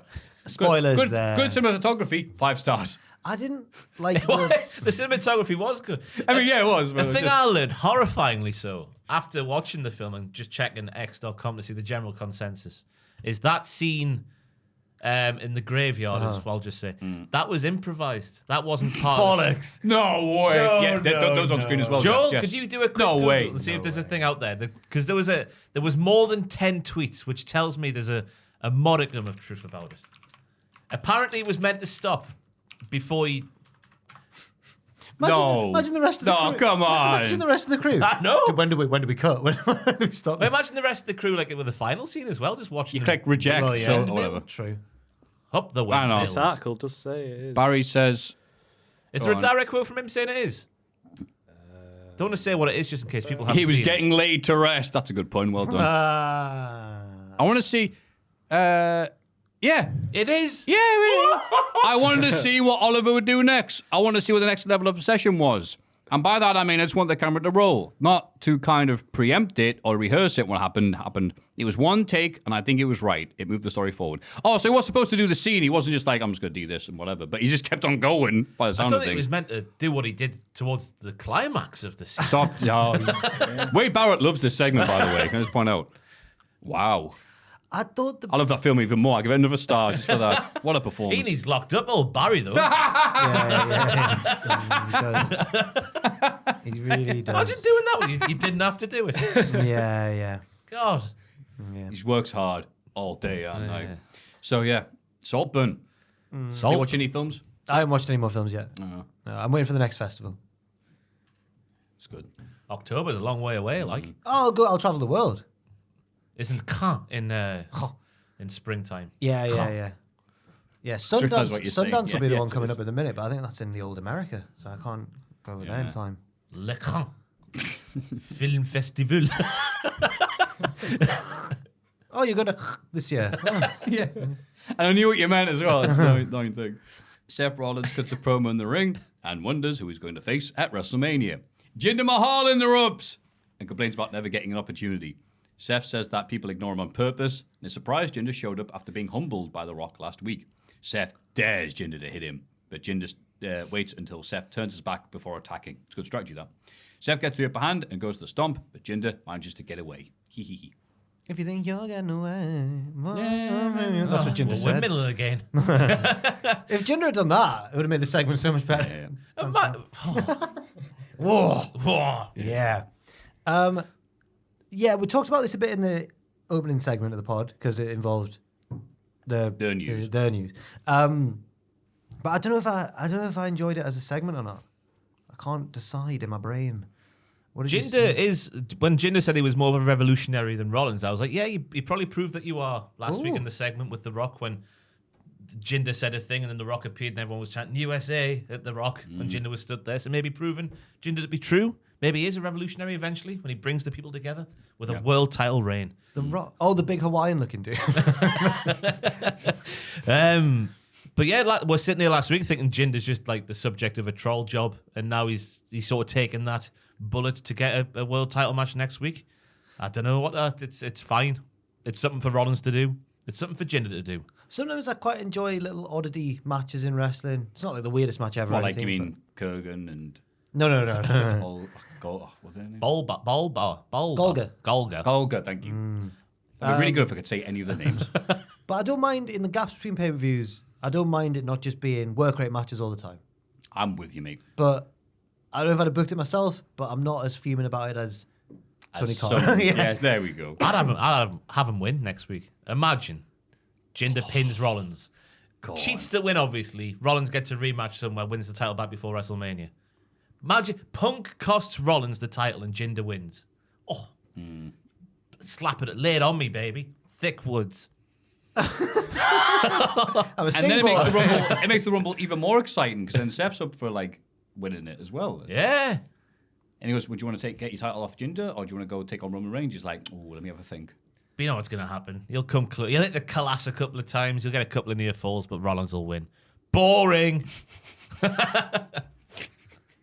That's probably true. Yeah, probably really well, yeah. Give Jinder a 1 week title reign. Come on. Okay. For no reason, Jinder Mahal wins the world title. Jim Mahal, 2-time champion. Same amount of times as Savage, for example. Yeah. Business will skyrocket. Yeah. Tony Khan's done more to put over Jinder Mahal than WWE have ever done. Now's the Done, time. I mean, yeah, you- Now's the time to strike while the iron's hot. Ross, you're firing on all cylinders, yes. I'll take that as a cue to shut up. Ivar beats Otis with a moonsault. Akira Tozawa says he's next. I've slightly done that match dirty, but it was very short. I wish it was longer. I was happy never- with what it was. Okay. Honestly, yeah. I've never heard meat slapped like that. There's the double opening lariat and the noise. He's crazy, wasn't it? Oh, it was amazing. Otis catching Ivar off the ropes for a world's strongest slam. Yeah. How has he done that? Otis with a roll through before lariat. How has he done that? And then Ivar with a moonsault. We know he can do that, but still, how has he done that? That spot where Otis catches him, it looks like an optical illusion. You're not expecting him to stop so suddenly. Yeah. Like, how's he done that? Brilliant. Wade's reaction was great. He just starts laughing, doesn't he? Look at all that spunk. Meat planets. Ah. I watched an old scene from Total Divas involving Wade. Alicia Fox. Yeah, it's heartbreaking. Yeah, with the breakup. They've already broken up, and Alicia's struggling with the breakup and everything. She goes to see him backstage. She's like, "Can we just have a chat?" And he's like, "What seems to be the problem?" But he handles it. They both handle it very maturely, and it's a very nice moment. Is he doing weights? It's like, what do you... No, but it's clearly for the cameras because they both stood there against a wall. Like no, this. these shows, man. We're not watching that. But yeah, no, I like this match. I'm happy it was quick as well. These matches don't all need to go 15 bloody minutes. Yeah, fantastic. We need to get all the big lads signed, like Ace Romero, all of them. Have a proper bona fide super heavyweight division. 502 live, yeah. Because they don't miss, as the kids like to say. They don't miss. Yeah, Splash. Doesn't hit the rim, swoosh. Yeah. Yeah. Nothing but net. In a backstage interview, Jay Uso says he wants to win a singles title this year. Bronson Reed interrupts and tells Jay, "Stay out my way." Jay's shirt gave me a headache. Right? Oh, I couldn't stop looking at it. If people that aren't watching right now, they've got another yeet, they've got that thing sorted Joe, out. would you mind just This typing in- one is deliberately blurred. Sounds like it's going. Jay Uso, Yeats blurred t-shirt or The something Cali like girls that. love it. They can see actually. Yeah, it's really clear to them, yeah. Oh, that's horrible. Yeah, do not adjust, Sorry. do not adjust your eyes. That's how it looks. Oh, it's terrible, isn't it? It's interesting. Why would they do that? It's so when he gets pulled over the next time, the cop is like, "Whoa, I'm harbin." Oh dear. Oh, it's fine. He's got better. Yeah. Yeah, that's how we do things, yeah. Bronze will be a nice little feud for Jay, though, over the next couple of weeks. I disagree. More big lads. Oh, go on. I think this is bad for Jay. Because he's main event Jey Uso, but all these other main eventers are like gearing up for the Rumble, arguing with each other, Punk, Drew, Seth. Jay's like, I just want to win any title. I was like, well, all right. I know it's a necessity, but I feel like his gimmick has set him up for a fall. I mean, he's got to have a name, hasn't he? He can't be mid-card Jay. People will start calling him that. Well, Imagine a heel being like, you're no. imagine if main Shelton event. Benjamin and Charlie Askerman goes, we're the kind of all-right tag That's team. different. It's different. Middling tag team. You can't call him main event Jey Uso if he's not in the main event. He's like it's gonna be like a Football Manager when you star player, you start benching him, and he's like, well, I feel like I'm not getting the respect I deserve. RVD with a 1-star frog splash. Can't be asked. Yes. I get what you mean, but at the same time, it's like it is also Mania season, and there's a lot of main eventers right now. So There's more than they perhaps anticipated when Jay first came over to Raw. Yeah. yeah, and the main event street fight, Cody Rhodes finally beats Nakamura. Berkeley Ottman. And who's he, Ross? He was the timekeeper that got misted in the face, and he's the son of Tugboat and cousin of Cody. It's the same lad from way back when with the. Was it Undertaker? It was definitely involving Brock, wasn't it? When they prematurely rang the bell? Oh, I don't know. Do you know what I mean? I know the match, but Yeah. is that him? I don't know. Tugboat. Won't Tugboat be at the He will be at the Box Park Wow. near the Wembley, so I can ask him. you ever How's your met- son, D? And he'll probably say, I have a son. Have you ever met him? Tugboat, Yeah. no. I just thought you might have seen him on, What, on like- the scene. Seeing each other like ships in the night. He's meant to be a nice fella, isn't he, old Fred? Oh, if you meet me, he's a dick. It'd Big be so Fred Ottman. sad. No, you can't be Tugboat and be a dick. You have to let me know how he is. I will. Thank you. Has it ever been confirmed if Sheik Tugboat was? That's it. That's all I want to ask him about. It's barely mentioned in his bloody archive. he'll I hate want to ask you. him. Yeah, he will. He's one of the most infamous botchers of all time. Yeah, but he's getting booked because of it, so he's all right now. So. True, yeah, true. He's doing bookings where it's like, it's a sharp master. You come out, fall over, and then collect his paycheck. You're just like, thank you for your service, pal. Him, the Yeti, all the lads. Now Titus. Stand for the anthem. It's just. What do you think of this match, Ross? For a TV main event, I thought was fine. Not fine, with a TH at the fine. Maybe you expect more because the stipulation is put on it, but then you think, oh, it's the main event of Raw. It's not on a premium live event, a premium one. But again, Nakamura's lost in a big match. So that should be the end of this feud. Where Nakamura goes from here, I don't know. Where Cody goes from here, it's to the top. Ooh. The tippy top. Ooh. The table. Oh, yeah. Oh. You know what? Even though this road to WrestleMania isn't because The Rock came back, it's not going exactly the way I thought it might. It's exciting because there's so many moving parts. Lots of things could still happen. Yeah, so I like that. The Rumble should, in theory, be a really exciting one, the men's Rumble. It certainly would, now that everyone's got these free spaces for that place to go to the head of the table. Yes. That's when I'm thinking of the next thing to say. Yeah. Gotta knock on wood. No, I think it'll be an exciting Rumble, hopefully. But the match itself, I did struggle a bit to get into. I think if this was the first match between Cody and Nakamura, then I would have enjoyed it a lot more. But the feud's over now, or it should be. Yeah, it's hard to get that much into a match that's based around a call your dad inbred in the form of a Christmas song. A whimsical poem. Yeah. Yeah. But just in the interest of not having a double standard, if FTR are in the wrong, so's Cody. Yeah. Huh? Go on. You don't think he just didn't do much? yeah, no, yeah. But Healy's brawled with him backstage. I mean, there's the He heat. called his dead father inbred. I'd be furious. That's slightly more insulting than just mentioning someone's family. Yeah. Yeah. But you're right, Americans do seem to take it all as, yeah. I think Cody's good at that type of moting because he just wasn't able to beat up Nakamura just because Nakamura was just tougher than him. But then he got the anger. Oh, the my dad's not inbred. The same anger. Yeah. That's right. NXT. Yes, this was a very NXT episode. Yes, not it Not was. the most it could have been, but a quite NXT episode of NXT. The show opens with Nikita Lyons arriving at the building and being attacked by Blair Davenport in the car park. Is she the first person to ever see an attack coming in the car park? She knew. She must be tested to be an alien or something. She's a student of the game. She's looking at NXT Anonymous, whatever it is. Their brawl continues in the arena where they magically change outfits. And the match gets underway, although I think commentary later retconned this. I think they got separated and sent to their locker rooms. It wasn't, but you had to again, I zone out of NXT commentary so easily because it's like, Because it's best guardian. Yeah. So I think they made mention of it, but then I think it's easy missed. the first thing they said was these two just haven't stopped fighting for about 20 minutes. And I was like, well, they got changed. They'd be beaten up so much they had to change outfits. Have 5 minutes off, get back to it. Yeah. We've all been there. Yeah. Oh, Keep them separated. my. I'd expect that sort of behavior from Joel. But no, sorry. So, what do you think of this, Ross? There was a big stomp from Blair off the top that buckled the previously injured knee of Nikita, which I thought was a lovely spot. Nikita then proved she's not ready. There was a horrible suplex that could have gone so wrong for Blair. Oh, lovely DDT suplex there. There was other bits in the match where it just didn't look right from Nikita. I know she's had a long injury, so maybe it's a harsh thing to say, but this was a big singles match against someone in Blair who clearly they've got earmarked for maybe another title shot down the line, and she didn't stand and deliver. Hey. But she wasn't good beforehand. She was famously bad, almost. Now she's back, and she's still rubbish. Yeah. Well, she's not as bad as forgetting, remember that one where Lash Legend and her were having the match and were running the ropes and then just kept running I know. towards Honestly, I actually thought that was really cool. And people were like, oh, but they forgot. I'm like, no, that's good. Look, but mind games.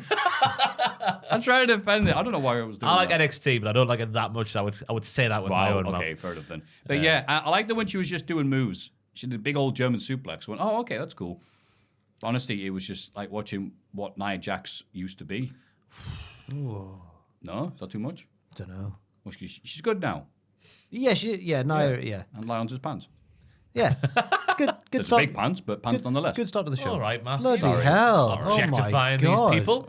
Wow. Goodness me. Hey, do you not remember when she made a debut and then Twitter was... You sound like Kenny Omega. Do you remember when he called her a big, beautiful lady? Someone said something about her. What about Nikita Lyons? Yeah, it was a leading question, and then they were like, something was like, what do you make of Nikita? And he was like, I think she's popular because she's a big, beautiful lady. But then people found out she was... Yeah, I don't know why she was trending. It wasn't just because of... Kenny didn't know that. It was It's quite an because of her innocent political answer. beliefs came up, and so she got named all those things like Donald Rump. I'm trying another one. They were great. Cubananus? No, it doesn't work. It's all... weird It was one of those Hall of Fame days. All right, people are drinking, so I better move on. No, In the locker room- I was drinking because I'm No, thirsty. I'm joking, man. We're talking about Nikita Lyons, of course. We're having a little sip. In the locker room, Carmelo Hayes tells Trick Willie that he's entered him into the Dusty Classic, and he's like, Yeah. "Yay!" We've finally got the moment where it's You going to alright? happen, though. We're all, it's just a crap table, isn't it? Sorry, it was me. I was despairing at the idiocy of Trick Williams. Trick isn't too happy because he wants to concentrate on his match with Ilya. Mello convinces him it's a good opportunity, and Trick comes around.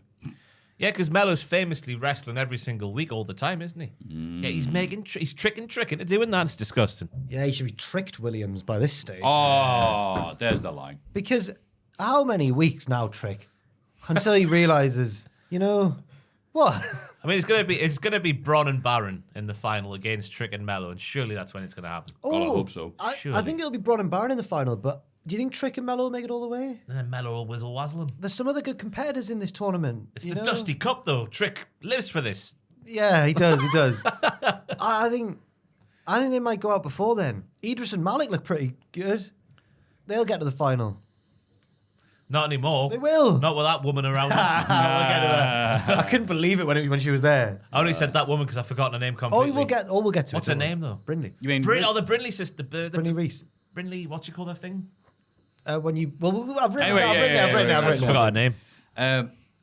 Then Baron Corbin and Bron Breakker, the miserable buttholes, beat Gallus to advance in the Dusty Classic. Yeah, sound like a And- punk band. God, did they look good. Bron Breakker especially. Aye. They're both a-holes. They said A-holes, yeah, you can't say asshole. They're they're gonna win, and it looks like they might.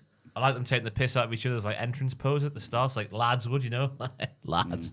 I like the Gallus were the ones with the tag team offense, but the other two dickheads were then just flattening them in response. With their singles offense, yeah. There was a German on Wolfie who had Mark in a fallaway slam position, which was gnarly. And then Bron Breakker, the theory of the plants inside the NXT shed is dead. Really? Because when the plants theory was at its peak, Bron was getting booed, and now he's getting cheered. Because you're doing cool stuff. Yeah, but he wasn't meant to be getting booed at the time. But he was a fisherman. It was like a John Cena-esque booing for a popular guy. You know what I mean? When it was It was after the fishing, wasn't it? After Yeah, the no, fish. it's just because he'd been champ for It was when they were bringing out nearly a signs year. going Or was it a like, year? Bron, you suck, Bron. And they'd Yeah. be like, Bron, it looks like some of the plants don't like you. And you go, well, that doesn't Well, make any not sense. Why planned, we're paying them to boo us? But yeah, no, I think this is a good highlight package for Bron Breakker, who I think the only reason he's not left NXT yet is because other people have left and they need him until they need get new people in. But yeah, good for I him. thought it was a weird that there was 2 tournament matches, and I remember thinking one was heel versus heel and one's face versus face, and it was like he'd got them the wrong. It was weird. Yeah, I know what you It mean. was a bit strange. But it's NXT, so it's all right to be strange. And here we It's go. a lovely message to spread out there. If you are strange listening to this, it's all right to be strange. It is fine to be strange. NXT, it's fine to be Be strange. my life philosophy. Tiff Stratz arrives late for a day at Fallon I've Henley's run these all ranch together. because she lost the You Must Do Horse Poo match last week. She insists on wearing her fancy outfit, but struggles to walk in high heels. Later we see It's classic stuff. Yep. It's classic. Later we see Tiff struggle to complete various tasks. Oh. Fallon learns that a horse needs washing and tells Tiffany, "That's all you, Buttercup." Tiff goes, "How dare you call me Buttercup?" And Fallon goes, "That's the horse's name." Despite her literally looking straight at Tiff when she said it. I hate this segment, it says here. Tiff She looks at him and goes, "It's all you, Buttercup." That's What the did horse. you That's call the horse, me? you idiot. This is Tiff washes the horse, but learns that she has to clean out the stalls too. Uh-oh, that's where the poo lives. Later, Fallon and the ranch hands laugh at Tiff while she cleans the stalls. Tiff tells Fallon that now she knows what it's like to be her, and she pities her. Tiff goes to leave, but falls in a big trough of water. Way. Ross, what did you think of this? Now, first and foremost, Fallon Henley in the opening 80s montage of her on horseback should look like a superhero, but on horseback. There's 80s guitar playing, Are there superheroes on look horseback? like a superhero. but on horseback. Yeah, The city needs saving. Quick, I'll be there in 20 minutes. Exactly. No, that's like a superhero Woody- gimmick, you know? Woody. Yeah, Woody. Jesse, that's the one. Jesse. I like how the other ranch hands, I believe they're called in the trade, were the most wrestling-looking wrestlers of all time. Yeah. Especially the one who looks like a slightly more evolved Wardlow. The one who was 7 foot tall. Yeah. Hi there, Phil. With a top knot. Yeah. A ranch hand with a top knot. You don't want it dangling in the horse poo. Absolutely. But there was shoot poo on the scene, wasn't there? And shoot piss. That's what made this segment very good. They could easily have faked the poo and the piss, but they decided not to. How do you know it was shoot piss? You could the steam. There was a little. There was one shot where there was poo and piss, which they clearly like to clean up in between shots because it wasn't there in the next shot. But it was me. It was shoot. I like the fact that Tiffy didn't know what muck meant. Muck the stables. Means to clean Yeah. the stables. She Shoot cannot muck. work a hose, which is fantastic stuff. I enjoyed the Buttercup bit. Did you? Yeah, really good. Really good. And the final crescendo, because it makes you think one thing's going to happen, but then another thing happens. Because Tiffy fills the wheelbarrow too full to move the thing. So they're all like, how's she going to do that? We've been here before. It's all going to fall out. What's she doing, this silly mare? But then she sort of just trips over and falls in the water. You don't see it coming. It's a wonderful, wonderful No, surprise. she slipped on horse poo. That's Yeah. why she didn't just fall. But you didn't see it there, did you? I saw the horse poo. It was about the wheelbarrow. They set you up. It was a bait and switch. It was Horse like manure. it was like Monty Python. It was genius. It was genius. And then Fallon really That's puts the word I was looking for. Fallon really puts the perfect, efficient line of dialogue at the end. I was gonna tell you missed a spot, but you're free to leave. Bum, bum, bum.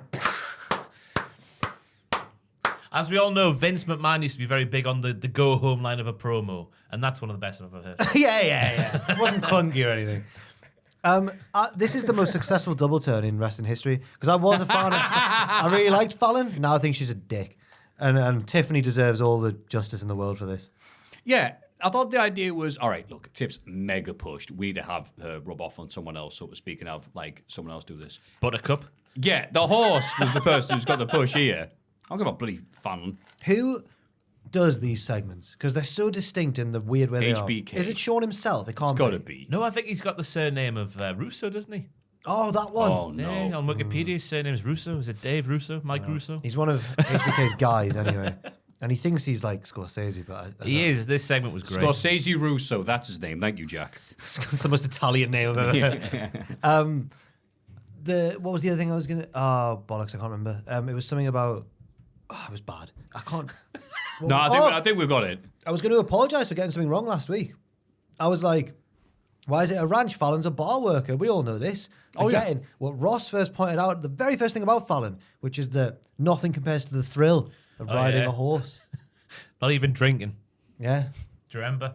I I forgot that. I love being a wrestler and drinking, but nothing compares to the thrill. It was the way she got really serious about it.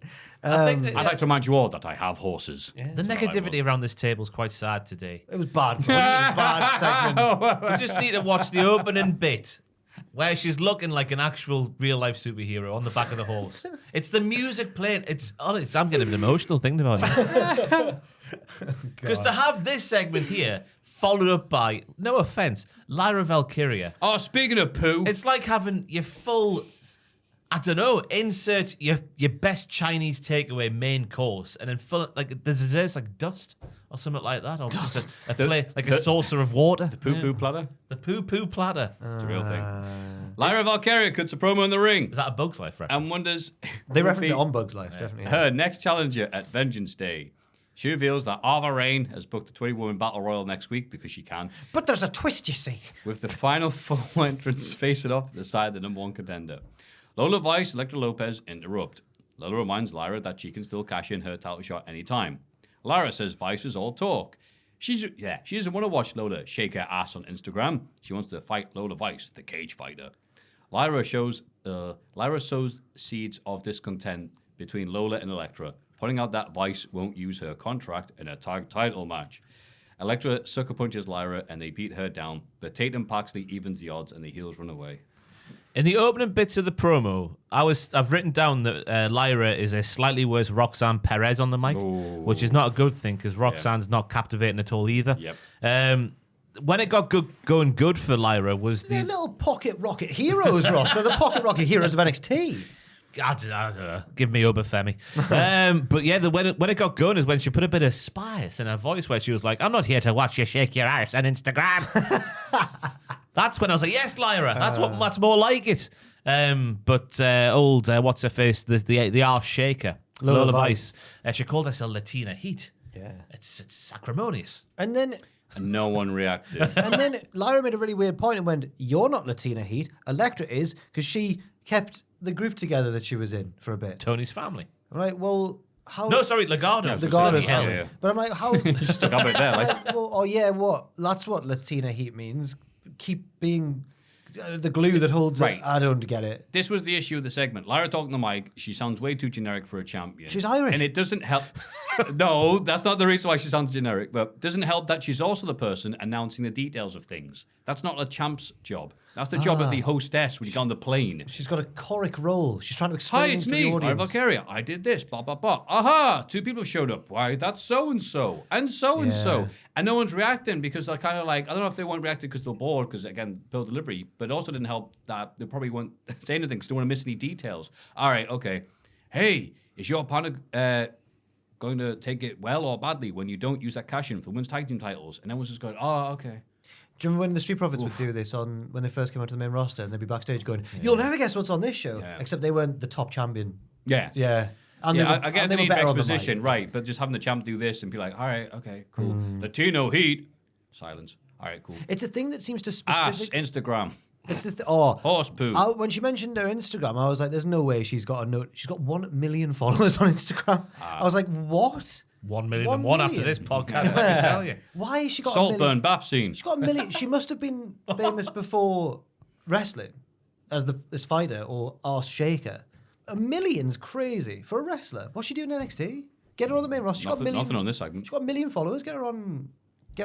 What's also Elektra? So Elektra is her like mouthpiece, except she also now doesn't talk. Like Elektra's kind of redundant in this partnership. So just get her doing her own thing. Get Lola doing her own thing. They want Lola to be a star. Yeah. She's got 1 million Instagram followers. Yeah.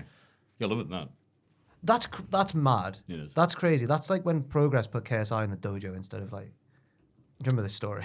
I do remember that. Do you know this story? No?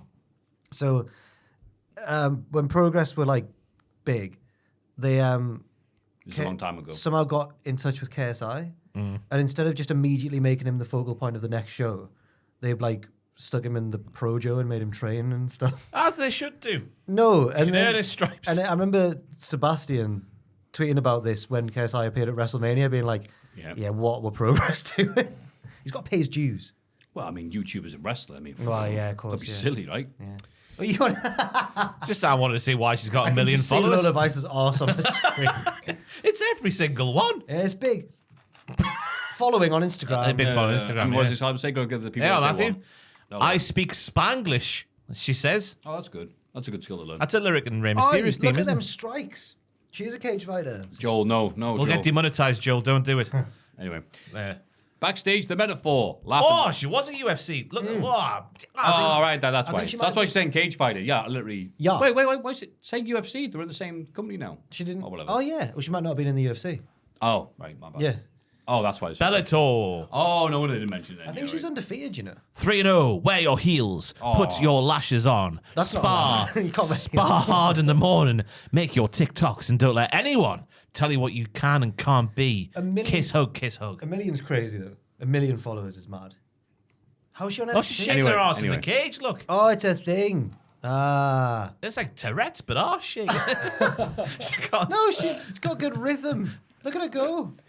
Look at her go, Matthew. You'd be fuming Backstage, if the you were the other metaphor woman. after the breakup still of going. JB and Maffew, it hasn't BJ. stopped. I'm looking. I'm seeing it. That's a good bosh. Briggs arrives and wants a rematch at the Heritage Cup, but Dar says no. Briggs insults Ora Mensah, who agrees to a match tonight. Captain Sidekick. Ah. What's BJ in wrestling for if his goal is not to be a champion? Because JB was like, we all had different goals and mine was to become a champion. What's BJ there for? We've all got friends who try and hold us back, you know. BJ's just one of those people, just a leech dragging JB down. I'm on Team JB. Yeah.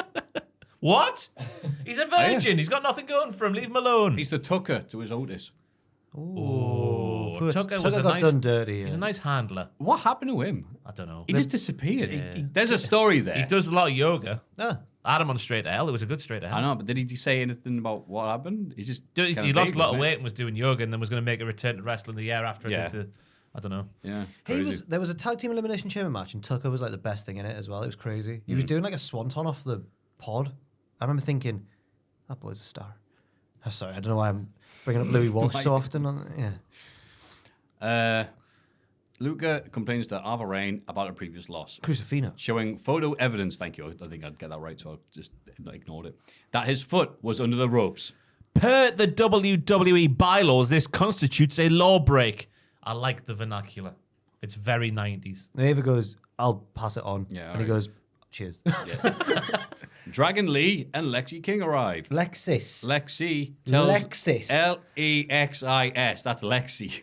That's definitely Lexus. It's Lexus. They say it on the television. No, they don't. You could How spell it would with you an know? I or a U if you want. How would you know? You listen to Ari Shafir and everybody else on your podcast. Tells Lee not to I worry certainly about don't listen to Ari Shafir. Ari Shafir? Bloody I know where hell. that came from. Think of like the worst. So man wait, I I said Rogan last time. I got think of somebody else. Ari Shafir, the worst. I listen to man. way too many of those videos. Like you were watching, just like the downfall of this comedian YouTuber. Yeah, I was like, watching the downfall of Tom Segura. Tom Segura should have said him Has he instead. fallen down? Just because he's got rich and he likes to tell everyone he's rich. Oh, And He it's went on like these mad rants about like, the pause, and people like, No, they were tongue in cheek though, but now he's you couldn't. I mean, no, they were could because ya? he's like flannels. The poors use flannels. It's no, all but to then do- he had a raj at the airport. yeah. And then it was just like, oh, you're not joking about when you talk about Yeah. poor He people, what, are at the you? airport? He had a raj. He was. Oh, yeah, suitcase getting lost or something, wasn't it? It's just like I had to. Again, I watch way too many of these stupid things. Right? I know way too much about these stupid comedians. I haven't listened to the podcast, but I'll watch stuff about them if there's a downfall. I think he was complaining that he had to go to the desk and get the thing sorted out where he pays to have the thing stored in his thing. And he's just there like, the audacity that I have to do this. And people are like, yeah. And he's like, I complained that I had to speak to this poor person So about he's this. It's like, lost- are you doing a joke? And he won his podcast. He blatantly wasn't doing a He's joke. lost It's like, touch a you're bit. mad you have to do a basic thing at an airport. He's lost touch big Yeah, time. that was it. And then which people is point shame. us out, and he's like, he's running it back, like, hey, hello. I broke my arm playing basketball. Wait. That was mad. No, that was That was Tom Segura. Yeah, it was I thought it was Bert Kreischer. No. No. Bert saved his arm by moving. Damn it! When the got the headstone, you look the same. Tom Segura broke his arm and his leg at the same time or something. It was mad. His knee went pushing off. And then because his knee wasn't supporting him, he fell backwards and snapped his arm. Getting You know, I know what you're referring to. older. I actually thought that was Bert that happened to. No, no, that's no. really bad. That. Oh, It does seem like the sort of thing that Bert would do. Yeah, but because it's you say, actually- "Oh, Bert, silly Billy," but I think Bert won the dunking contest they were doing, I think. And they were like, oh, Wow. no, maybe Tom won. And they were like, oh, go on, Tom, do one more. And that's when it happened. oh, Yeah. you know what? I'd hate poor people after I've done that as well. You know? Anyway, let's The not legal distract from eagle. about that. Lexus tells Lee not to worry about his usual open challenge because he's already had a contract drawn up. The champion signs it, and the title match is set for tonight.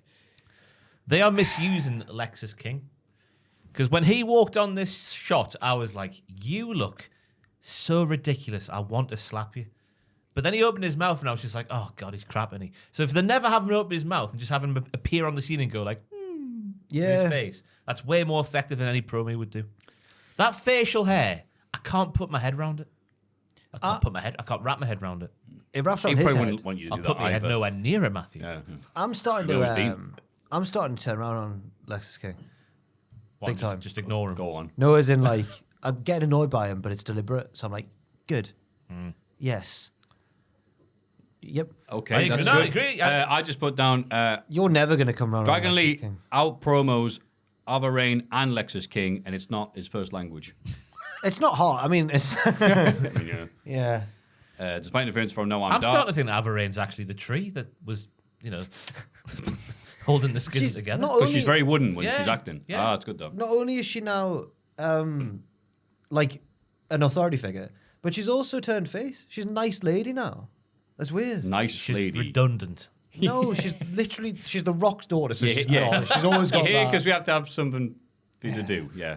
Sweet. If she snaps, if she gets wound up like Adam Pearce and then everyone's bickering, she just snaps and just does a Dwayne Johnson promo. It doesn't Imagine.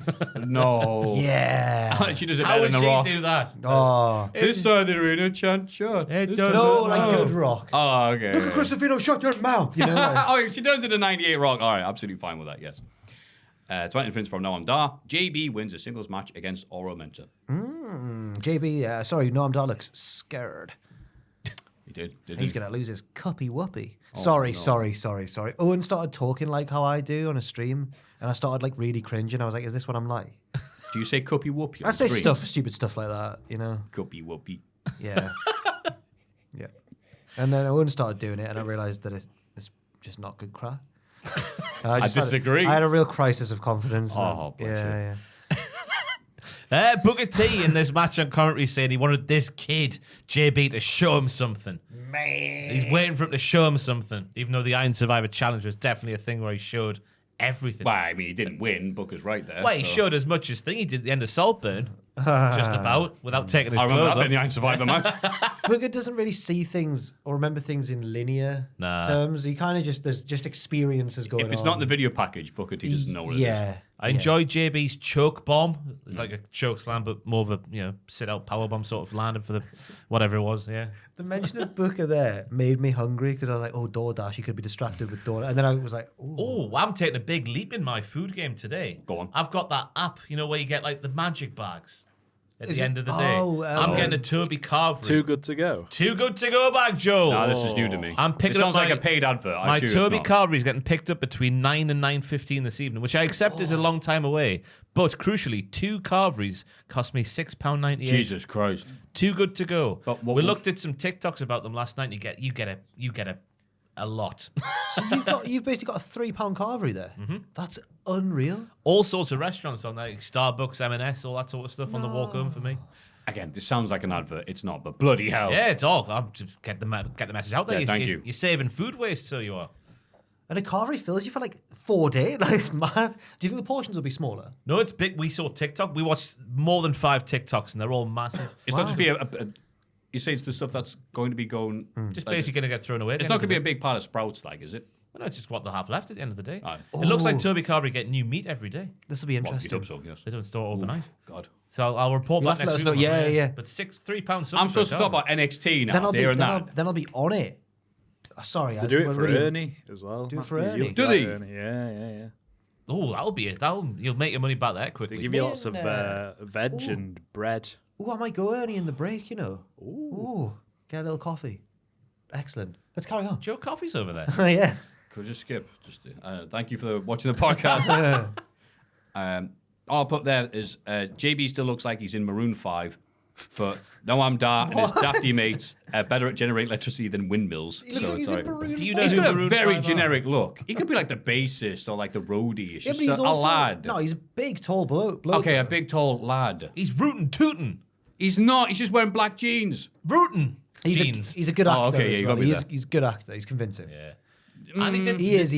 I think his look's just In not this- lad. His look, yeah, but In this match here as well, they had All Men to do the classic Billy Gunn WrestleMania X8 set up for the clothesline from hell. The dive, the stinger splash to nothing, Yeah. the turnaround thwack. I like that you go too.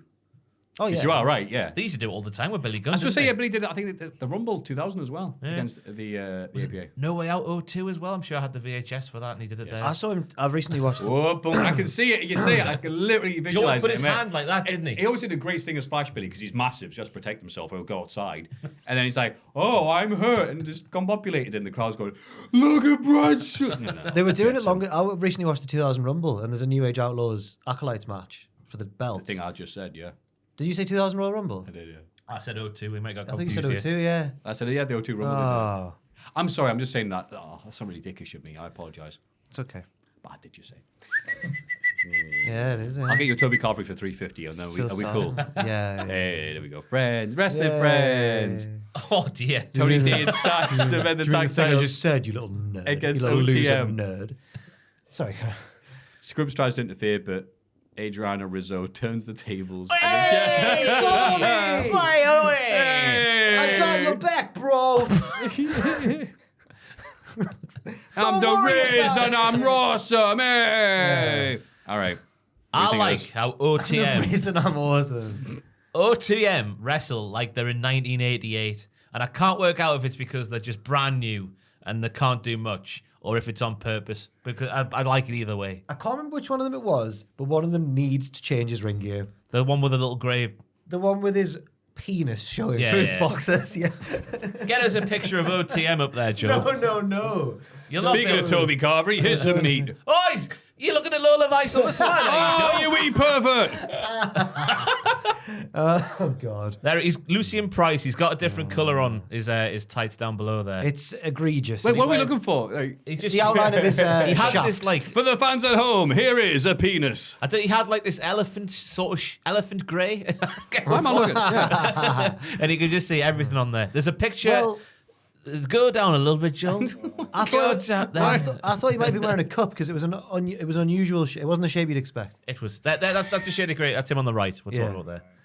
He's just very, very, very, very penisy. It looked indecent. It really looked illegal to be wearing them in that situation. Or maybe we shouldn't show it. No, probably not. Yeah, like, what are we Probably not. doing? Yeah, I don't know why we're showing it. We probably shouldn't. I can't find it. Maybe he was auditioning for Saltburn 2. Yeah, maybe. But yeah, I do like how OTM do Saltburn nothing 2. flashy. Salt harder. Flashy. Nearly flashy. Yeah, I was going to say, OTM, no, sorry, beg your pardon. The family are really funny to me, wrestling these type of matches, because they're like, what would I put it? Something's okay. The opposites always look like they're uncomfortable doing the moves they're doing. Like, it's not really that smooth. They'll do them. It's fine. Well, the family. Yeah, Tony D'Angelo flip around. Tony D'Angelo flip around looks like Noddy's car on the Autobahn. No, Tony in this match here when he got that hot tag. I've never seen him move like that. Are you kidding? No. I don't think he looks like... He was going like he was on some sort of illegal drug. I'm worried about Joel's trying to find. Why are we so boxes. obsessed over this? Whoa! Is this it? He waggled the arrow over it. Yeah, that. Baby. That Don't huge... show it. What are you doing? What are we doing? It's fine. We can show that. All right, Joel, open a new tab and zoom in, will you? Play No.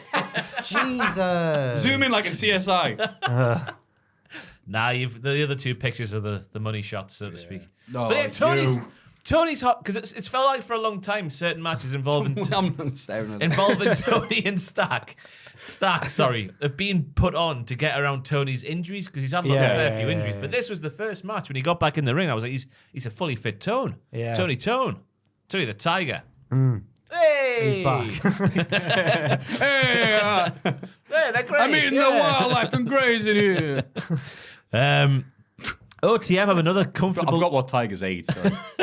They have another comfortable looking finishing maneuver to take. It's like a double backdrop sort of maneuver. Yeah. Just they need a new finisher that looks a bit more peppy. But I wouldn't want his knob to graze me through his box as well. It's impossible to miss. They did like an assisted power slam that was a lot better, more pop and snap. So they should use that as their finisher. Oh, it's like a deep six situation. Yeah. I don't know. What, Go on. oh, there was more developments later. Sorry, I was I'm gonna say thinking of the yeah. The finish was daft. The scripts went up top. And I guess Rizzo was supposed to push him off, but she got feather touch. Hey, all it takes is just you see players go down for less. Fair enough, innit? Yeah. Yeah, it was all right. I'm not really raving over the family. Oh, what? Still not. I thought They're I thought all we right. all loved the family. No, you do. They're one of the four pillars. Or Tony is. Yeah. Stacks is also there. You said they I need didn't two. vote for them. They need 2 dimes back. That's the missing ingredient. Yes, clearly that's what I need. Yes, if they had a singing mum. Yeah. Anyway, we see an NXT Anonymous video from inside Chase U. JC Jane tells the female students that she has a plan to save the U, but she needs their help. What could it be? They were all ladies stood there. Yeah. Do you reckon it's the OF? Oh no. What, the Obafemi? Yeah. Have you got any money? I wish. I- He's so big. I wonder what it's gonna be. It can't be like a bake sale or a car wash because they've already mocked Yeah. those suggestions in the. I think it's They're all going to buy a lottery ticket. And it I wouldn't think it's a heist, you know. Oh. Because she was Oh, like, okay. She was like, you go there, you'll be there. Oh my God! There's this Morrison's around the corner. If I see, what's her face, the streamer? I've forgotten her name. Oh, my God! Stevie- Hey, chat, Stevie Turner. Stevie Turner. I'm out. I'm not gonna say I've got a it, trolley but- of food we can sell. Hooray! It's got Morrison's own beans. You're like, I don't think we're going to make too much money here. Rancid Kelly Clancid. Sorry. That's what it says. Last week you got a Kelly Clancy. Oh yeah. But it was Kincaid, so I'm just keeping it going. I'm giving her a gimmick and everything. No, she's Rancid Kelly Rancid Clancy. Kelly Rancid Clancid. Yeah, it's like me and Gene Okerlund. Well, I just make up people's names on NXT and see if anyone notices it. Asks Obafemi of the OF when he plans to cash in his title shot. He's interrupted by Lexus King, who says if it wasn't for Trey Bear Hill, a Hill made of bears, he'd have faced Oba in the final of the breakout tournament. Bollocks. He brags about getting a title shot against Dragon Lee and leaves. Oba He asks doesn't Kelly, just leave though. He says, "Drinks on me, Kel." Clancid's not into that. You horrible man. Yes, yeah, drinks on me, Clancid. She goes, that's not my name. Oba asks Kelly to clarify that the match is taking place tonight. Oh, it was a like nice Oh, little ending though. Yeah, He just yeah. went like, I didn't think anything of it. he went, Kelly, is that the main event? She goes, yes. And he goes, He went, Lexus King is main event. and I thought, is that why he said it? He's like, him? Really? I also didn't. I thought that was just going to be a little tease, like in pay-per-views Yeah. halfway through when they go, maybe I'll cash in my money. Yeah. Yeah. But Oh, no. wait, more on that later. Gallus R. Fuman after a loss earlier. Ridge Holland walks past, oh, that'll cheer you up, And Joe Coffey tells him he should have stuck to being a brawling brute because he won't survive long in NXT. Rich says you'll see Gallus around. I have no fear. Jesus, where? What was he going on about? This felt like a contrived way of starting a new feud. It didn't. The actors get more offensive as we go on. It didn't really make sense. He was just walking past, and Coffey's like, "I'm not scared of you." Yeah. What's he on about? Really The two bully XLs seeing each other. Ridge came across quite likable just by contrast. Yeah. Yeah. Which I guess it worked, I suppose. Odious little toad, isn't he? Coffey. I have no. His little bloody Stone Island knockoff jacket on as well. And his haircut. Oh, he's disgusting. I guess that's the point. Wolfie was fuming with the loss, but Mark wasn't. Wolfie was like, no. He's a loose cannon, isn't he, Wolfie? Yeah, he is the mad one, isn't he? Yeah. Watch your windies. He's going to put a stone through them. Your windies. Not your West Indies. Your windies. This was a weird The Rock of the West Indies. Cora Jade uses heelish tactics to beat Gigi Dolan. So she grabs the ref to reverse a finisher. Yeah. I thought she was trying to keg him. Maybe. She's a heel. Maybe she'd seen, what's it called? I've said it, Saltwell. Saltburn. Saltwell. I thought you were going to say OTM. I thought you did as well. Beat Gigi Dolan in the Battle of Carmen Petrovic's locker room space. That was the feud. Yeah. And now it's over. You better respect that. No, it wasn't. And it's like the board game Risk, because I think Cora can now claim 2 locker spaces for doing that. There was a proper Shearer knee from Cora during this match. A Shearer knee? A Shearer knee. I thought he kicked Neil Lennon there. Yeah, imagine if he kneed him instead. Whoa. Gigi, I thought that was her best match, I thought, for a while. Like, her fight back in the middle of it, I was convinced that she could batter somebody, which is more than could be said that what she's done recently. I was going to say the opposite. I think Gigi was all right. Was Cora Jade good? Nah. No, she was never that. She's always been like a work in progress, but she's always been. That's been a few years, hasn't it? But because she's got like a distinctive look and stuff. She's been injured for a while as well. No, she's Yeah. changed her look. So is it still distinctive? She's been a heel for a while now. Yeah. Yeah. But she's changed herself up now. Well, distinctive. I don't know. I'm trying to defend her. I'm asking you. You don't like Cora. Well, Whereas I'm Team CM Punk, so I do like Cora. I'm just saying in the ring, it was just like, I'm there going, I swear she used to be better than this. No, she was always like quite maybe not. green. She was pushed Right. heavily too soon. Yeah. when That was it. I the think babyface. I'm mistaken the level of push she got versus what she was Are actually. you thinking of Roxanne Perez? No. Okay. The prodigy. But yeah, Cora, when she was a babyface, they laid it on so thick that she was the plucky underdog. That's right. Yeah. And then She Roxanne became that after she broke the skateboard with air. Yeah. yes. They used to try and make her. She used to because she can't really skate, so she used to tentatively wheel the skateboard out, then pick it up and run down the ramp. That's right. Good. I hope someone sends that to Cora and she does a sick ollie and riposte. Oh. Yeah. There's a skateboard in that office, right? And the amount of times I've caught some of these lads trying to do Really? it. Yeah. Who's the best? Well, it's Sam's in it, so I Well, think Sam he's... used to skateboard when he was a I'm teenager. okay. Well, You're I'm not, all right. I'm not good, but... Ladies. Oh, so we learned that. I called him Jake there. Jake's a big skateboarder. No, So it's that not- tickles your it's pickle. not true. Mailbag at cultaholic.com. Yeah, please let us know Superman. what you'd like to see Joel attempt. Kickflip. I can't do a kickflip. A pop That would shove be a it. good segment for a podcast, Yeah. like making Joel do Joel on board. sick tricks. Joel on There's on been a board. podcast where we force Joel to do skateboard stuff I've he's heard, not I've qualified heard to that do. Pierce has fallen multiple times. Yeah, a few times. A few now. He's fearless, though. He just gets right back up. and Fearless does it again. Pierce. I fear nothing. Just like Joe Coffey. He's Irish. He's very Irish. That was a Joe Oh, Coffey not bit. being fearless. Sorry. He'd be more like, I fear nothing. You'd stop after like 2 falls. Yeah, I know, right? Say that to Johnny Knoxville, eh? True. Yeah. Pierce is in many ways the Johnny Knoxville of this office. Yes. In the car park, OTM run into Jada Parker, who scolds him for losing. She says she's the missing piece of the puzzle. They agree to talk business. Who got the raise? That's what she I said. get it. I get what she's done there. I think the raise is like the it means Kavorka, doesn't it? It means, well, I heard that it's charisma. yeah. Yeah, that's where it comes from. Oh yeah, Oh, the Riz yeah. in charisma, right? Yeah. right. Oh, okay. Who got the raise? But you also mean, sorry. I just thought she was asking for like cigarette papers. Oh, the That's it, Rizzler. I liked what she did here because she meant who's got the Riz, but also who's taking care of Rizzo. good wordplay, that. She means herself. Yeah, she's like Nas. Action with Nathan Fraser beat Hank. No and- more thoughts on Jada Parker. She seems like No, a very, zero. she's got a very authentic promo. Yeah, she's good. Yeah, she's a good talker. She's a good fit for OTM because that one they had last week was a very authentic. That's not one of those ones that Sean the sexy boy could write himself. No. That's come from them. Yeah, It's yeah. come from the last bad film he watched. And then scripts with his very smooth. He's always got such a smooth voice. Well, let's talk business. Action with Nathan Fraser beat Hank and Tank in the Dusty Classic. Vamos, bruv. Nathan Fraser says something afterwards when they're celebrating on the ramp next to the trophy, and I'm sure it was Vamos, bruv. I hope it was Vamos, I didn't bruv. catch it. That should be their tag team name, Oof. because one's from Spain and one's from England. Vamos, Kind bruv. of. Yeah. Jersey's England. Somehow. United Kingdom, isn't it? Yeah, okay, yeah. I don't know how. It's miles away. Yeah, he's with Adam Cole and the rest. I tell you, for a security guard who was still relatively new to wrestling, Hank looked the part in there. I couldn't work out if it was Hank who was the part or if Action made Hank look good.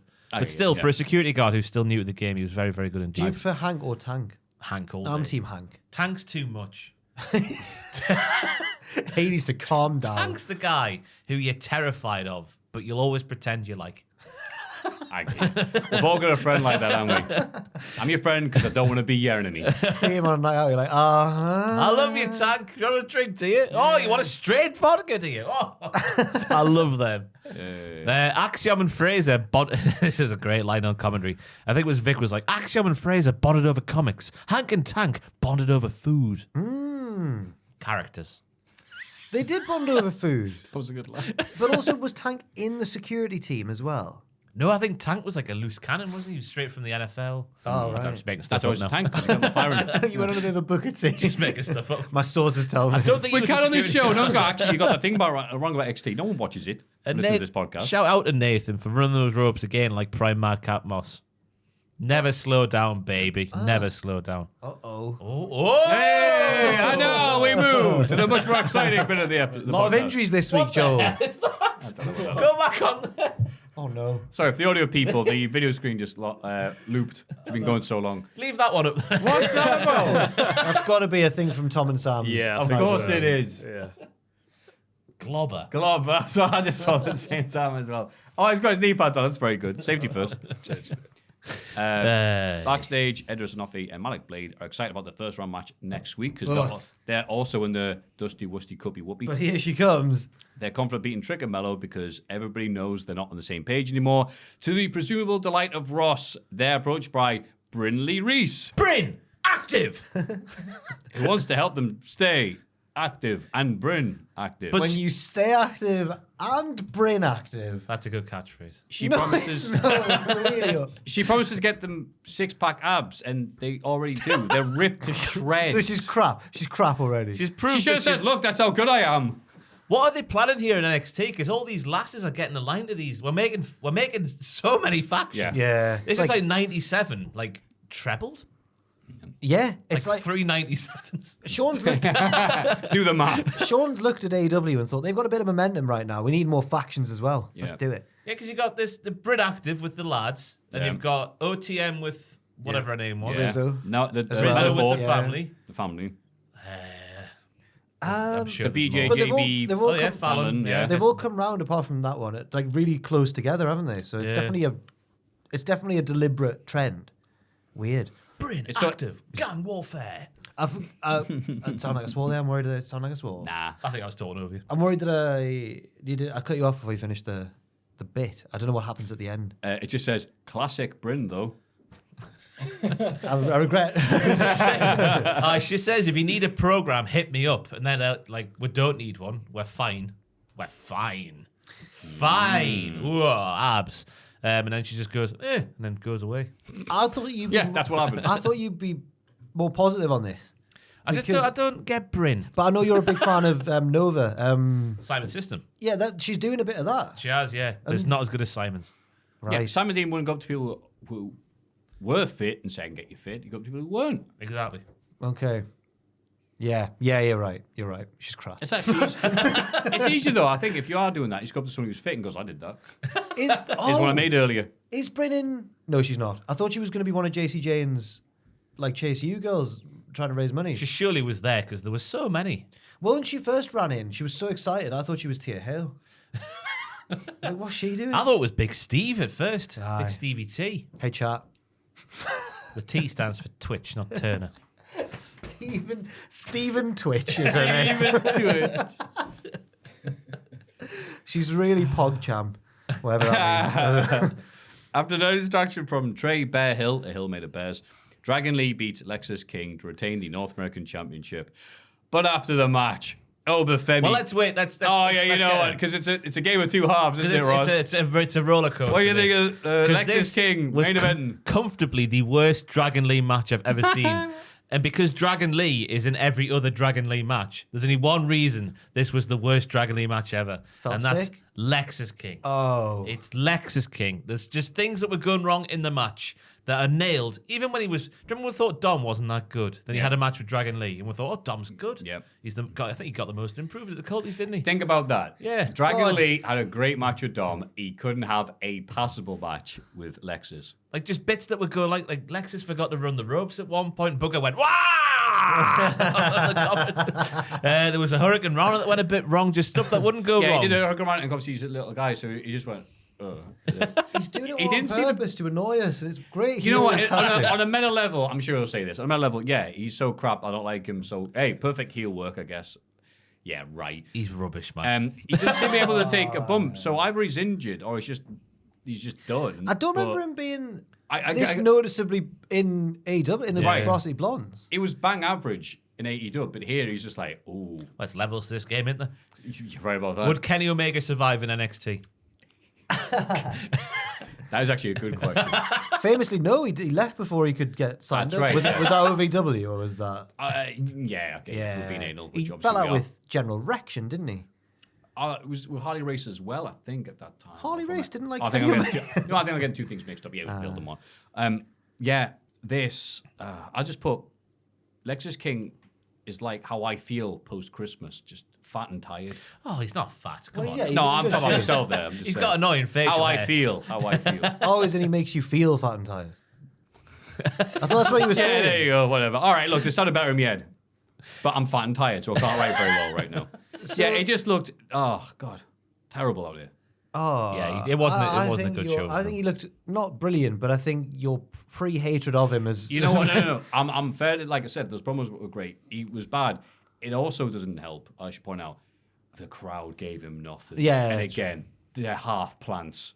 The paid people were going, just don't pay us. He needs a new theme as a starting point because he saunters down that ramp with a fast-paced theme. Oh, he's just taking it easy, dude.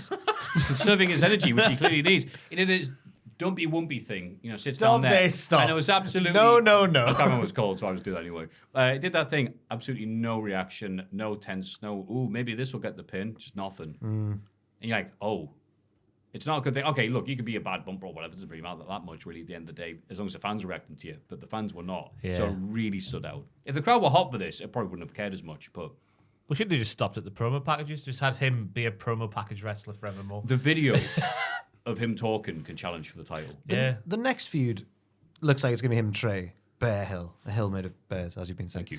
But that's less pressure, more of a step down. Maybe that'll be better. I think it's going to come out like later on he's been like wrestling hurt or something, and we're like, oh, that makes sense. That's a massive insult. That's a horrible thing to say. There's just no, I don't know. It doesn't matter. Who cares? After the match, Obafemi cashes in his title shot and wins the belt. Over. Do you think that's what Lexus can say? I wrestled deliberately badly, so then the pop for Oba would be better. Maybe. There's your get out clause, mate. I'm delighted with this brave booking decision. Oh, yes, we've made a star. We've done it. We've made a star. They watched our positive reaction to Oba. Us and no one else. Unironically, I think someone does. Because I'm not being funny. We haven't made Oba. Hey, last week, the amount of times I said he was big. So big. And then look what's happened the week after. He is big. This though. has happened, right? But I think someone wouldn't have noticed until I said it, right? But no, there's been a few times where things have happened on NXT that we've talked about. And it's happened. I reckon sometimes it's a coincidence, but maybe once I reckon Vincenzo Russo, whatever he was called. No, Johnny Russo. Johnny Russo, Johnny Vegas. He's watching the creative mind behind NXT. Oh, that'd be ideal. Great. Anyway, I put Femi treats him like a little scanner, launches him. Scanner? The people who scan stuff. Oh, little scanner. scanner. What is it? A little scanner? A little scanner. Or some sort of slur. Oh, hello. Jesus. Anyway, yeah. Only Beats him up. 55 paper. And you'd think, hang on, does big lad cash in after he's had that hard-fought match against Lexus? That's a bit shocking, that. Yeah. Who cares? Nah, get that thing off. Dragon Lee's going to SmackDown on a full-time basis anyway. Got to get these title shots fired off before someone notices and forgets about them, like Austin Theory's Money in the Bank. Fantastic. Loved it. I'm buzzing. I hope they keep it simple. I hope they don't drag over into weird comedy feuds when they get bored.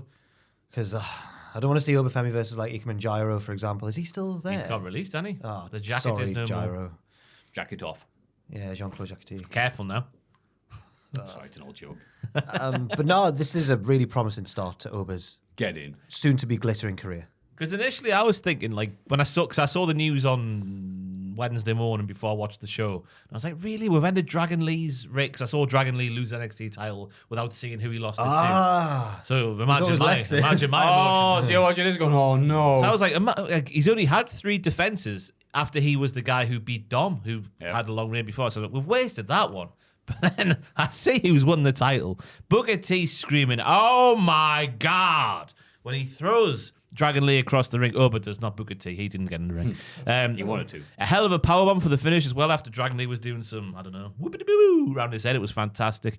He wouldn't have been able to do that if he wasn't so big, but he is that big. And he's now the NXT North American champion. It's fantastic. Get in. I want him to get on the main roster so soon, but I don't know how good a wrestler he actually is. He's good at the stuff he can do already, but maybe he needs to spend longer there. But if he turns out to just be a natural, don't waste time with him in NXT. This is the man who will beat Roman Reigns. Obafemi. Martins. WrestleMania 41. I love we do this whenever someone looks good for like half a second. No, we've never felt like this about him. We were sat there in 2021 with Bron Breakker's definitely the guy. Yeah, we were. He still looks good, Bron. He does. But not as big as Obafemi. We've never felt like this about... He has got the Cultaholic Wrestling Podcast endorsement. He's going to... the curse he needs. In the half-year awards, Obafemi is going to clean up. You know how people like being a Paul Heyman guy? He's a Cultaholic Podcast guy. Yeah. Ooh. He needs Adam to... Percheti. The only sad thing is he needs to say that for it to be true. Oh, we can't... We can't... Has he got cameo?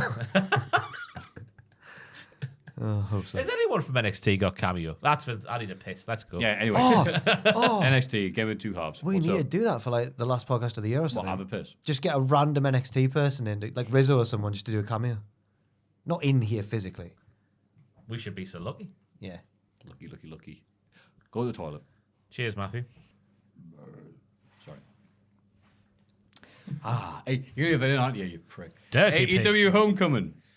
Hangman Page beats Claudio Castagnoli with 2 buckshot lariats. And it's homecoming, of course, because we are in the world-famous Daly's Place in I Jacksonville, like Florida. the different look away from the arena. So on the build-up to this, people going, yay, we're back at Daly's Place. And I'm like, really? Does it matter that much? Why That was people get excited? lockdown. No, that's what I thought. Like, that's what I go, whatever. But then, yeah, it's been a while since we've been at a place that looks like this. And more importantly, it looks like it's filled with people. So I'm like, oh, good, emphasizing this. Yeah, fill up these smaller places rather than try to 5-star wrestling these big events. Right? What do you think of the match, Ross? I thought, go on, what were we going to say? Taz got a bit confused at one point because he was like, he's jumped off that thing. Was that there last time we were here? Like, yep. I guess it's a stage. Yeah, yes, Taz. That's just Taz. Yeah. As for the match, I guess this one started how you would have wanted the House of Black versus FTR to start, because it was right out the traps. Claudio was a prime prick right from the get-go. Oh, God, it's a tongue twister. His gorilla press onto the rampway was one of the highlights. Then they just battered each other without stopping. It was breathless. Then the old avalanche Ricola bomb into the reverse. The Hurricane Runner that Hangman did to get out of it. Then a double dead eye for the win was a fantastic way to end a great match. Yeah, it was a great TV match opener. Yeah. I like that it took 2 buckshots to keep Claudio down because he's still a threat. Yeah, nothing wrong with it at all. Yeah, just a little great match between these two, and then again had all the heat and antagonism that I was expecting from. Not to keep on going on about it, but like as you said, I was just like, well, that was nice. Yeah, Gorgeous match. Gorgeous match. Like that, Hangman Page is habitually late to work on his match graphic. An 8-man tag match dedicated to Brody Lee, the team of Adam Copeland, Dustin Rhodes, Orange Cassidy, and Preston Vance, remember him, beat the Mogul Embassy. Yeah, Tony Khan was trying to show Preston Vance the light by booking him as a babyface in this match. I think the commentator said. The what are they called? The stable, Rush's lads. Lossing, Yeah, That's it. That's the one. Yeah. They. I can never say it, but I know I could write it down for you. They recently did sort of turn. Please do. Can you do that? Once they got back from Mexico, where he was training them to be good, they did turn face. I think Did they? there was like a multi-man tag match of 4 teams, and there was 2 face teams, and they were one of the face teams. This seems to be one of these things that happened, but I don't recall it because AEW can be quite fast forward with these Yeah, things. so it was a fun match though. It was just, a nice little feel-good encounter. Bit house showy, but nothing wrong with that. Just, okay, here's all your favourites. It was a Brody Lee tribute match, wasn't Of it? course, So yes. one of I've saw some people going like, oh, Adam Copeland's already just a name. I'm like, yeah, but this is, it's a special occasion. Yeah, well, his 2 proteges were Preston Vance and Anna Jay, so of course they were going to get the wins in their matches. Preston Vance, -1's favourite wrestler. So yeah, it's all good. It'd be interesting if Preston Vance sticks around. And I thought the same, not just for him, but for Lance Archer as well, because he seems to just comes and goes like the weather. The Gates of Agony looked the part, though, for me. They do look good. Bishop Cowan. Yeah, Bishop Cowan and Tongue-Tied. Yeah. Tongue-Tied? Tongue-tied. Why would I just say tongue-tied? Tongue-tied. He Take makes me to your tongue-tied. best friend's house. I wrote down, they look like the part and wrestle like the part, with that part being a diffuser, because that's what they do to their opponents. Okay, yeah. I like The that. rear diffuser you put on a car. Yeah. Oh, that type of diffuser, Yeah. right? Like people are having argy-bargy and they come and calm everyone down. That's like a diffuser. Come on, man, this is wrestling. Chill. The Acclaimed interrupt the backstage interview with the Bang Bang Gang and again suggest joining forces. Imagine all of them holding gold at the same time. Blood Cup Gold go, hey, that's our name, and says, yeah, we'll think about it. Yeah. Sacrilege from the Guns in this one, where they said that Jay White was from the United Kingdom. My goodness. And I thought Joe was one of their, well, that's not true. But anyway, He went, just go with it. Is he a babyface then? he's getting cheered. Despite me and Tubman saying he was the purest natural heel in all of wrestling. It's crazy, isn't it? Because you'd think just by what you've done on TV, which is go, ha ha, and then lose to MJF, that people will be booing him and going, look at you, you dollop. But instead, crowd, you got some of the biggest reactions at bloody World's End. He's a good, exasperated straight man next to the comedy guns. Yeah. I think, as a complete team, they work really well. Yeah. And obviously, Cardboard. Cardblade. Yeah, switch of course. switch the card. Yeah, it's that time of the podcast. Scratch card, Jay White. But what I was thinking, like, while I would love it for the Acclaimed to go heel with them, I don't mind the thought of the Acclaimed being baby faces with the Bang Bang Gang. Yeah. Because they are entertaining, the Bang Bang Scissor Gang, as they I will was be going to known. say, Jesus, like, it's just innuendo city, isn't it? Scissor me, bang, bang, gang. It's just sex jokes. What's that band that you're saying? Face, cheek. Cheek face. There you Oh, go. God! Not face, cheek. Sorry if there is a face, cheek out there. Yeah. Look at TK. Samoa Joe cuts a promo in the ring and says there's going to be some changes to how challengers are selected as the fans actually chant, thank you, Joe, to, is he heel?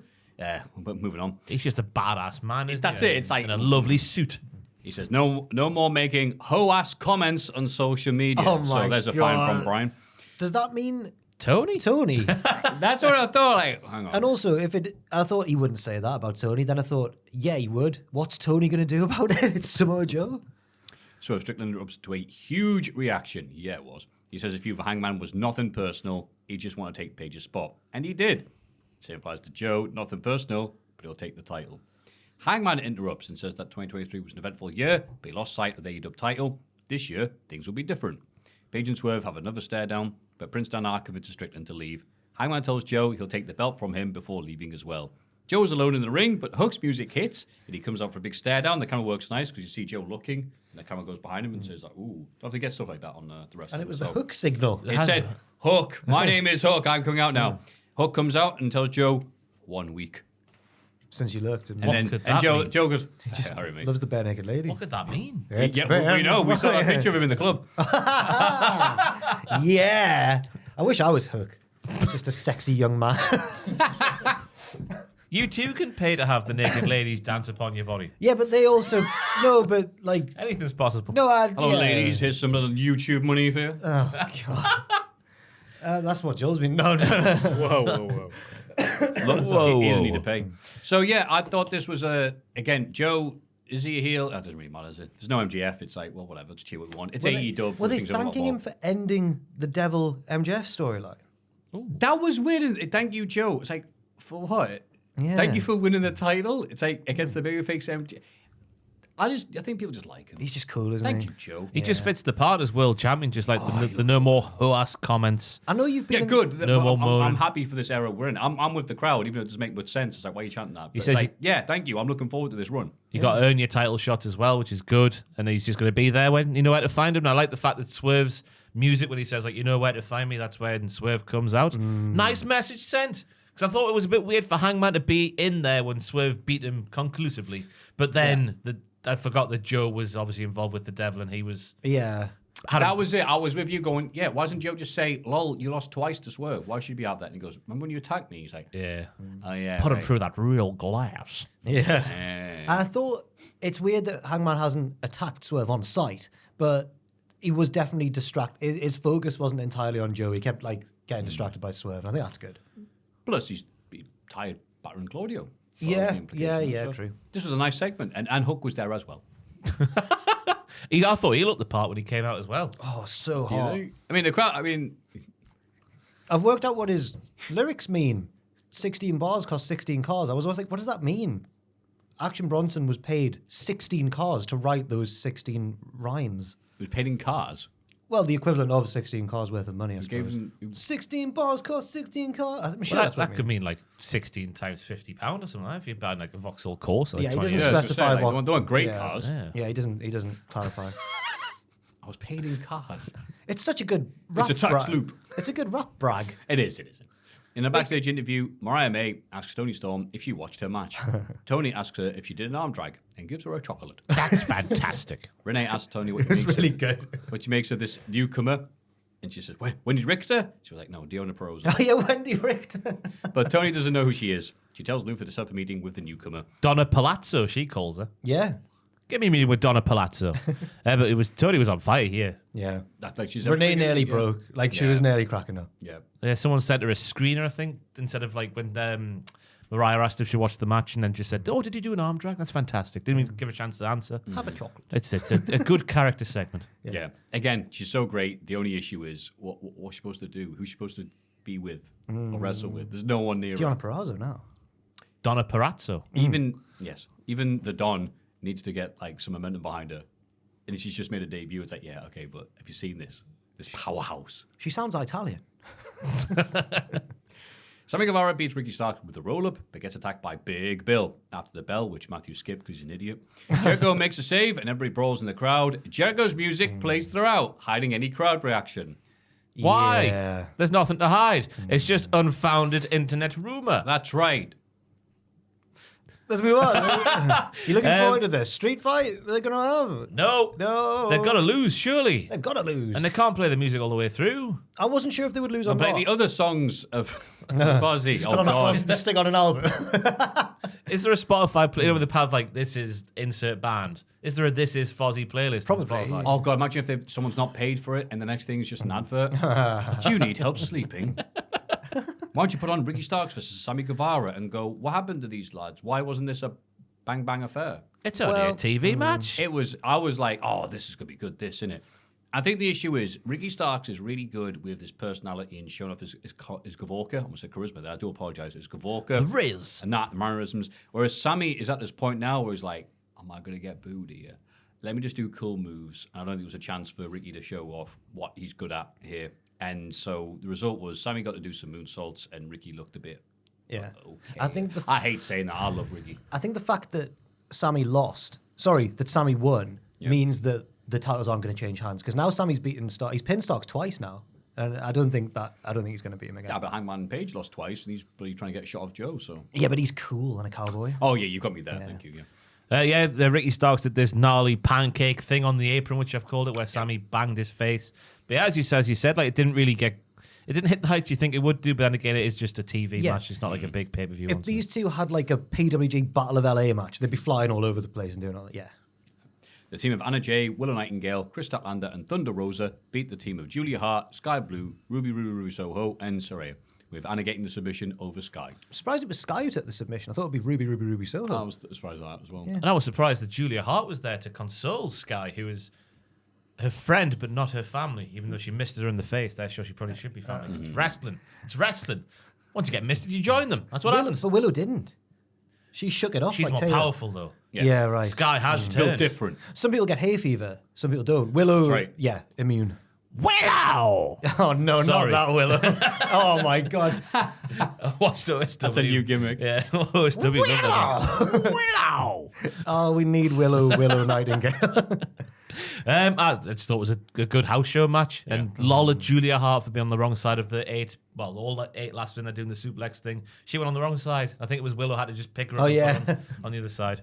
Lol. Or was it Duck Duck Goose? Or something? Stokely was there because he really fancies Chris Statlander. They did that really well. Yeah. Put the thing down. Statlander's facials were good. As was Stokely's. He looked deranged. Yes, because he is. We see a Wheeler Yuta video package, which he says, No, it we're was good, we're good. for him. In which he says he's nobody's young boy, and he won't tolerate disrespect from the likes of Eddie Kingston. He challenges him for Rampage. You idiot. Well, I should have said Clash of the one of them. Clash of the So is Eddie Champions? going to Battle of take? the Is Eddie going to take that belt as well? Belts. I thought it was for Eddie's 3 belts. No, I should take his belt off him. He's rubbish. Eddie, you want that picture of Ultimo Dragon with Eddie Kingston? Yes. Yeah. He's all right, isn't he? The great Yuta. Yeah. Just a bit He's bored. supposed to be talking. I know, like he's this. That's what supposed to I be. said. Like we'll say about Lexus King. Well, he's supposed to be bad. We're supposed to boo him. We'll say it for this. No, But still. if he does the old Roddy Strong mustache technique, Yeah. gets rid of his beard and just has the mustache with that voice, I think that works as a gimmick. Well, we'll see later on in the last segment if that works. But honestly, whenever we talks, all I hear is like, yeah. So, I'm quite reassured that he had a really good match with Moxley that time when he bled all over the place. One of my favourite matches that year. Got him in the Bang Gang, in the BCC. So if he has a similar sort of match with Eddie, it could be really good. Yeah. So you want Eddie to break his nose as well. Not break his nose, just rough it up a bit. Yeah, just a bit. Then Roddy Strong. Roddy beats- String. He's a bit skinny now. isn't he? Roddy String beats Brian Keith, and the rest of the UK join him in the ring. Adam The Cole rest of says, the UK, it. we all got in there. That's it. Adam Cole says Roddy is pound for pound the best wrestler alive That's today. a big claim. And is guaranteed to win the International Championship. The Kingdom are already Ring of Honor Tag Team Champs. When the time is right for Wardlow, we will win the AEW World title. But Cole tells the fans to get comfortable because the UK are going to be here for a very long time. Imagine As the rest of the world boos. Imagine Wardlow in a trench coat twirling an umbrella. That'd be amazing. What promo did he cut last week? Was it not Adam this? Cole. Yeah, it was the same Was it thing. not this Yeah. promo? It was- right. I was just Well, going not everyone crazy. watches every episode. I thought the match between Roddy String and Brian Keith String, was yes, it was that's right. all right. There was a good thwack on the apron, but apart from that, there wasn't much to write home about. But yeah, the promo was just a load of meh because I thought I'd heard it all last week. I think they're just making sure we're bad guys. Don't cheer us. And it's like, yep, don't worry about that. Yeah, No, we saw them on that bloody collision. Yeah, we're not going to cheer them. and the planting the seeds again of the Wardlow's going to win and then give me the belt. Like we will win the belt. Yeah. Okay. Yeah. Wardlow. Diona Perosa is interviewed Diana backstage Perazzo. and says Tony Donna Perazzo. Tony Perazzo, I beg your pardon, is interviewed DP. backstage. No way. No. And says Tony Storm is pretending not to know her. She Did it invites, actually happen there? she invites Tony to watch a debut match on Collision, but is interviewed by Red Velvet, who seems excited to face her. Diona asks which arm Velvet uses to stir because of her taunt. She's going to break her arm. And Renee's like, watch out for your arm there, pal. Yeah. Careful there. Gorgeous. Because she's from Italy. And then Ric Flair accompanies Sting and Darby for their terrifying tornado tag match my God. against Takeshita and Hobbs. The faces win. You see what I've written down at the start? Unbelievable scenes. I'm a Sting boy. I didn't even foreshadowed the own bit there. The good guys win, and by Tony in the ring. But He even asks- I wasn't. Oh, sorry. Sorry, right. He asks who Sting's last opponent will be, but before he can give an answer, the Young Bucks make their return. Stealing my look of the dodgy mustache and hat combo.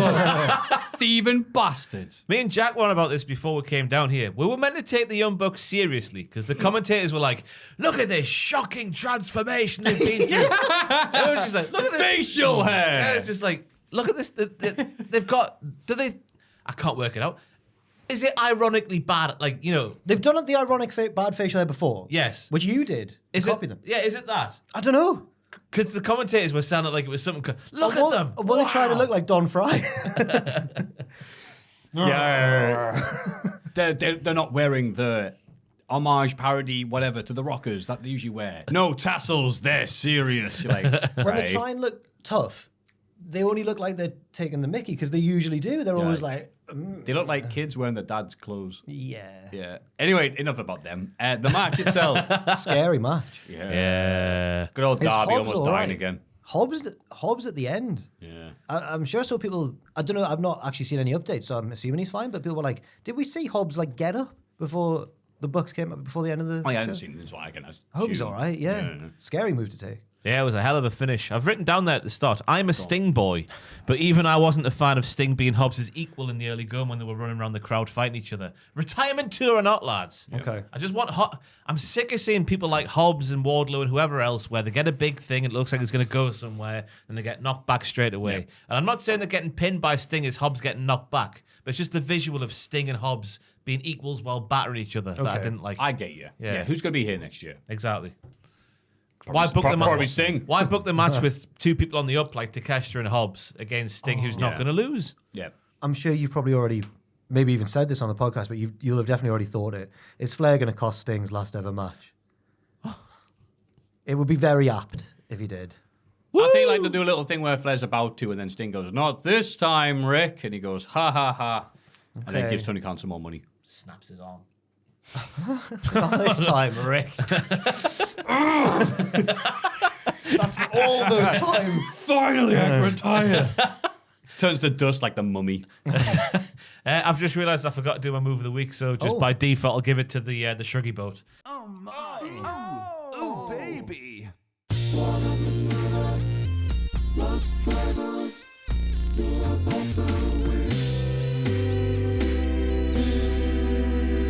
Because this week it was a Shruggy boat plus from last week. Yep. Because Darby not only span in the air, but he banged his head off the bottom rope and it looked gnarly.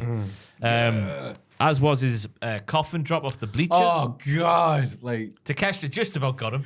Like a slippery bar of slope. There he was. Slippery bar of slope. And yeah, the finish was gnarly because for Hobbs to stay down for that, I understand it, but I want to see a push be sustained. Because he whacked Jericho around like there was no the matter a few weeks ago, didn't he? And look Yeah. where we are now. Darby was probably the best person in this match. He just played his role really well, getting launched around everywhere. I thought it was a fun end. It was a good Dynamite because it just felt like it was just more wrestling, less bollocks. Like there was just a lot of wrestling on it, and sometimes not every week, but sometimes that's a good refocusing. well said, mate. And I think we are in that period of it's a new day. That's what I'm told because no MJF. Good Charlotte reference there. Thank you, yeah. Lovely. Omega's obviously out for a while. The Young Bucks are back with hats and stuff like that. It is a thing. That's why the crowd had gone, thank you, Joe. And again, this felt like a nice little thing. It's a nice little place to fill people up with. Cool. AEW felt like a bigger deal here than they did in the other arenas to be at. That was the band that started Good Charlotte, and I agree as well. But the Good Charlotte, I'll never forget, was the band that Ross weaponized to start this salacious rumor that I fancied Cora Jade. She's like you. She likes Good Charlotte. I don't mind Good Charlotte. I'm glad you've moved on. Keep your hands off me, girl. Stop there. I'm glad that you've... That's how they say it. You've moved on from salaciously starting rumours about people in the office fancying people. So, Joel, how are your DMs looking? Can't even get it out. Nervous. We'll see you next week. Okay. I hope you can't see what I'm texting right now because there's a screen in front of us. But It's an interesting the match, like Young Bucks and Sting and Darby. Like why Sting would pick that one. I'm intrigued to find out why. because the Young Bucks are going to sell really well for him. Is that that's the only reason? I reckon it'll be good because there's, punch, he's flipping outside and stuff. He goes to do the belter drive and it's just, Can we have an over-under on the amount of serious or sarcastic, I'm sorry, I love you super kicks from Matt and Nick Jackson? 3. Because Flair's there, so he might take one. Yeah. if you're still alive by that point, yeah. Oh, what a weird thing to say. Maybe. Man, I'm like, wow, AEW's really good. He shows up. I'm like, oh, God, the grim reminder of death. Hey, when he got in the ring and started, Yeah, this match had a flare running. taking names. Whoa. Just like that sign. Whoa. Does Flair need to be on Sting's retirement tour? If I was Sting, I'd be a bit annoyed. Again, as I said, it would have made sense if he appeared right at the very end going, well, for Right. all time's sake, absolutely. But he's just, I'm here. And it's like, why are you here? Taking a because bit he's of paying TK money, Taking a bit of the spotlight away from Sting's retirement. which is very like Sting. his career with Yeah. Flair. So Flair was stick. You know what I'm saying. But yeah, AEW promising start Yeah. Yeah. Good 2024 so far. until someone gets a mobile phone and goes on Twitter. That was wrestling. Let's have a rummage in our mail bags. Let's have a look in the mailbag. We're at that one, so we're going to look at this one. What's up, podcast crew? What's up? I was watching old ECW the other night and realized two things. One, Joey Styles calls a clothesline during a wrestler's comeback really sillily, and I feel like Ross would do a great impression of it. And two, total elimination, maybe the most underrated tag team finisher. It looks gnarly as hell. Even the sloppier ones look brutal, and they can hit it on anyone and everyone. And big dude John Cronus looked cool as hell hitting a spinning high kick. My question for you guys is, what's a finisher you love that you think doesn't get enough hype or love, or for whatever reason, tags or singles? All peace and love. Former Buffalo Bills running back number 32, the Juice, OJ Simpson, aka Jay from Buffalo. Thank you, OJ. Go, OJ. Again, I need to mention it. One of the best followers on Twitter. Just the fact he is that guy who probably did that thing. And he's like, Jay hey. from Buffalo. Hey. He's like, hey, gang, yours truly. How's it going? Time for my football predictions. He is so wrestling. He is absolutely convinced it's all real and all the. Anyway, enough talking about OJ Simpson here. I didn't realize until I watched that docu-series that I thought he was kind of a famous American footballer who became more notorious because of that whole thing. But he was actually like one of the best. It was like Messi doing it. That's what I was saying, like, to put it in comparison's sake, it's like Alan Shearer murdered someone. You're like, what? Allegedly. Yeah, no, we didn't. No, I'm not a legend. No. He got famously acquitted from. Oh God. Oh. Well, I would say murdered many defences in the Barclays Premier League. Oh, not Shearer. Oh, right, Shearer didn't. Yeah, okay. I thought you meant the Juice. The Juice in the Premier League, imagine. Oh my God. You'd have to be a goalkeeper because of gloves. Oh, Ross. Let's hope they'd fit. Yeah. Clothesline from hell for me. I don't think enough people give it the credit it's due. Can you do the impression of the clothesline? I don't know what it even is. I can't think how Joey Styles says it. Well, Joey. Clothesline! Yeah, it's gonna Is say it it's gonna be that? I don't know. Yeah. I really also agree. I really like the total elimination. Yeah. And I liked when the Undisputed Era did a similar. Do you remember they had a similar one? Like a high-low kind of thing. It was very similar. They did. Yes. Oh, they did the Brainbuster super kick, didn't they? Oh, right. Okay. Yeah. Oh, no. My favorite one that I've never seen anyone bring back for some reason. Tiny Doring and Roadkills, speaking of ECWs, the Boogie Bang. Because Roadkill was Amish, so they ride boogies because they don't like technology. So you would get them in a reverse powerbomb position, and then Doring would come off the top rope with a leg drop. Ooh, it sounds horrible. Yeah, and I remember now, I think I tweeted, like, why has someone brought this back? And I think it was Evil Uno, mate of Maffew, who said, because wrestlers don't like taking moves where they can't see when somebody's ass and leg is coming down on them. Yeah. So it's like, you know what? That's absolutely fair enough. Mine would be, not because it's underrated visually, because it looks amazing, but just not enough people know about it yet. Leon Slater's 450 Swanton thing. I've never seen anyone do anything Stunning, like isn't it? He jumps upwards, 450, but also a Swanton as well. You need to see it to believe it. And I think they've put his latest match with Speedball Mike Bailey on They YouTube. certainly bloody North have. Wrestling, yeah. Were you there? No. I mean, either, but I wish I'd gone now. But it's all right, because even if I wasn't there, I can watch that match. Not I only pretend I was. Not only because that match sounded really good, but also because Henry Faust won the Rumble. Right. Yeah. I found that out because I happened to be on Cage Match looking at something else, and it came up with the North results, and I clipped it, and it's like Henry Faust wins Rumble. I was like, mate, I found it'd be a cage match. Yes. Oh. Anyway, yeah. Like Tony Khan, scouring cage match. Diddle me timbers. It's mailbag time on the podcast. We have everyone's favourite PLE, the Royal pay-per-view. It got me thinking. The Rumble match itself always gets fans excited about the prospects of who could appear, but there have been a number of incredible matches elsewhere on the card of previous Rumble pay-per-views. So with that being said, what's your favourite match on a Rumble pay-per-view? Whether it be a Rumble match or not, I hope you had a lovely Christmas and New Year, and that 2024 is a wonderful year for you all. Former Sunderland manager Ricky Sabrasia. Sabrasia. Oh my God, Thank what you. a shot in the dark. I was waiting for like Roy Keane or something. Ricky Sprazier. Hey, Jack, this question ties into a video you and Ross and Tom said Tim did there. Tom, Tim did, which will be hitting the channel soon. It's ideal point of the podcast to plug said video. I was about to say, does this person have access to our work chat? Because me, Ross, and Tim did do a video. Did you? We did it's coming out soon, I believe, a tournament bracket of the best Rumble matches ever. Not just... Not the Rumble.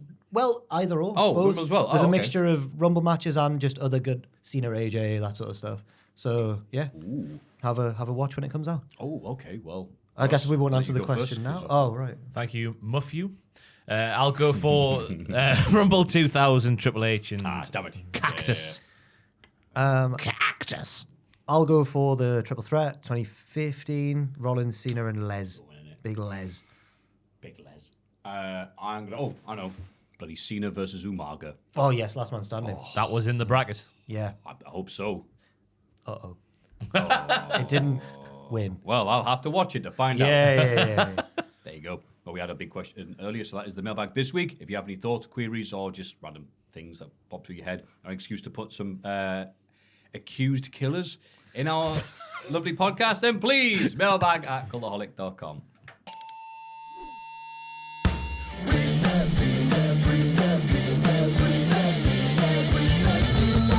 Wrist piss.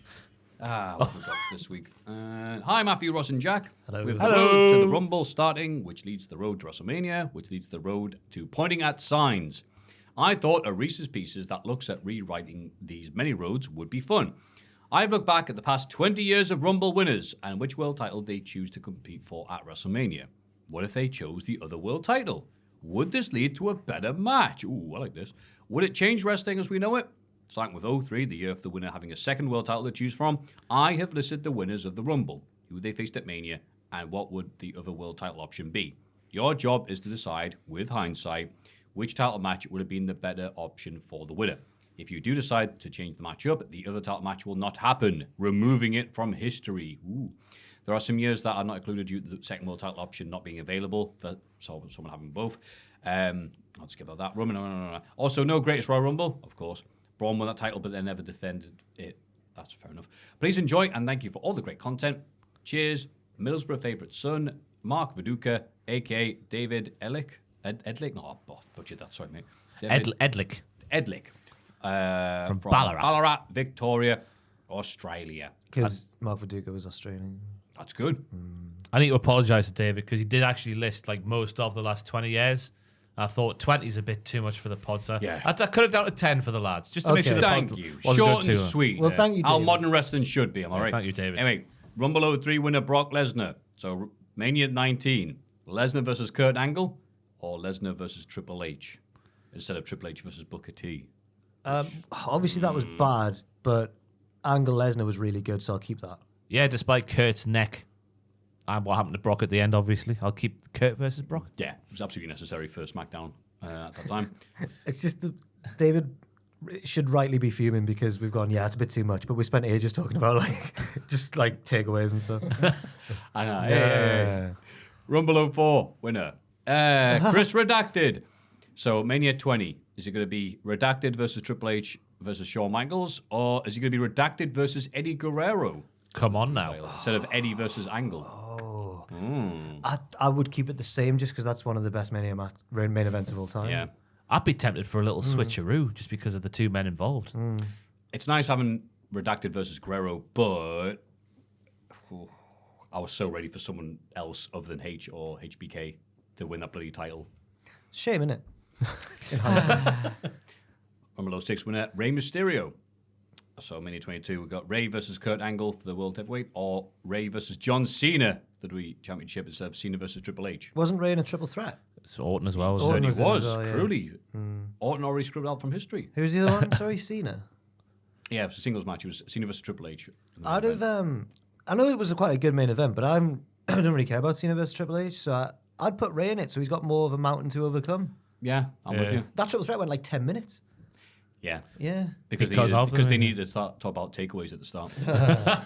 Rumble 2010 winner, Edge. So is it going to be Edge versus Jericho for the World Heavyweight Championship, or Edge versus Batista for the WWE Championship? So Batista versus Cena. That was pretty good, though, Batista versus Cena. Yeah, it was. I'd switch it up anyway. I'll keep it the same. Yeah. rate either of those matches very high, to be honest with you. I thought Edge versus Jericho was a bit meh. Yeah. That Mania sucked. I can't think of any Edge Batista matches, so maybe I'll go for that one. Oh, no, Edge versus Batista had loads of great matches. Did they? Yeah, you know what? Yeah, I sod myself. Did they? Edge versus Batista, I'll do that. Sod yourself. Making up words. On it's fine. SmackDown, like during that period. Yeah, when Edge's been a sneaky bastard. Yeah. Rumble 2013 winner John Cena. So WrestleMania 29. Cena versus The Rock for the WWE Championship, or Cena versus Del Rio. Instead of Del Rio versus Swagger. What are we thinking, lads? 100% change. 100%. I'm going to go out on a limb and keep it the same, actually. We'd already Are you? seen it once. We don't need to see it again. So then we'd have Swagger versus The Rock then. Maybe. Yeah, you know what? I'm down with that. Yeah. That's what I used to do. I wasn't just That's it. getting hyped. You're doing the Sting. Yeah. 2017 winner Orton. Was he going to take on Bray Wyatt for the WWE Championship? That spooky match. Oh, the insect match. Or Orton versus Goldberg. Instead of Goldberg versus Lesnar. Even though it was crap, the Bray Wyatt versus Orton match, and the wrong man won at the end of the day, I'd still keep it the same, because Goldberg versus Lesnar for 5 minutes was everything you wanted and more. That was probably the best match of that night. Or the Hardy's return match. Yeah, the Hardy's return and then And a that, match, yeah. yeah. Roman Taker. Oh. Yeah. Women's Rumble 2018 winner Asuka. So should she have Asuka versus Charlotte Flair for the SmackDown Women's, or Asuka versus Alexa Bliss for the Raw Women's? I'd keep it the same, because that Alexa Bliss match was against Nia Jax, and the story was simple, but it was effective. Nia was the baby face, then getting bullied, wasn't she, for a weight? It would turn out pretty good. Yeah. Was it? Yeah, I think so. I just remember this feud being crap, but What? I'll take your word for it. But the feud was rubbish, though. no, it was pretty simple and good, I think. I remember it quite well. Yeah. Yeah. It was like my Alright. favourite Nia thing until this recent run. This was your favourite Nia thing? I think so. I loved her whole. Did. There you go. Banged son. on the apron, didn't she? Oh, no, she was pretty good in NXT, wasn't she, as well? Yes, yeah, she was. Actually. I'll keep it the same, but it's my least satisfied one so far, because Asuka should never have lost that match Yeah. against Charlotte. I guess she was ready for Asuka. I am with you. Men's Rumble. I can't talk. Men's Rumble 2019 winner Seth Rollins. So mini 35. Seth versus Brock, the WUC, or Rollins versus Bryan, the WWE Championship. Instead of Daniel Bryan versus Kofi Kingston. Keep it the same. Yeah, keep it the same. Especially Rollins back then, when he was pure babyface, wasn't he? Then he was the guy taking on the beast. And that was a really good opening angle with Heyman strutting out to cut off Hulk Hogan. And Hogan was genuinely annoyed. Yeah, good. Rumble 2020 winner Drew McIntyre. Mania 36, Drew versus Brock, followed by the Big Show. Oh, yeah, in kayfabe. It did happen on that night. Or Drew versus Goldberg, instead of Goldberg versus Braun. No, I'd keep it the same. Keep it the beat same. Goldberg, yeah. Yeah, later, yeah. Was it later? Yeah. Wait, 30%? talking No, yeah, but I thought Braun beat the Goldberg. night after. I thought Braun beat Goldberg in the Performance Center. Yeah. Because Reigns was meant to be the guy in the... Yeah, The yeah, night yeah, after, yeah. not the year after. Oh, right, sorry. Right. On the night before. I Can't remember. I think it was Drew after, versus you know. Brock. Yeah, right, yeah. Yeah. And then finally, Women's Rumble 2020 winner Charlotte Flair. Flair versus Rhea Ripley for the NXT Women's Championship, or Charlotte versus Bayley for the SmackDown Women's. And instead of the five-way, Bayley, Sasha Banks, Lacey Evans, Naomi, and Tamina. Oh, yeah, the Or Tamina Charlotte train Flair match. versus Becky Lynch for the Raw Women's. Oh, God. A lot of stuff there. I think I'd change it because Rhea lost to Charlotte and she really shouldn't have. Yeah. That's right, I remember now. Yeah. bollocks But that. no, I'd keep it the same because it made Rhea's eventual win better the other year when she finally did beat Charlotte in front of a stadium. I'd change it to the 5-way for the SmackDown belt and have Tamina pin Charlotte Yes. to win the belt. She's retired now, isn't she? She has. she? Yeah. It's quietly happened. The train's been choo-chooing into the repairment train hut. And we'll... I know you were reaching for something nice I couldn't there. think I of, you know know. the thing where they've got the little spinny thing and Thomas lives I in know. one. I knew what you were going for, and I don't know any of the words for either. Going to the train bed to sleep for a while. In the train hut. Yeah, just rest and dream of other trains flying around. Frolic around the countryside with a big fat controller. What a horrible name that was for that poor Yeah, man. Sir Topham Hatt. Gives his full name? Who? The Fat Controller. Oh, no, you are, mate. They never called him into his face. It was behind his back. Yeah. Yeah. I'd be a prick to trains as well if Ah, someone me called too. me the Fat Controller. Especially that Red James, the cheeky Scouser. James was the worst, He wasn't he? was. He was the Joel of the... too cheeky for his own good, wasn't he? Anyway, thank you very much for that magnificent selection of things for us to talk about in the Reese's Pieces. If you have any Reese's Pieces, just like good old David of Ballarat, Victoria, please send them to mailbag@cultaholic.com. Get cool. It's Cultaholics.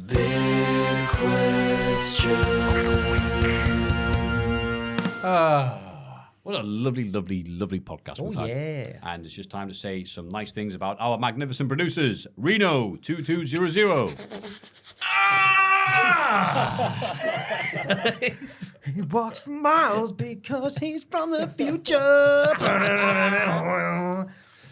Noah.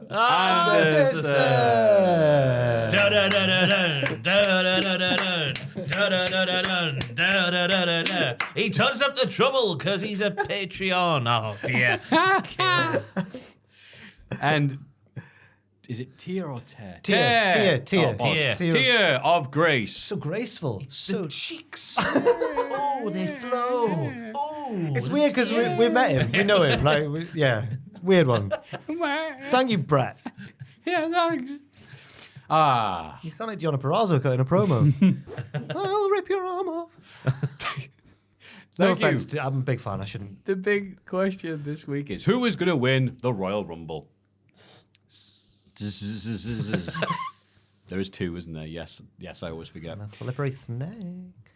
Ooh, so we'll start off with. He cropped up on my reels the other day. He's like, it's him in the talking foreground about? with that video. I'm a snake. He's got like a thing on that makes his head look like a snake. It's a big old meme from back in the day before Yeah. memes were really a thing. I'm a snake. And it's just him, but current day going like, what happened to that guy? I'm glad he's doing all right. He's alive. Oh, that's good. I'm a slippery snake. The Rumbles. Start off with the women's. So Bocky. Oh, Bocky Lanch. reckon. Big Bocky Lanch. In fact, no. Oh, no. Yeah, big Why? Becky Lynch. Yeah. I think it's going to be her versus Rhea at WrestleMania. I think the men's one will have more for the world title, for the Uwu, will have more implications at Elimination Chamber. So they won't want to do both of those routes. So the conclusive Rumble going to WrestleMania 1 will be Becky. I'm going to go for Becky as well. I was going to say Bailey, but that story with the judgment, with the damage control, that hasn't developed enough yet. If she'd already been kicked out of the group about now, then I'd be saying, oh, she's going to win this Rumble. Yeah. But she's not even a face yet. So, yeah. I'm trying to think of someone who isn't Becky Lynch. Right. But yeah. Becky's already won the Rumble. Sorry, win it again. You can win it again. I know, because Cole wouldn't shut up about it on Raw this week during Cody. Could Cody Rhodes become the first guys in Stone Cold to do 2 in a row? Cody! God, is it the first? Yeah, he would be. Well, Yeah, I thought that can't be right. Yeah, of course it is.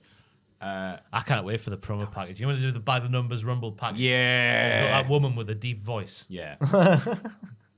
I wonder what the Read me to sleep at night. Number of Rumbles. I wonder what the biggest. Number of Rumbles that have been ruined by Shane McMahon. 1. Oh, if he comes back. He'll be fit about now, won't he? Surely after his leg fell Yeah, off. I yeah. hope he comes back and immediately gets re-injured. Oh, Here comes the money. I wonder what the biggest gap is between Rumble wins, Triple H or Batista? Triple H. Triple H, 2002, 16. 2016. Yeah, 14 years. Oh, yeah, right. I was going to say, when did he? Oh, yeah, there it is. Damn it, I can't think of anyone else other than Becky Lynch. No one else has had that right level of push. That doesn't have a title. I know. Who I don't think is going to win it. Maybe before. someone Yeah, from damn NXT. it. A very boring answer, but it's the one I've got. NXT? Lyra? She's already Lyra. The only person potentially Tiff Stratt. Tiffy. Tiff Stratt. Oh, that would be good. Yeah. Yeah. I'll say Tiff Stratt is the backup. Fallon will ride down on a horse. Everything gonna be Huzzah! alright. It is Everything I. gonna Be all Yeah, right. screw her. And the horse she rode in on. Yeah. That's What an a cup. expression. So, that's nice. Men's. Ben. Do you think Cody's going to do it? Do the double? Cody? No. You got Cody from that. Yeah. I think CM Punk will win. Oh, that's what you're going for. Last eliminating Drew. Oh, the other guy with the crap tattoos. I think Punk will win. Last eliminating Drew as well. Oh, it'd be great if that's But exactly what happens. I guess I'll go. Well, he said it though, so is that too obvious? Maybe it would be more dramatic if it was him and Cody at the end, because they both have stories to finish. Final 3 will be Cody, Oh, Drew, Punk doesn't have a story to surely, finish. yeah. Cody Maybe- Drew Punk. Punk just Maybe- got here. No, there's no way Punk's win the Rumble. Yeah, of course he is. No. 100%. Shut your Do you reckon? mouth. Who do you think the fourth final fought? Gunter? Rocky, baby. No. no. No way. Shane. Shamu. Bad Bunny. He might yeah. be in. That music's so fun. Yeah. Anyway, Yeah, I think Punk's winning the Rumble. yeah. Oh, 100%. Wow. I'm surprised you don't. Cody's got He elimination. just got here. So? I'm going with Cody. Oh, you silly man. Yeah. Wow. I've got to pick someone that's. If you're right, that's going to get clipped. Me going, you silly man. Yeah. Cody. I'm glad you went with. I think he's going to win because he has such ferocity and power, and it's not because I still have his posters on my wall. Jesus. Cody I never stop believing. Cody to face Seth. Versus the Rome. But The Rock just came back. So. That's Australia, that. man. Jinder's sorting him out. You've got all the jigsaw pieces, but I feel like you've... No. I'm just saying things now. No, Cody will take on Seth, then I guess. Yeah. Is it not going to be Rock versus Roman in Australia? I thought people were. I don't think Rock would do that. It's got to be at WrestleMania. They'll give him his own jet. We'll have to drink out of our straws, our paper straws, but he'll get his own private jet to But Australia. imagine... I don't know why I turned that into I was that. about to say, imagine... Whoa. I thought you were going with, like, we'll have to drink out of our shoes because we're in Australia, but, like. I was going to say, imagine them having Rock Roman and not doing it at WrestleMania, but they've done it with matches before, like Rock Cena. Reigns Cena. My brain got confused and I thought you were talking about a female wrestler called Roxina. Rock Cena. Who's Roxina? And the Shield Triple Threat never had it was just like a random B pay-per-view. Yeah, it was. That was Battleground. weird. Do you remember the Usos celebrating with Moxley because they were all on SmackDown, even though he just beat their cousin? Like, yay, Moxley, they got him on their shoulders. Different time. Weird time. So I'm saying Cody, you're saying Punk. Punk. I'm saying Punk. But should we throw out alternative ones? Drew. Grumpy Drew going, wow, it's the first time I've won a Rumble with people here to appreciate it.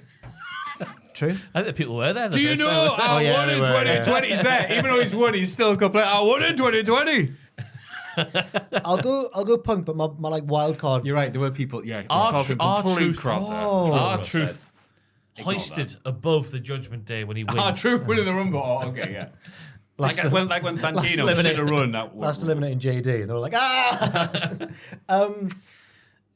I'll go my wild card pick, so Punk, but also Gunter. I'd love to see Gunter win, and I think Gunter Rollins would be a really good. IC champ? Nah. Or, it's just my wild card pick, Matthew. And Yeah, you're right, I think sorry. Rollins Gunter's a really good matchup for Seth. Actually, I think you get a really good match out of Seth. Cody will be my wild card pick because it's Science Shield delivered. Who's your wild card pick? Science Shield delivered. It's CM Punk. CM Punk. CM Punk Rollins. Yeah. Cody will go and do something Elimination Chamber to get a Roman Reigns at WrestleMania. Cody will just do something. Yeah, he'll win a chamber match or something. He signed it in Pepsi. No, Like, I reckon it'll be the other way around. Cody wins that, and then Punk goes, well, I guess I'll have to go to the chamber to be eliminated. no, it makes more sense for Cody to bravely battle through the. But Punk's just got here. Fuck, So? he's CM The Punk. brave return of Punk after one house show match with Dom. Oh, come on. To win the Rumble. That was 2 house show matches. With the actually, years, Matthew. Batista. I don't know if you know this about the Rumble, but anyone can win. It's an over You the know top what? rope. I'm changing my pick to the big show. Who's going to eliminate? He's so big. You're Over gonna see him. Femi. Oh! He's so big. Can the thumbnail just be him? Just people peeking out the back. Just be one of his. Two Rhea Ripley's on his shoulders. No, just be half of Obafemi's like chest. 'Cause Yeah. It's that big. He can't fit in the thumbnail. He's bigger than the Big Show. That Obafemi, yeah. Obafemi, yeah. CM Punk's now my wild card pick. Yeah, me too. Wow, yeah. The I'll final argue that four. logic. That was the fourth one. Obafemi, Yeah. Cody, Drew, Punk. Yeah. Our truth. Obafemi. 2 words. Yeah. But one name. But 2 words. 2 words, 3 syllables. Obafemi. But it's almost one name because I just remember Obafemi Martins Yeah. when he played for Newcastle. Oh, yeah. I reckon it's a good bet to say his real first name will be Obafemi. Possibly, yeah. Joel, could you firm this up for us, please? on it. But He's on NXT decided that's too complicated. We need to just be Obafemi. It might be. Like when Yoshitatsu. It's Isaac. Isaac. Oh, fair Isaac. enough. Oh, he's All a right then. clever boy. He knows about gravity when he's lobbing lads around. He used to be a shot putter. Of course he Of did. course. he did. That's why he was He's potting so the shots. big. He's 22. Yeah. No, he's Yeah, No, yeah. he's not. Think Is about. he? Yeah. It's class because He was think. born in 2001. Oh, Joel. Oh. He was born. He's going to win the Rumble at 22. He was Bloody hell. Born after the 2001 Rumble, presumably. Oh, God. Yeah, in May. Think how many years When's his birthday? We'll have to celebrate. 21st of May. 21st of May. He was born after WCW ended. Wow. How is he that big already? Do you think Obafemi knows what the total elimination is? Obafemi, there's so many years ahead of great Obafemi eras. Can't wait. Yeah.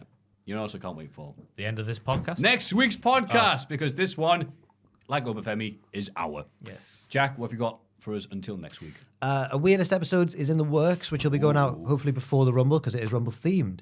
Also, Matches of the Month. I'm recording it literally shoot after this podcast, and that'll be out next week at some point. It's looking back at December. Sorry, it's late, but it was a busy period, and that's about it for now, I think. Lovely, mate. Ross, what you got? Knockout bracket about great Rumble matches with myself, just said already, Tim, yeah. and Jock. Send Tim with the email. And then myself, Tim, and Jock also did a thing looking at the contract expiration dates that are out there that happened this year. So then we looked at them and predicted where people will go. Like MJF will definitely leave AEW. He won't. He signed until 2027. Midway through recording that, I had a moment of clarity where I was like, "This is a really serious discussion. We're taking this very seriously." It's contracts. Oh yeah. Yeah. And there's a rise and fall of a certain coming out soon. Cody Rhodes. Yeah. Audio listeners, I did the old straight edge thingy. Oh, I didn't know he didn't drink. I've got a new Botchamania out. By the time, obviously, this podcast comes out, it'll be out. What number is it? What number? What number? 486. Jesus Christ. Although I don't see many people talking about the one on Twitter, but when someone quote tweets it, it's like, it's like Jesus Christ, 486. What are you gonna do for 500? Probably die. Cut up in a ball and never talk to me ever again. Wow. I've no idea. People are expecting great things. I'm like, can you not? You'll have to get a big name to do the intro for 500. Oh, bah. Femi. That's it. Is he on cameo still? All those Nathan Fraser. I was gonna get them all before they win the world title, and it's line them up. That's one we didn't see looking at cameos. That's actually really good. Hi there, guys. I said a joke, but now I'm like, yeah, okay. Oh, yeah. See you want that cameo will be like 20 minutes long. Oh God, And he'll just bitch that'll be the about video. He'll just bitch about you for 20 minutes. Yeah, I'll take that. You're standing behind me, aren't you? Oh. Imagine if Axiom was there. Anyway. I could just do a little PNG of like Axiom. I don't know. Oh, hello, Jill. buddy. We didn't do just that. We didn't do any Terrence and Phillip this week, sadly. Hello. Jill, what have you got for us apart from DMing women? Oh, my God. Yeah. Women plural. Slay Maffew. Drag him. Drag him, mother. No. But I am intrigued to see if Rebecca does get back in contact after the sparks were... Not after this. She really doesn't have to. It's fine. We're being really absolutely childish right now. Yeah. We're being dicks. And you are a mature person, which is why you're getting all No, the he's love, Joe. not. He calls his football team the cheeky lads. Yeah, they are pretty cheeky. Yeah. Oh, yeah, you're right. Ooh, what a hooligan. Thank you very much, Joe, for that answer. And thank you very much, Puppet Jack. What? Real Jack. Thank you. Ross. After, he's there. He's, Before me. he gets paid because he shows up. Joel and the lovely people who are going to go to Mailbag. Cultaholic. Oh, so close. You had it, man. I know. Cultaholic. No, mailbag at... You had it? Mailbag at cultaholic.com. It's all falling apart at the last bit. And patreon.com/cultaholic for your Hall of Fame needs. Thank you very much for joining us. We'll see you next week. We're now going to point at this and yell Obafemi really loud. So Oh my God, no, because Ross can shout loud and it's going to be horrible. Should we all scream it? No. Yeah. No, they're all podcast I'm listeners. scared. I'm Everyone, scared. no, we'll face away from the mics. Oh, okay. Just face the TV. On a count of 3. 1, 2, 3. Obafemi!